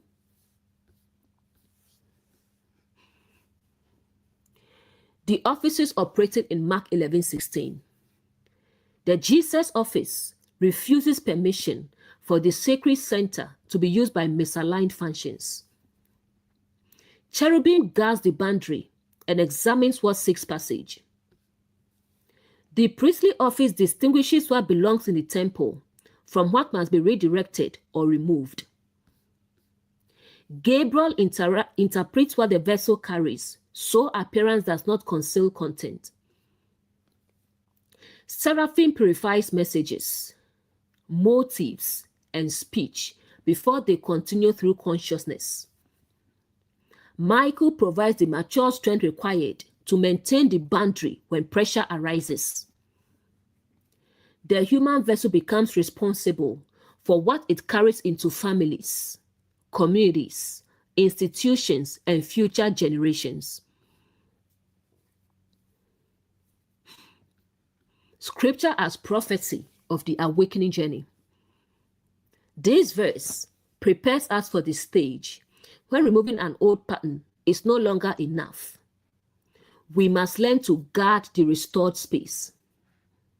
After awakening, people and systems may attempt to carry the former government back through us. They may use familiarity, titles, guilt, tradition, urgency, sacred language, emotional pressure. Scripture prepares us to say, this vessel will not pass through my temple, not from hatred, from clarity. When we are the carrier, we must ask, what am I transporting? Did I examine it? Does it belong to me? Will it produce life in the place I am carrying it? Am I passing forward something merely because it was passed to me? When we guard the temple, we must ask, am I protecting the purpose or protecting my ego? Am I applying the standard consistently? Can correction still enter? Does the boundary serve truth, mercy, and human flourishing? When we are the vessel, we must allow the Jesus office to examine what fills us. Are we carrying compassion, fear, clarity, shame, or integrity? The vessel is known by what it pours into the world.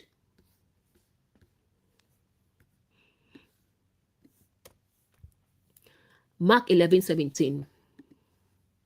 And he taught, saying unto them, is it not written, my house shall be called of all nations the house of prayer, but you have made it a den of thieves. Jesus has entered the temple. He has cast out the buying and selling. He has overturned the tables that calculated sacred value. He has overturned the seats that gave transactional consciousness authority. He has stopped people from carrying every vessel through the sanctuary. Now he teaches. This is important. Jesus does not create disruption and leave everyone to interpret the meaning for themselves. He explains what the temple was intended to be and what human consciousness has turned it into. The action is followed by interpretation. The tables reveal what must fall. The teaching reveals why my house shall be called of all nations the house of prayer. The temple was intended to be a place of conscious relationship with the source, a place of listening, alignment, truth, reflection, belonging, restoration, a place where every person could come near without having to purchase dignity, peace, forgiveness, or sacred access. But Jesus says, ye have made it a den of thieves. The source did not create the temple as a den. Human choices made it one. The sacred structure was not inherently corrupt. Its purpose was displaced by another government. This verse therefore reveals both the original intention and the human distortion. It shows us what the temple is meant to produce and what happens when people use sacred structures to hide, protect, and legitimize patterns that steal life. And he taught. Jesus does not merely overturn tables, he teaches. This reveals that the Jesus office is not satisfied with removing a visible problem while leaving people without understanding. A table may be overturned today, but if consciousness does not understand why the table was misaligned, another table will be built tomorrow. The furniture may change, the government will remain. Action without teaching can produce confusion. People may see Jesus casting people out and conclude, he is angry, he is against commerce, he is attacking the temple, he wants control of the institution. But his teaching interprets the action. He is not against the temple, he is restoring its purpose. He is not trying to take the throne, he is returning the house to the source. The Jesus office acts and then makes the governing principle understandable. Teaching prevents personality worship. Without the explanation, people might focus only on the dramatic personality. Look how powerful Jesus is. But his teaching redirects attention to the principle. What was the house created to become? The focus is not admire the person overturning tables. It is understand why a sacred environment cannot remain governed by exchange, exclusion, and theft. The true messenger interprets the action so people can recognize and embody the same principle. The Jesus office does not depend on mystery. A distorted leader may act unpredictably and then tell people, you cannot understand my spiritual reasons. That creates dependency and fear. Jesus teaches. He connects his action to a principle already present in Scripture. The goal is not to make people more confused about him. It is to help them understand the temple. This is Gabriel operating within the Jesus office. Revelation becomes interpretation. Action becomes understandable. The people are given the ability to examine what they have witnessed. Next, saying unto them, the teaching is directed toward the people participating in or witnessing the temple's condition. Jesus does not speak only to the temple, only to the tables. He speaks to human consciousness. Structures do not operate by themselves. People authorize them, participate in them, benefit from them, protect them, carry their vessels, repeat their language, occupy their seats. The temple became what it became through human participation. Therefore, restoration also requires human understanding and responsibility. The tables were visible, but the deeper problem was the consciousness that normalized them. Removing objects is not enough. The people must understand, why did we allow this? What need was the system exploiting? What belief made this marketplace appear sacred? Who benefited? Who was burdened? What must we embody differently? The Jesus office teaches the participant because restoration requires more than rearranging the environment. Is it not written? Jesus begins with a question. Is it not written? He is not inventing a new sacred purpose for the temple. The principle was already present. The problem was not lack of written instruction. The problem was failure to embody what had been written. The leaves existed. The words existed. The sacred text existed. The fruit was absent.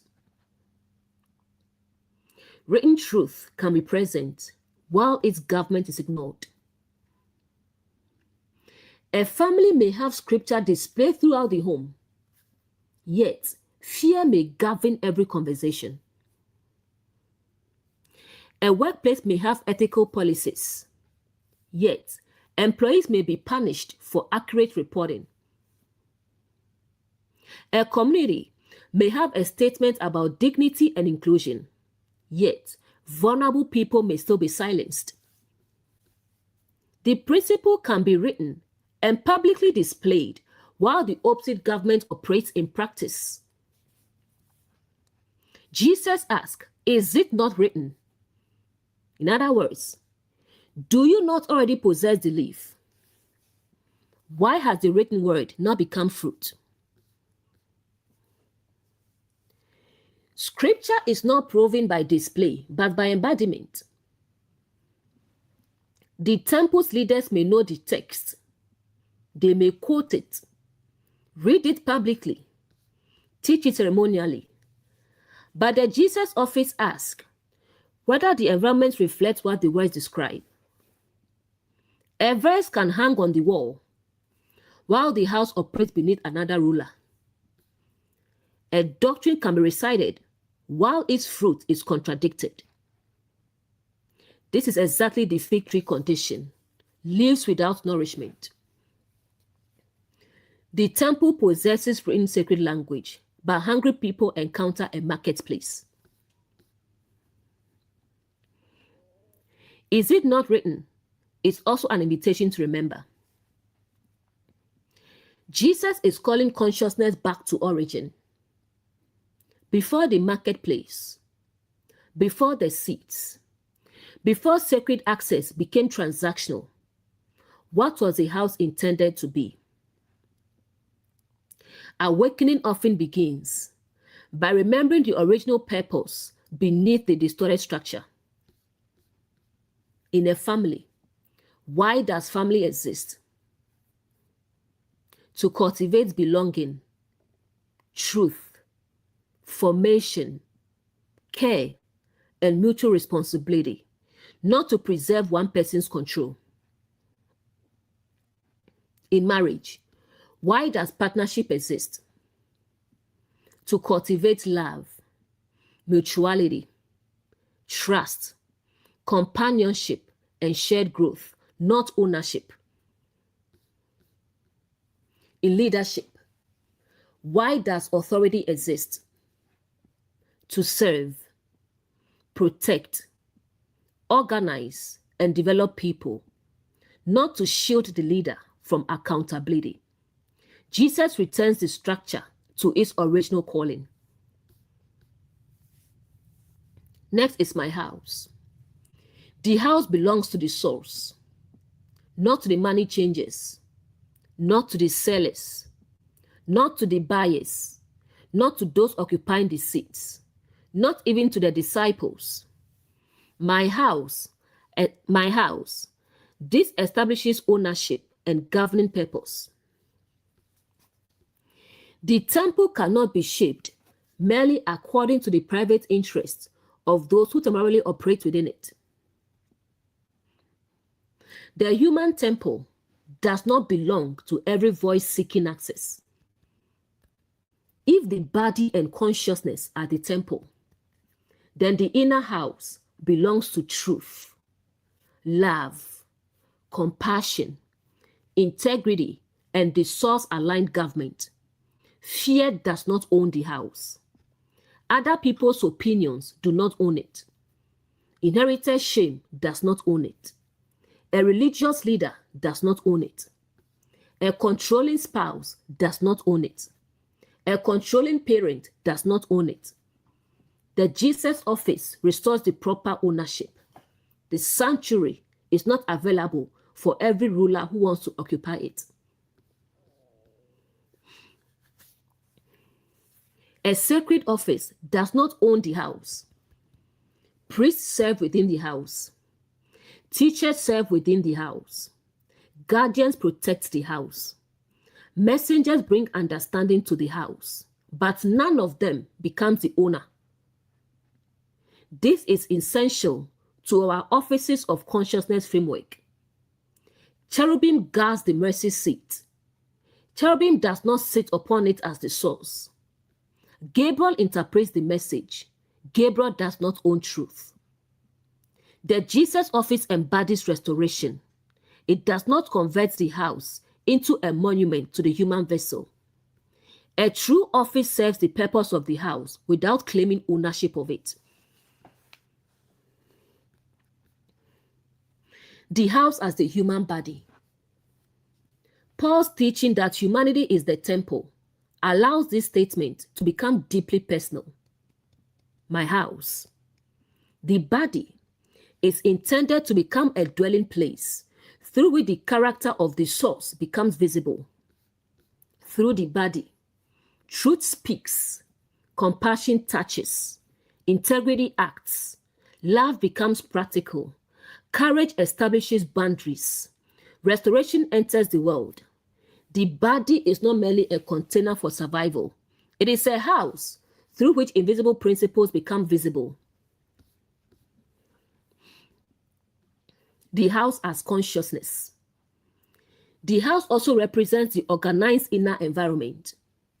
It contains beliefs, memories, interpretations, emotions, desires, motives, language. The inner rooms may hold experiences from many seasons. The question is, what government organizes the house? Does fear decide which doors open? Does shame sit in the central room? Does approval determine every arrangement? The Jesus office enters and declares that the house has a source-aligned purpose. It is meant to become a place of prayer. Next shall be called. To be called is to be known, recognized, and identified according to a function. The house should be known by what occurs within it, not merely by the name written outside. A building may be called a temple publicly, but Jesus asked, what is it functionally called by the fruit?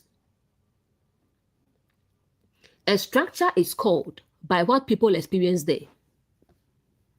A family may call itself loving, but the children may experience it as a house of fear. A workplace may call itself transparent, but employees may experience it as a place of concealment.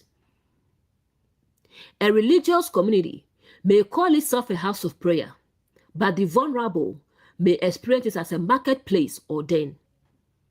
The true name is revealed by the governing experience. Calling is connected to fruit. The fig tree was called fruitful by its appearance. Its leaves announced readiness, but the fruit did not confirm the name. Likewise, a sacred structure should not be called according to its public title alone. It must be called according to what it produces. Does it produce prayer, communion, clarity, restoration, agency, or does it produce fear, debt, dependency, exploitation? The fruit interprets the name. Next, of all nations. This is one of the most powerful phrases in the verse. The house was not intended to serve only one selected group. It was to be a house of prayer for all nations. This reveals access, inclusivity, shared human dignity. The source cannot be monopolized by one institution, ethnicity, gender, class, title, or spiritual hierarchy. All nations means the house must not be built around exclusion. The temple cannot say, only people who look like us may come near. Only those who speak our approved language are worthy. Only those who can afford the transaction may participate. Only those loyal to our leader may access sacred belonging. The temple's original purpose is wide enough to receive human beings from every direction. The marketplace creates barriers to all nations. Once sacred access becomes transactional, the house may remain open in theory, while becoming inaccessible in practice. Those with money, status, connections, approved identity, proximity to leadership may move more easily.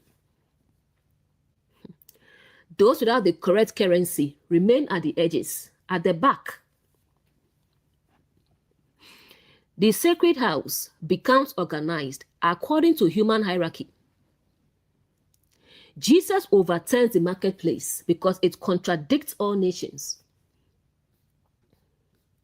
Any system that sells access creates outsiders.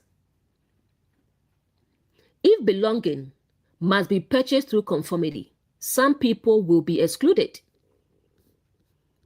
If sacred worth must be purchased through performance, the exhausted and wounded will remain outside. If understanding must be purchased through dependence upon one messenger, human discernment will remain undeveloped. The house cannot serve all while functioning as a marketplace. All nations within the individual. Inwardly, nations can represent the many faculties, experiences, identities, memories, and regions of consciousness within a person. Some parts of us may feel sacred. Other parts may have been rejected. We may welcome our strength, intelligence, productivity, but exile our grief, fear, uncertainty, and need for rest. The house of prayer must become a place where all parts can come into the presence of truth for examination and alignment. The inner temple does not condemn every uncomfortable part. Fear may enter prayer and become discernment. Anger may enter prayer and reveal a violated boundary. Grief may enter prayer and become honest mourning. Shame may enter and be separated into responsibility and false identity. All inner nations are invited. Not so every impulse can govern, but so every part can encounter truth. All nations does not mean all governments remain unexamined. The house welcomes people. It does not enthrone every pan they carry. This distinction matters. The Jesus office can welcome the person while refusing the vessel. It can restore the human being while overturning the table. All nations may come, but the marketplace does not remain. Inclusion is not the absence of discernment. It is the refusal to deny human dignity while still examining what each person carries. Next, the house of prayer. Prayer is the intended function of the house. But prayer must be understood more deeply than begging a distant deity to intervene.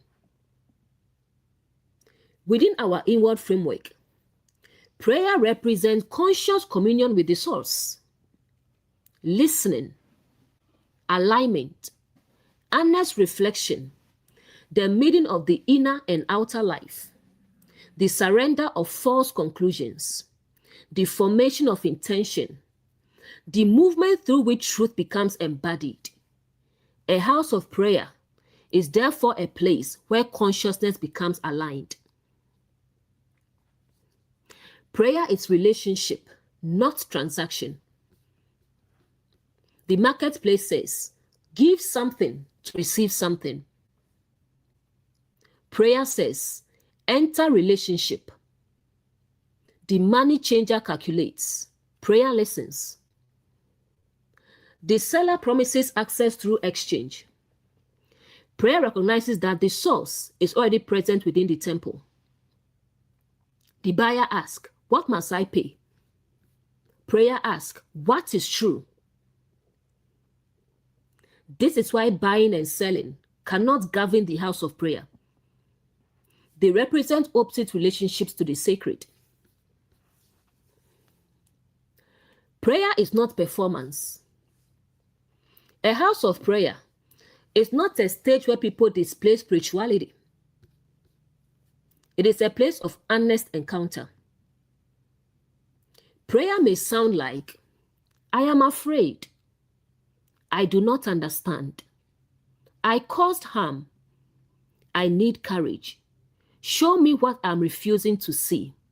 Help me align my actions with truth. Prayer removes the leaves of performance and allows the actual condition to be seen. Prayer is alignment with truth. Prayer requires listening. Many people understand prayer only as speaking. But conscious communion also requires stillness, listening, observation, allowing the inner government to be examined. Jesus stopped the vessels passing through because constant traffic prevents listening. When consciousness is filled with fear, calculation, other people's voices, performance, and urgency, it becomes difficult to hear truth. The house of prayer needs space. Prayer is where the vessel is opened. A thought enters. Prayer examines it. An emotion rises. Prayer listens to what it carries. A doctrine is inherited. Prayer brings it before truth. A desire appears. Prayer asks whether it serves life. The temple is not merely a place where requests are made. It is where the contents of consciousness are placed before the source-aligned standard. Prayer produces fruit. If prayer is genuine communion and alignment, it should eventually produce visible fruit. Not instant perfection, but growing integrity, compassion, courage, clarity, responsibility, the ability to repair, the capacity to act without fear governing every decision. If prayer remains only speech and never enters embodiment, it becomes another leaf. The house of prayer must become a house where the invisible begins taking visible form. A family as a house of prayer. A family becomes a house of prayer when truth can be spoken safely. Not only when family members pray aloud. A home may hold daily prayer while silencing the wounded. That who believes. A true house of prayer allows listening, apology, reflection, correction, compassionate boundaries. The source-aligned character becomes visible in the relationships. A workplace as a house of prayer. This does not mean turning the workplace into a religious institution. It is not shouting and disturbing others. It means the environment reflects the function of conscious alignment. People pause before concluding. Evidence is examined. Truth can travel upward. Leadership listens. Decisions are aligned with integrity. The workplace becomes a place where reflection and truth shape action rather than fear and image. That is the principle of prayer embodied structurally. Prayer is alignment with truth. It's not shouting and making noise.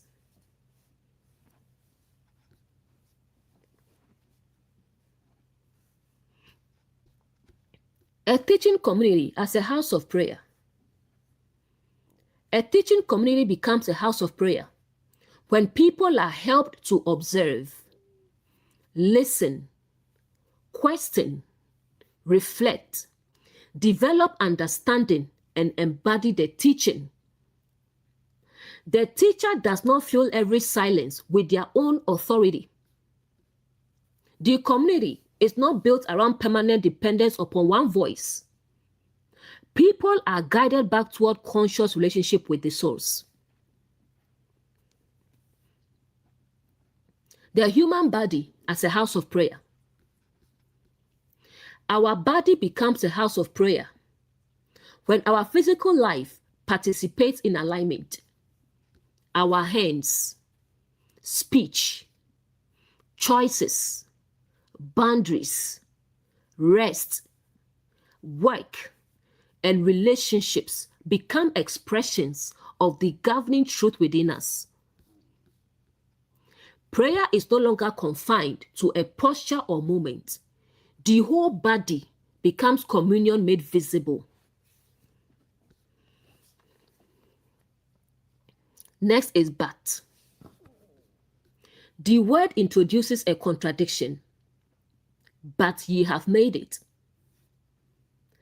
The house was intended for prayer, but another condition exists. The contrast is between original purpose and human construction, relationship and exploitation, open access and stolen access, the source's intention and human distortion. This protects the character of the source. The corruption of the temple is not evidence that the source designed exploitation. Jesus clearly distinguishes the two. Jesus assigns responsibility. Ye have made it. The source did not make it a den. The sacred text did not require it to become a den. Human beings constructed the present condition through repeated decisions. This is essential. Misaligned systems are often treated as though they simply appeared. But people built the tables, authorized the seats, permitted the vessels, protected the marketplace, repeated the language. The structure was made. What has been made can be examined. The system is not inevitable. If human participation constructed it, awakened human participation can interrupt it. Tables can be overturned. Seats can lose authority. New boundaries can be established. The house can remember its original purpose. Next, have made it. The phrase suggests a process. The temple did not become a den in one moment. Repeated choices formed the environment. One compromise, one silenced voice, one protected leader, one profitable transaction, one unexamined doctrine. Over time, the pattern becomes architecture. Systems are built through repetition. A family becomes shame-based through repeated responses. A workplace becomes secretive through repeated punishment of bad news. A teaching community becomes dependent through repeated messages that the teacher possesses exclusive access. The den is made gradually. This means restoration also requires more than one emotional moment. The tables fall in a moment. The new house must be cultivated through repeated aligned choices. We can make a different house. The same human capacity that made a den can cultivate a house of prayer. Repeated honesty, listening, accountability, compassion, clear boundaries, responsible teaching can form another structure. Awakening is not merely discovering what is wrong, it is participating in what should be built. Next, a den. A den is a hiding place, shelter, or protected location. This adds another layer beyond the marketplace. The marketplace is where transactions occur openly. The den is where the thieves retreat for shelter. The sacred structure is not only being used for exploitation, it is being used to hide and protect those who exploit. Sacred appearance can become cover. A person may hide control behind, I am the parent. I am the head of the home. I am the spiritual leader. The sacred title becomes a den. An institution may hide harm behind tradition, reputation, doctrinal authority, the language of unity. The leaves protect what operates beneath them. Jesus exposes the shelter. The den does not create the thieves, but protects the function. A den gives the thief a place to retreat, where the stolen goods and the predatory pan are protected. Symbolically, the temple becomes a den when sacred authority shields harmful behavior from examination. In a family, the phrase, "We do not discuss family matters outside this house," may protect privacy, or it may become a den hiding abuse. In a workplace, confidentiality may protect legitimate information, or it may become a den protecting leadership from accountability. In religion, respect for spiritual leadership may serve order, or it may become a den where exploitation is placed beyond questioning. The function is revealed by the fruit. A den is not a home. A house of prayer nurtures belonging. A den shelters predatory government. Both provide shelter, but they shelter different things. A house of prayer shelters truth, honesty, the vulnerable, reflection, and restoration. A den shelters theft, control, deception, unaccountable power. The question is not merely does the structure protect? It is what does it protect? Next, of thieves. A thief takes what belongs to another. The temple has become a place where people lose something sacred. What is being stolen? Not only money. The deeper theft may include agency, discernment, dignity, beloved identity, direct relationship with the source, voice, time, trust, the right to ask questions, the ability to stand. The thief steals the right access. The person is told, "You cannot read truth without me." The messenger steals the person's relationship with the source. The thief steals discernment. The person is told, "Do not examine this teaching." Their ability to observe is stolen. The thief steals dignity. The person is told, "You are inherently unclean and must remain dependent upon our system." Their identity is converted into currency. Thieves may use sacred language. The thief does not always look openly harmful. They may carry a title, a robe, a verse, a promise, a dove, a respected seat. The sacred appearance helps the function avoid examination. This is why the Jesus office looks at fruit rather than costume. A thief may say, I am protecting you while stealing agency. I am holding you accountable while stealing dignity. I am preserving peace while stealing voice. I am teaching truth while stealing discernment. The fruit reveals the theft. Thieves can operate within us. The den is not only external. Inner beliefs can steal from us. Shame steals identity. It takes one mistake and claims the whole person. Fear steals possibility. It predicts failure before movement begins. People pleasing steals voice. It exchanges honesty for approval.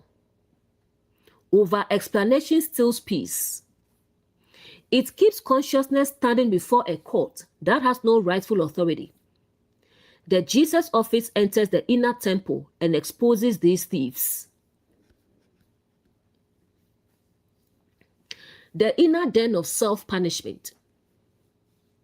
A person may believe, if I punish myself long enough, I will prove that I am sorry. The inner temple becomes a den where shame steals the possibility of responsible restoration. The person is continually paying but never becoming free. The Jesus office overturns the transaction. Responsibility remains, repair remains, but the thief of condemnation loses its shelter. Religious theft. A sacred structure may steal from people by teaching them that their humanity is inherently disgusting. Their questions prove rebellion. Their suffering proves lack of faith. Their giving purchases favor. Their loyalty to the leader determines their safety. The theft may leave people with less confidence, agency, compassion, connection to the source. Yet the system may continue calling itself a house of prayer. Jesus names the contradiction. Family theft.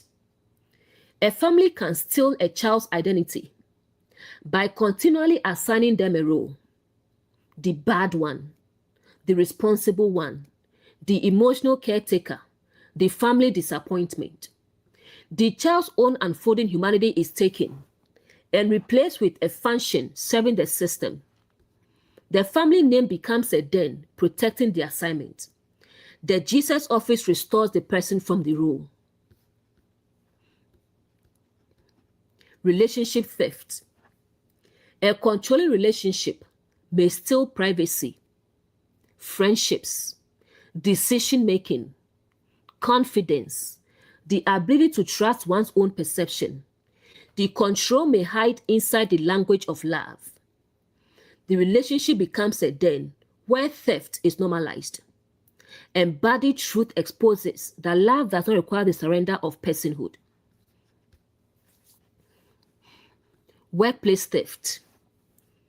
A workplace may steal time without fair recognition, credits for work, professional confidence, the employee's right to report accurately. The mission statement becomes a den when it protects the system rather than the people serving within it. The Jesus office asks whether the structure's real values have become fruit. Teaching theft. A teacher may steal interpretation from the learner by implying, only I can decode the text. The listener becomes a permanent consumer. They collect more leaves. Their own capacity does not develop. A true Gabriel office gives skill and understanding. A thief preserves mystery because the learner's dependence is profitable. The difference between a messenger and a thief. A messenger carries clarity, retains agency, makes the matter understandable, helps the person stand. A thief uses confusion, claims ownership of access, builds dependence, makes the person afraid to stand without them. The title may be the same.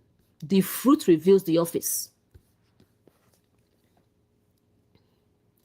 The difference between the Jesus office and the marketplace. The leper came with nothing to purchase cleansing. Jesus said, I will. Compassion moved before offering. The leper was restored. Then he was given responsibility. The marketplace reverses the order. Pay first, perform first, submit first, then perhaps you may receive dignity. The Jesus office restores beloved identity, so responsible response can emerge. The marketplace withholds dignity to force the transaction. The fig tree, temple, and den. Mark's sequence is now complete in meaning. The fig tree displays leaves but produces no nourishment. The temple marketplace reveals why hungry people are not being fed. Sacred access has become transactional. The den reveals what the sacred structure is protecting. The temple's leaves are sheltering government that steal life. The fig tree is therefore not merely about personal hypocrisy. It reveals an entire sacred system whose visible profession conceals a structure serving another purpose. Prayer and theft are opposing functions. Prayer restores relationship. Theft creates separation. Prayer develops agency. Theft creates dependency. Prayer listens. Theft manipulates. Prayer aligns the person with truth. Theft convinces the person that truth belongs to someone else. The temple cannot be both a house of prayer and a den of thieves without contradiction. The Jesus office exposes the divided government. A house of prayer develops people. People should live a house of prayer, more capable of observing, understanding, speaking honestly, taking responsibility, living compassionately, recognizing the source's character. A den leaves people afraid, confused, dependent, exhausted, and ashamed. The fruit reveals which structure has actually been built. The Jesus office restores the house, not merely the event. Jesus is not satisfied with creating one dramatic cleansing moment.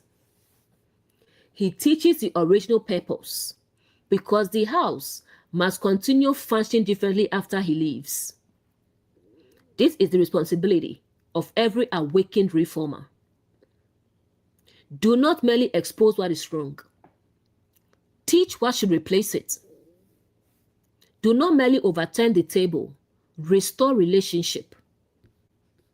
Do not merely remove the thief. Create an environment where dignity, truth, and prayer can dwell. Deconstruction must serve reconstruction. A person may awaken and identify the controlling relationship, the fear-based doctrine, the shame-driven family pattern. But after the tables fall, they must ask, what will the house become? What practices cultivate prayer? What boundaries protect truth? What relationships support responsibility? What language reflects beloved identity? The goal is not permanent demolition. It is restored sacred purpose. The house of prayer within us. Our inner temple becomes a house of prayer when we learn to pause and ask, what is true? What am I carrying? What fruit is this producing? Am I responding from fear or alignment? What responsibility belongs to me? What shame must be released? What boundary serves life? Prayer becomes the governing rhythm through which consciousness remains aligned. Ye have made it also gives hope. Because human participation made it then, human participation can cooperate with restoration. People can return what was stolen, rebuild trust, remove misaligned leaders from seats, correct teachings, create transparent processes, apologize, protect the vulnerable, develop discernment. The then is not the original identity of the house. Prayer is. The Jesus office remembers what the structure can become. The offices operated in Mark 11:17. The Jesus office restores the house to its purpose and confronts what steals life. Gabriel interprets the meaning of the cleansing so people understand the governing principle. The prophetic office names the contradiction between the rain calling and the present fruit. The priestly office distinguishes prayer from transaction and sacred shelter from predatory shelter. Cherubim guards the house, so thieves and harmful vessels do not regain access. Seraphim purifies the language, motives, and systems corrupting communion with the source. Michael provides the mature strength necessary to confront entrenched authority. The human community must decide whether it will continue making a den or participate in rebuilding a house of prayer. Scripture as prophecy of the awakening journey. This verse prepares us for what happens when embodied truth enters a structure whose original purpose has been distorted. The awakened person may discover that the family claiming love shelters control. The institution claiming integrity shelters deception. The religious environment claiming prayer shelters exploitation. The inner temple claiming faith shelters shame. Scripture prepares us not merely to condemn the structure, but remember its original purpose. When we discover a den, ask, what is being protected? What has been stolen?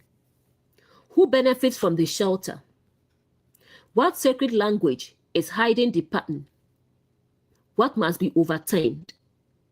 What must be restored? When we occupy the Jesus office, teach the principle. Do not create disruption without understanding. Return the house to the source. Welcome people while guarding against harmful governments. Restore prayer, listening, alignment, and agency. When we are participants in the house, ask, what have my choices helped make? Have I remained silent while the den formed? Have I benefited from the transaction? What responsibility do I carry in restoring the house? Awakening returns agency without placing permanent condemnation upon the person. Mark 11:18. And the scribes and chief priests heard it, and sought how they might destroy him, for they feared him, because all the people were astonished at his doctrine. Jesus has entered the temple. He has overturned the table supporting transactional consciousness. He has removed the seats that gave those systems authority.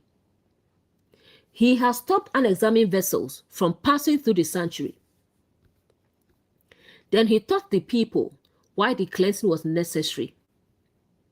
My house shall be called of all nations the house of prayer, but ye have made it a den of thieves. The action exposed the structure. The teaching interpreted the action. The people could now understand that the temple was not being attacked. Its original purpose was being restored.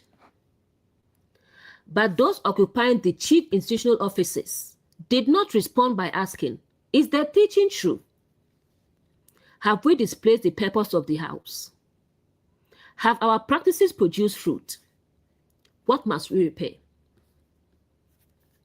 Instead, Mark says, they sought how they might destroy him. This reveals another prophecy of the awakening journey. When embodied truth exposes a structure that has been benefiting from confusion, transaction, fear, or dependency, the people occupying its most protected offices may attempt to silence the messenger rather than examine the fruit. The Jesus office has not merely criticized an isolated behavior. It has exposed the government beneath the temple's activity. It has shown the people that sacred access was never meant to belong to the marketplace. The source is not owned by the seller. Human worth cannot be calculated by the money changer. Peace cannot be sold. Prayer cannot be monopolized. The sacred house was intended for all nations. Once people begin seeing this, the former authority structure is threatened. Not because Jesus has taken its physical seat, but because the teaching has begun freeing people from believing that the seat possesses unquestionable sacred authority. Next, and the scribes.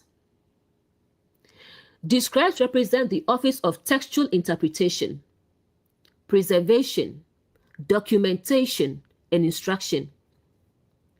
This office has a legitimate sacred function. A scribe can help people read carefully, understand language, preserve wisdom, recognize context, apply principles responsibly. The problem is not the existence of the scribal office. The problem is what happens when the interpreter becomes more committed to protecting the inherited system than to serving truth. The scribe can become a guardian of leaves. The reading words may remain. The interpretations may be repeated. The traditions may be carefully preserved, but the fruit may no longer be examined. The scribe may say, this is how the passage has always been understood, even when the interpretation produces fear, shame, contradiction, dependency, the suppression of human dignity. The scribe then preserves the leaf while resisting the fruit the text was intended to produce. The scribe's authority depends upon interpretation. The scribe occupies an influential office because people rely upon the scribe to explain what has been written. If the people begin understanding for themselves, their relationship with the scribe changes. They may still value the office, but they no longer need to surrender discernment to it. This is where a healthy and unhealthy scribe separate. A healthy scribe says, let me help you understand the text so you can observe more clearly. A misaligned scribe says, you must depend upon my interpretation because you cannot understand without me. One develops the learner, the other protects monopoly. The Jesus office threatens the monopoly because it makes the governing principle understandable. Jesus uses what is written to expose the interpreters. Jesus said, is it not written? The text the scribes were meant to preserve now becomes the evidence exposing the temple's condition. The written word says, a house of prayer for all nations. The lived structure says marketplace, barriers, transactions, protected seats. The contradiction is no longer hidden. Describes here their own lives interpreted by fruit. They possessed the writing, but the Jesus office reveals its embodied meaning. This exposes that knowing the words and reflecting their government are not the same. A person may possess scripture and still resist the life it reveals. A teacher may preserve the text while protecting an interpretation that contradicts its restorative purpose. The Jesus office returns the reading principle to embodiment. Described as an inner office. Described can also represent the part of consciousness that records and interprets experience. Our inner scribe writes conclusions such as, people cannot be trusted. I am unworthy. Love must be earned. Conflict means rejection. These conclusions may have been written during painful seasons. Over time, they become inner scripture. Every new experience is interpreted through them.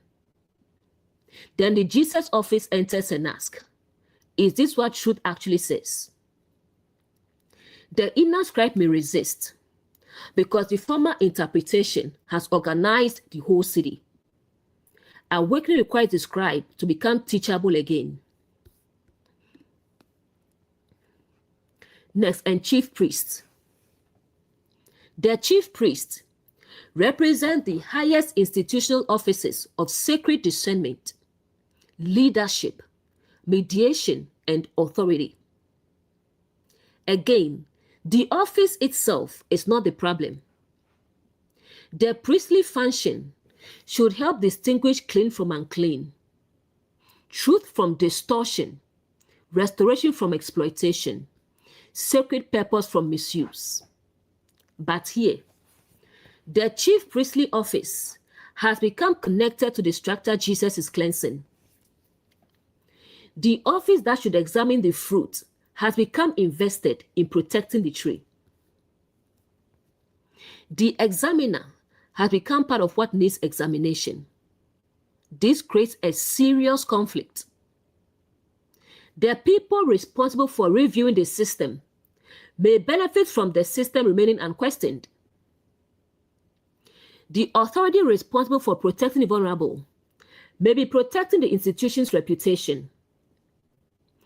The office responsible for discerning truth may be evaluating every message according to whether it preserves the existing hierarchy. The priestly seat still exists. Its function has become misaligned. The chief priest can protect position instead of purpose. The true priest serves the sanctuary. The misaligned priest treats the sanctuary as though it exists to preserve the priest's authority. This is the vessel Jesus is exposing. The sacred order should serve life, but the institutional structure may begin requiring life to serve the order. People must remain silent so leadership appears righteous. The wounded must forgive quickly so the institution avoids accountability. Questions must be suppressed so doctrine appears stable. The house no longer serves prayer. It becomes a den protecting the seats. Next, heard it. The scribes and chief priests hear the teaching. They are not responding to a rumor. They hear the principle Jesus communicates. This means the opportunity for self-examination is present. They could compare what is written, what the temple has become, what the people are experiencing, what Jesus has exposed. But hearing does not automatically produce awakening. The same message can enter different temples. The people hear and become astonished. The authorities hear and become afraid. The words are the same. The inner government receiving them is different. A teachable government hears, this reveals something I had not seen. A threatened government hears, this may weaken my control. The message is interpreted according to what occupies the listener's temple. Hearing is not the same as receiving. A person may hear truth clearly and still resist it because receiving it would require apology, correction, loss of position, reconsideration of identity, repair, and a public admission that the former interpretation was incomplete. The scribes and chief priests do not appear confused about whether Jesus has challenged the system. They understand enough to recognize the threat. But instead of allowing truth to examine their office, they protect the office from truth. Next, and sought. They begin seeking. This is deliberate. They do not simply feel uncomfortable. They direct thought, strategy, and attention toward removing the messenger. This is another use of consciousness. The same human capacity that can seek truth can seek ways to silence it. What we seek reveals what we serve. The hungry Jesus office sought fruit. The threatened institutional office seeks distraction. One asks, where is the nourishment? The other asks, how can we remove the one, exposing the absence of nourishment? The contrast reveals the governing principle. They do not seek restoration. They could seek understanding, correction, a way to restore prayer, a way to return what was stolen, a way to reform the temple. But their energy goes toward protecting the existing arrangement. This shows that the deepest priority of the system may not be sacred purpose. It may be self-preservation. A structure reveals its God by what it seeks under pressure. When exposed, does he seek truth or image? Does he seek repair or silence? Does he seek understanding or control? The response to examination reveals what occupies the temple. They do not merely desire Jesus' removal. They seek how to accomplish it. The word reveals strategy. Because the people are listening, the authorities may not be able to act openly without consequence. They must find a method that appears legitimate. This is how fruitless systems often respond to embodied truth. They do not always say, we fear the truth. They construct another explanation. They may say, this person is dangerous. This person is rebellious. This person is disturbing unity. This person does not respect authority. This person is confusing the people. The real issue may be that the person exposed what the authority was protecting, but the system must create a public label capable of justifying removal. The search for how can use sacred procedures. A threatened institution may use rules, policies, doctrinal language, social reputation, formal investigations, selective quotations, and the appearance of concern. The procedures themselves may look legitimate, but the question is, what fruit is the process designed to produce? Is it seeking truth or constructing a path toward a predetermined conclusion? The table may return as a procedure. Jesus overturned the visible tables, but transactional thinking can rebuild itself through process. The system may calculate, how can we preserve authority? How can we minimize public resistance? How can we discredit the messenger without examining the message? The money changer has moved from currency into strategy. Next, they might destroy him. To destroy the Jesus office symbolically is to remove, silence, discredit, neutralize, exclude, or make embodied truth ineffective within the environment. This does not always require physical destruction.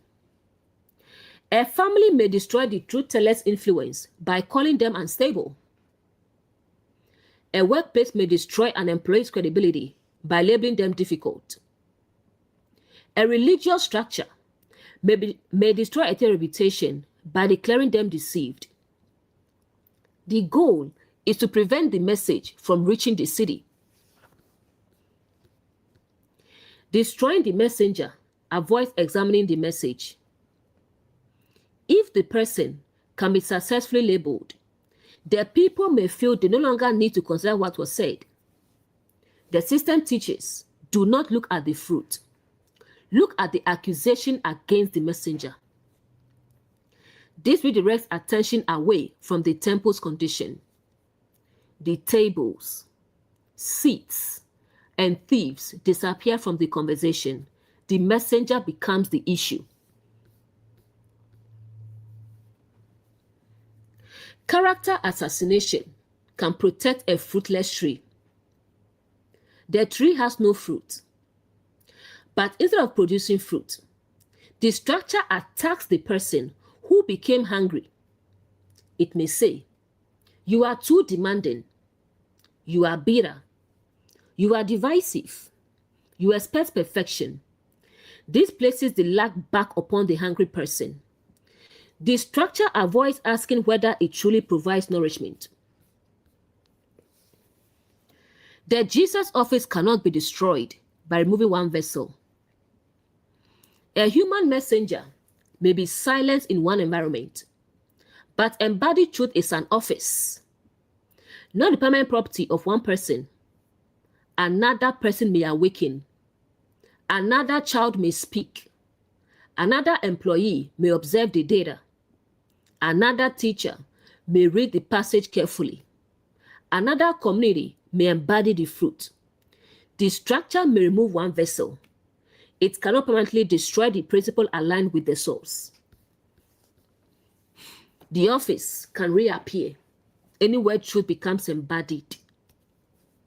This is why controlling systems must continually monitor speech. The truth they silence in one person may arise through another. The source is not confined to one messenger. The Jesus office can operate through anyone willing to embody truth, compassion, courage, discernment, and restorative action. Destroying the Jesus office within ourselves. This verse also describes an inward conflict. When awakened truth enters our inner temple and overturns familiar tables, another part of consciousness may seek to destroy it. The old identity says, do not listen to that insight. Return to what is familiar. Your boundary is selfish. Your new understanding is dangerous. The former government attempts to discredit the awakening before it becomes fully embodied. An inner chief priest may protect the former religion of the self. We may have built our identity around being needed, being agreeable, never making mistakes, receiving approval. Then the Jesus office says, your worth is not purchased through performance. The former inner authority fears losing its seat. It begins seeking reasons to reject the new truth. The inner scribe can rewrite the awakening as failure. Suppose we establish a healthy boundary. The inner scribe may record, you hurt them. You are becoming cold. You have changed for the worse. It attempts to interpret liberation through the language of the former government. The Jesus office must continue teaching. A boundary is not hatred. Another person's disappointment doesn't automatically prove wrongdoing. The fruit must be examined. Next, for they feared him. Mark gives the motive. They seek distraction because they fear him. This is significant.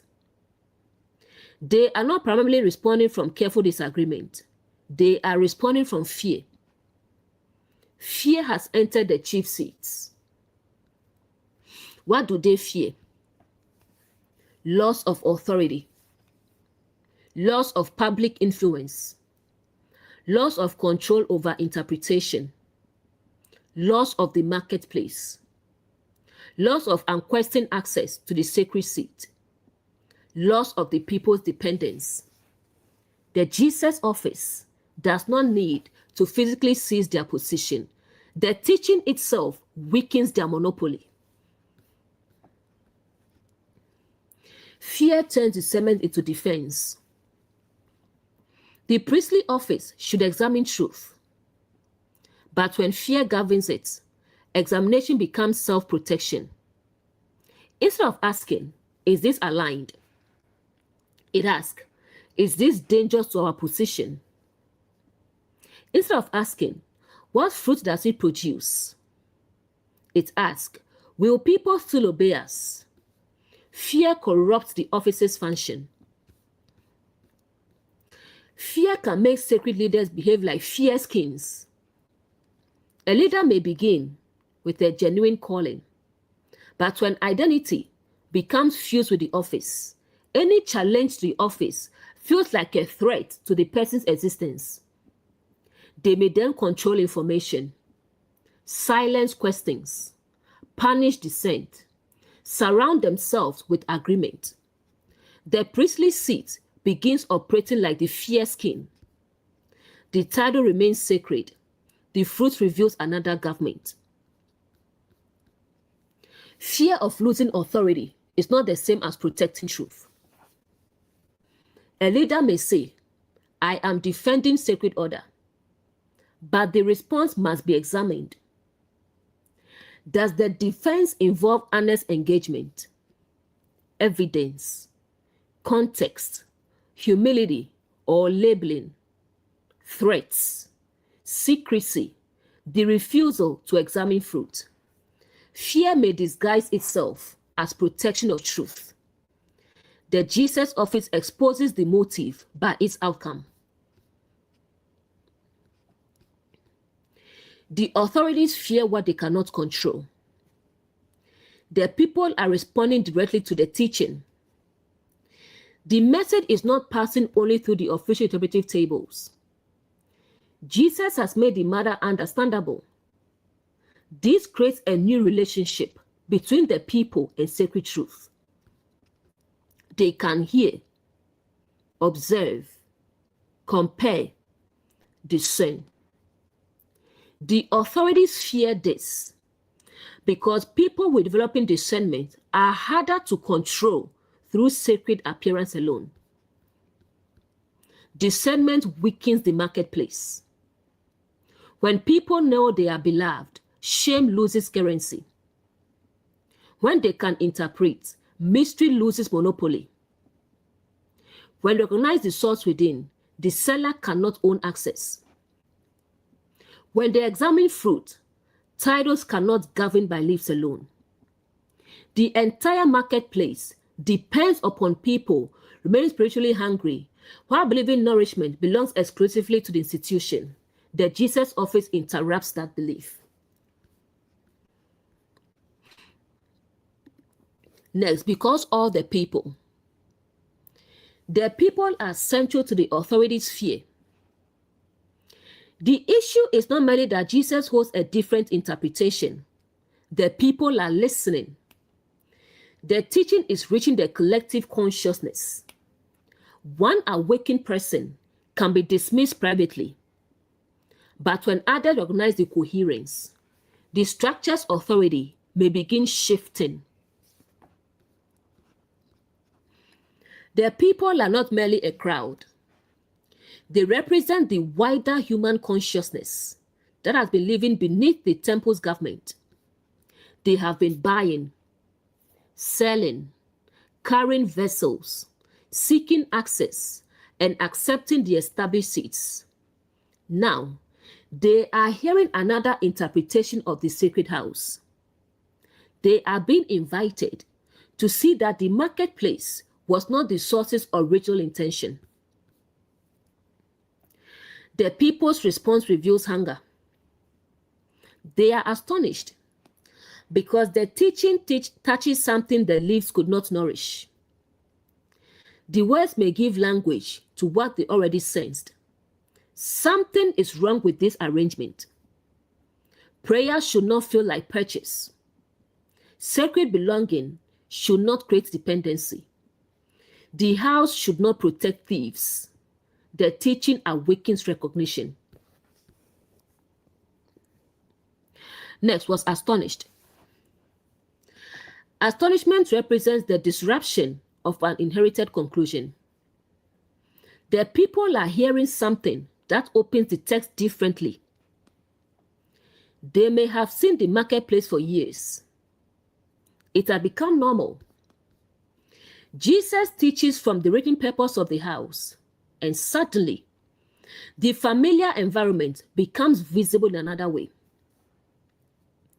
Astonishment is the moment the old interpretation breaks. A person may hear, "Control is not love," and become astonished because the sentence reorganizes years of experience. A believer may hear, "You did not inherit another person's guilt," and the former doctrine begins losing authority. An employee may hear, "The reporting problem is structural, not evidence that you are incompetent," and their professional identity changes. Astonishment occurs when a simple, coherent truth reveals what complexity had hidden. Astonishment is not yet full embodiment. The people are surprised by the teaching, but surprise alone is not transformation. They must still decide, will they examine the fruit? Will they stop feeding the marketplace? Will they carry another vessel? Will they participate in rebuilding the house of prayer? Astonishment opens the door. Embodiment requires walking through it. Large audiences can be astonished and remain unchanged. This protects us from measuring teaching only by reaction. People may say, "That was powerful. I never saw it that way." But the true question remains, what would they do with what they now understand? The fruit must follow the astonishment. Next, at his doctrine. The people are astonished at the teaching. Not merely the table turning. The action attracted attention. The doctrine gave meaning. Here, doctrine means instruction or teaching, not actually a rigid system of beliefs. Jesus explains the governing principle clearly enough for people to recognize the contradiction. Their teaching is powerful because it is coherent. It connects the written word, the purpose of the temple, the present condition, the experience of the people, the action being taken. Nothing is left as disconnected spectacle. The teaching interprets the pattern. This is why people are astonished. They can see themselves and their environment within it. True doctrine restores sight. A life-giving teaching does not merely add information. It helps people see what is already present, but hidden by familiarity. the people had seen tables, seats, doves, transactions, but perhaps they had not seen a house of prayer made into a den. The doctrine restores the ability to interpret the environment. This is the Gabriel office within teaching. It provides skill, understanding, language, and pattern recognition. The message does not create permanent dependence upon the teacher. It develops the learner's ability to see that fruit threatens systems built upon interpretive monopoly. Family example. One family member begins teaching that love does not require silence about harm. The family authority hears it. Instead of examining the pattern, they say, "You are destroying the family." Why? Because other family members are beginning to recognize the person's anger has governed everyone. The family's sacred language protected control. The truth teller is not destroying the house, they are exposing the den. Marriage example. One spouse recognizes that financial provision does not purchase authority over the other's life. The controlling spouse may fear the teaching because the transactional table is being overturned. They may respond, "You no longer respect me." But what has actually changed? The other person no longer accepts love as ownership. The former seat has lost unquestioned legitimacy. Workplace example. An analyst identifies that reporting definitions have been adjusted to make results appear stronger. The employee explains the issue clearly enough for others to understand. Leadership may begin seeking how to discredit the employee. They may call the person negative, unable to see the bigger picture, not collaborative. The real fear may be that others will understand the process and begin asking questions. Religious example. A teacher shows from scripture that the source's purpose is restoration, not fear-based dependency. Listeners become astonished because the passages begin forming a coherent pattern. An established authority may respond by labeling the teacher rather than addressing the teaching. Why? Because the audience is becoming capable of observing the fruit for themselves. Social media example. A teaching clip helps people recognize a pattern quickly. The institution may not respond to the substance. It may focus on the speaker's personality, their background, their lack of institutional approval, a sentence taken out of context. The goal is to make the audience afraid of the messenger before they examine the message. This is the search for how. Inner example. We recognize, I have been purchasing belonging through self-abandonment.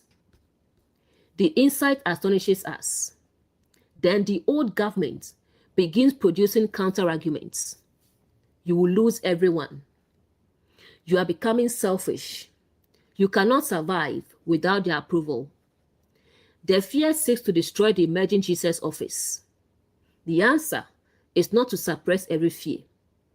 It is to bring it into the house of prayer for examination. The prophecy for awakened people.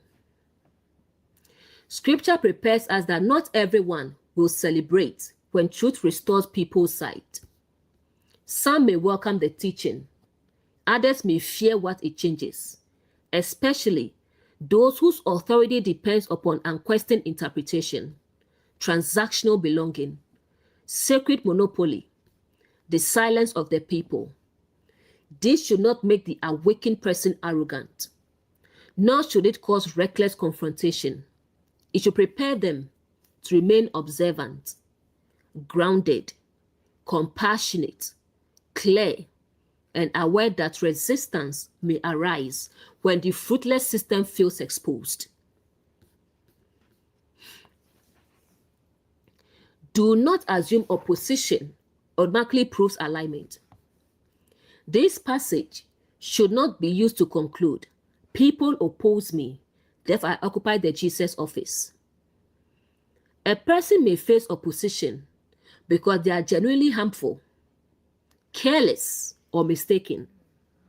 The office is recognized by fruit. We must ask, did we observe carefully? Did we address the governing plan accurately? Did we preserve human dignity? Did we explain the principle? Does the teaching restore clarity and agency? Or are we using the image of persecution to avoid correction? The Jesus office remains examinable. The Jesus office does not seek conflict for validation. Jesus entered hungry for fruit. He did not enter hoping to become an enemy of the chief priest. The conflict emerged because the temple's government resisted restoration. An awakened person should not need opposition to feel chosen. They should hunger for life, remain open to correction, hope the structure can awaken, speak firmly when necessary. The office is measured by embodiment, not by the number of enemies it creates.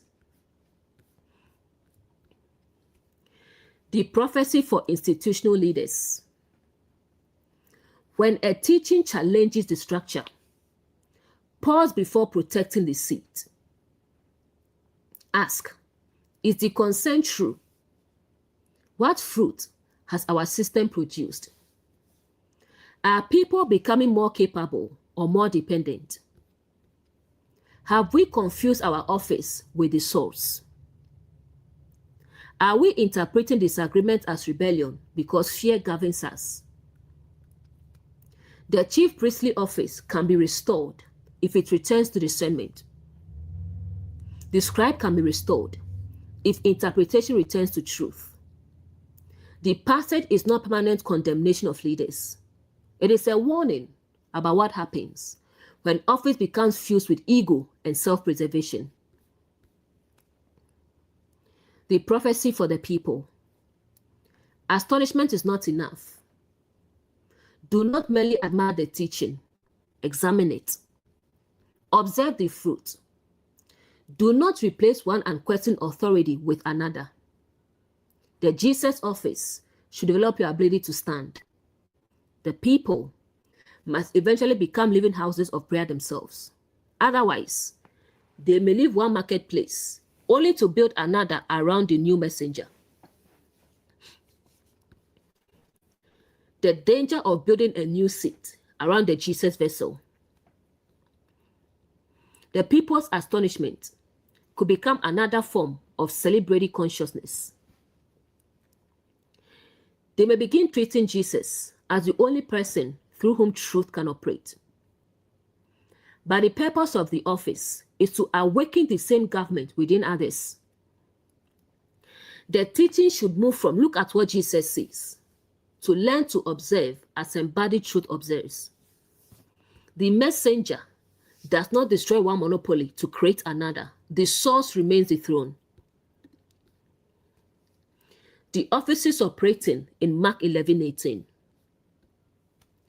The Jesus office embodies truth clearly enough to expose fruitless government and restore human discernment. The scribal office can preserve and interpret truth, but becomes misaligned when it protects inherited leaves from the examination of fruit. The chief priestly office should discern and guard the sanctuary, but becomes corrupted when fear of losing authority replaces honest examination. The fair-skin function appears when sacred leadership seeks to preserve control by removing the truth teller. Gabriel operates through doctrine That makes the pattern understandable and develops the people side. Cherubim must guard the house from strategies that attempt to restore the former marketplace. Michael represents the mature courage needed to remain steady when institutional resistance arises. The people represent collective consciousness awakening from familiarity into astonished recognition, but still needing to move from hearing into embodiment. And this brings us to the end of the teaching. Thanks for being here, and I will see you in the next teaching.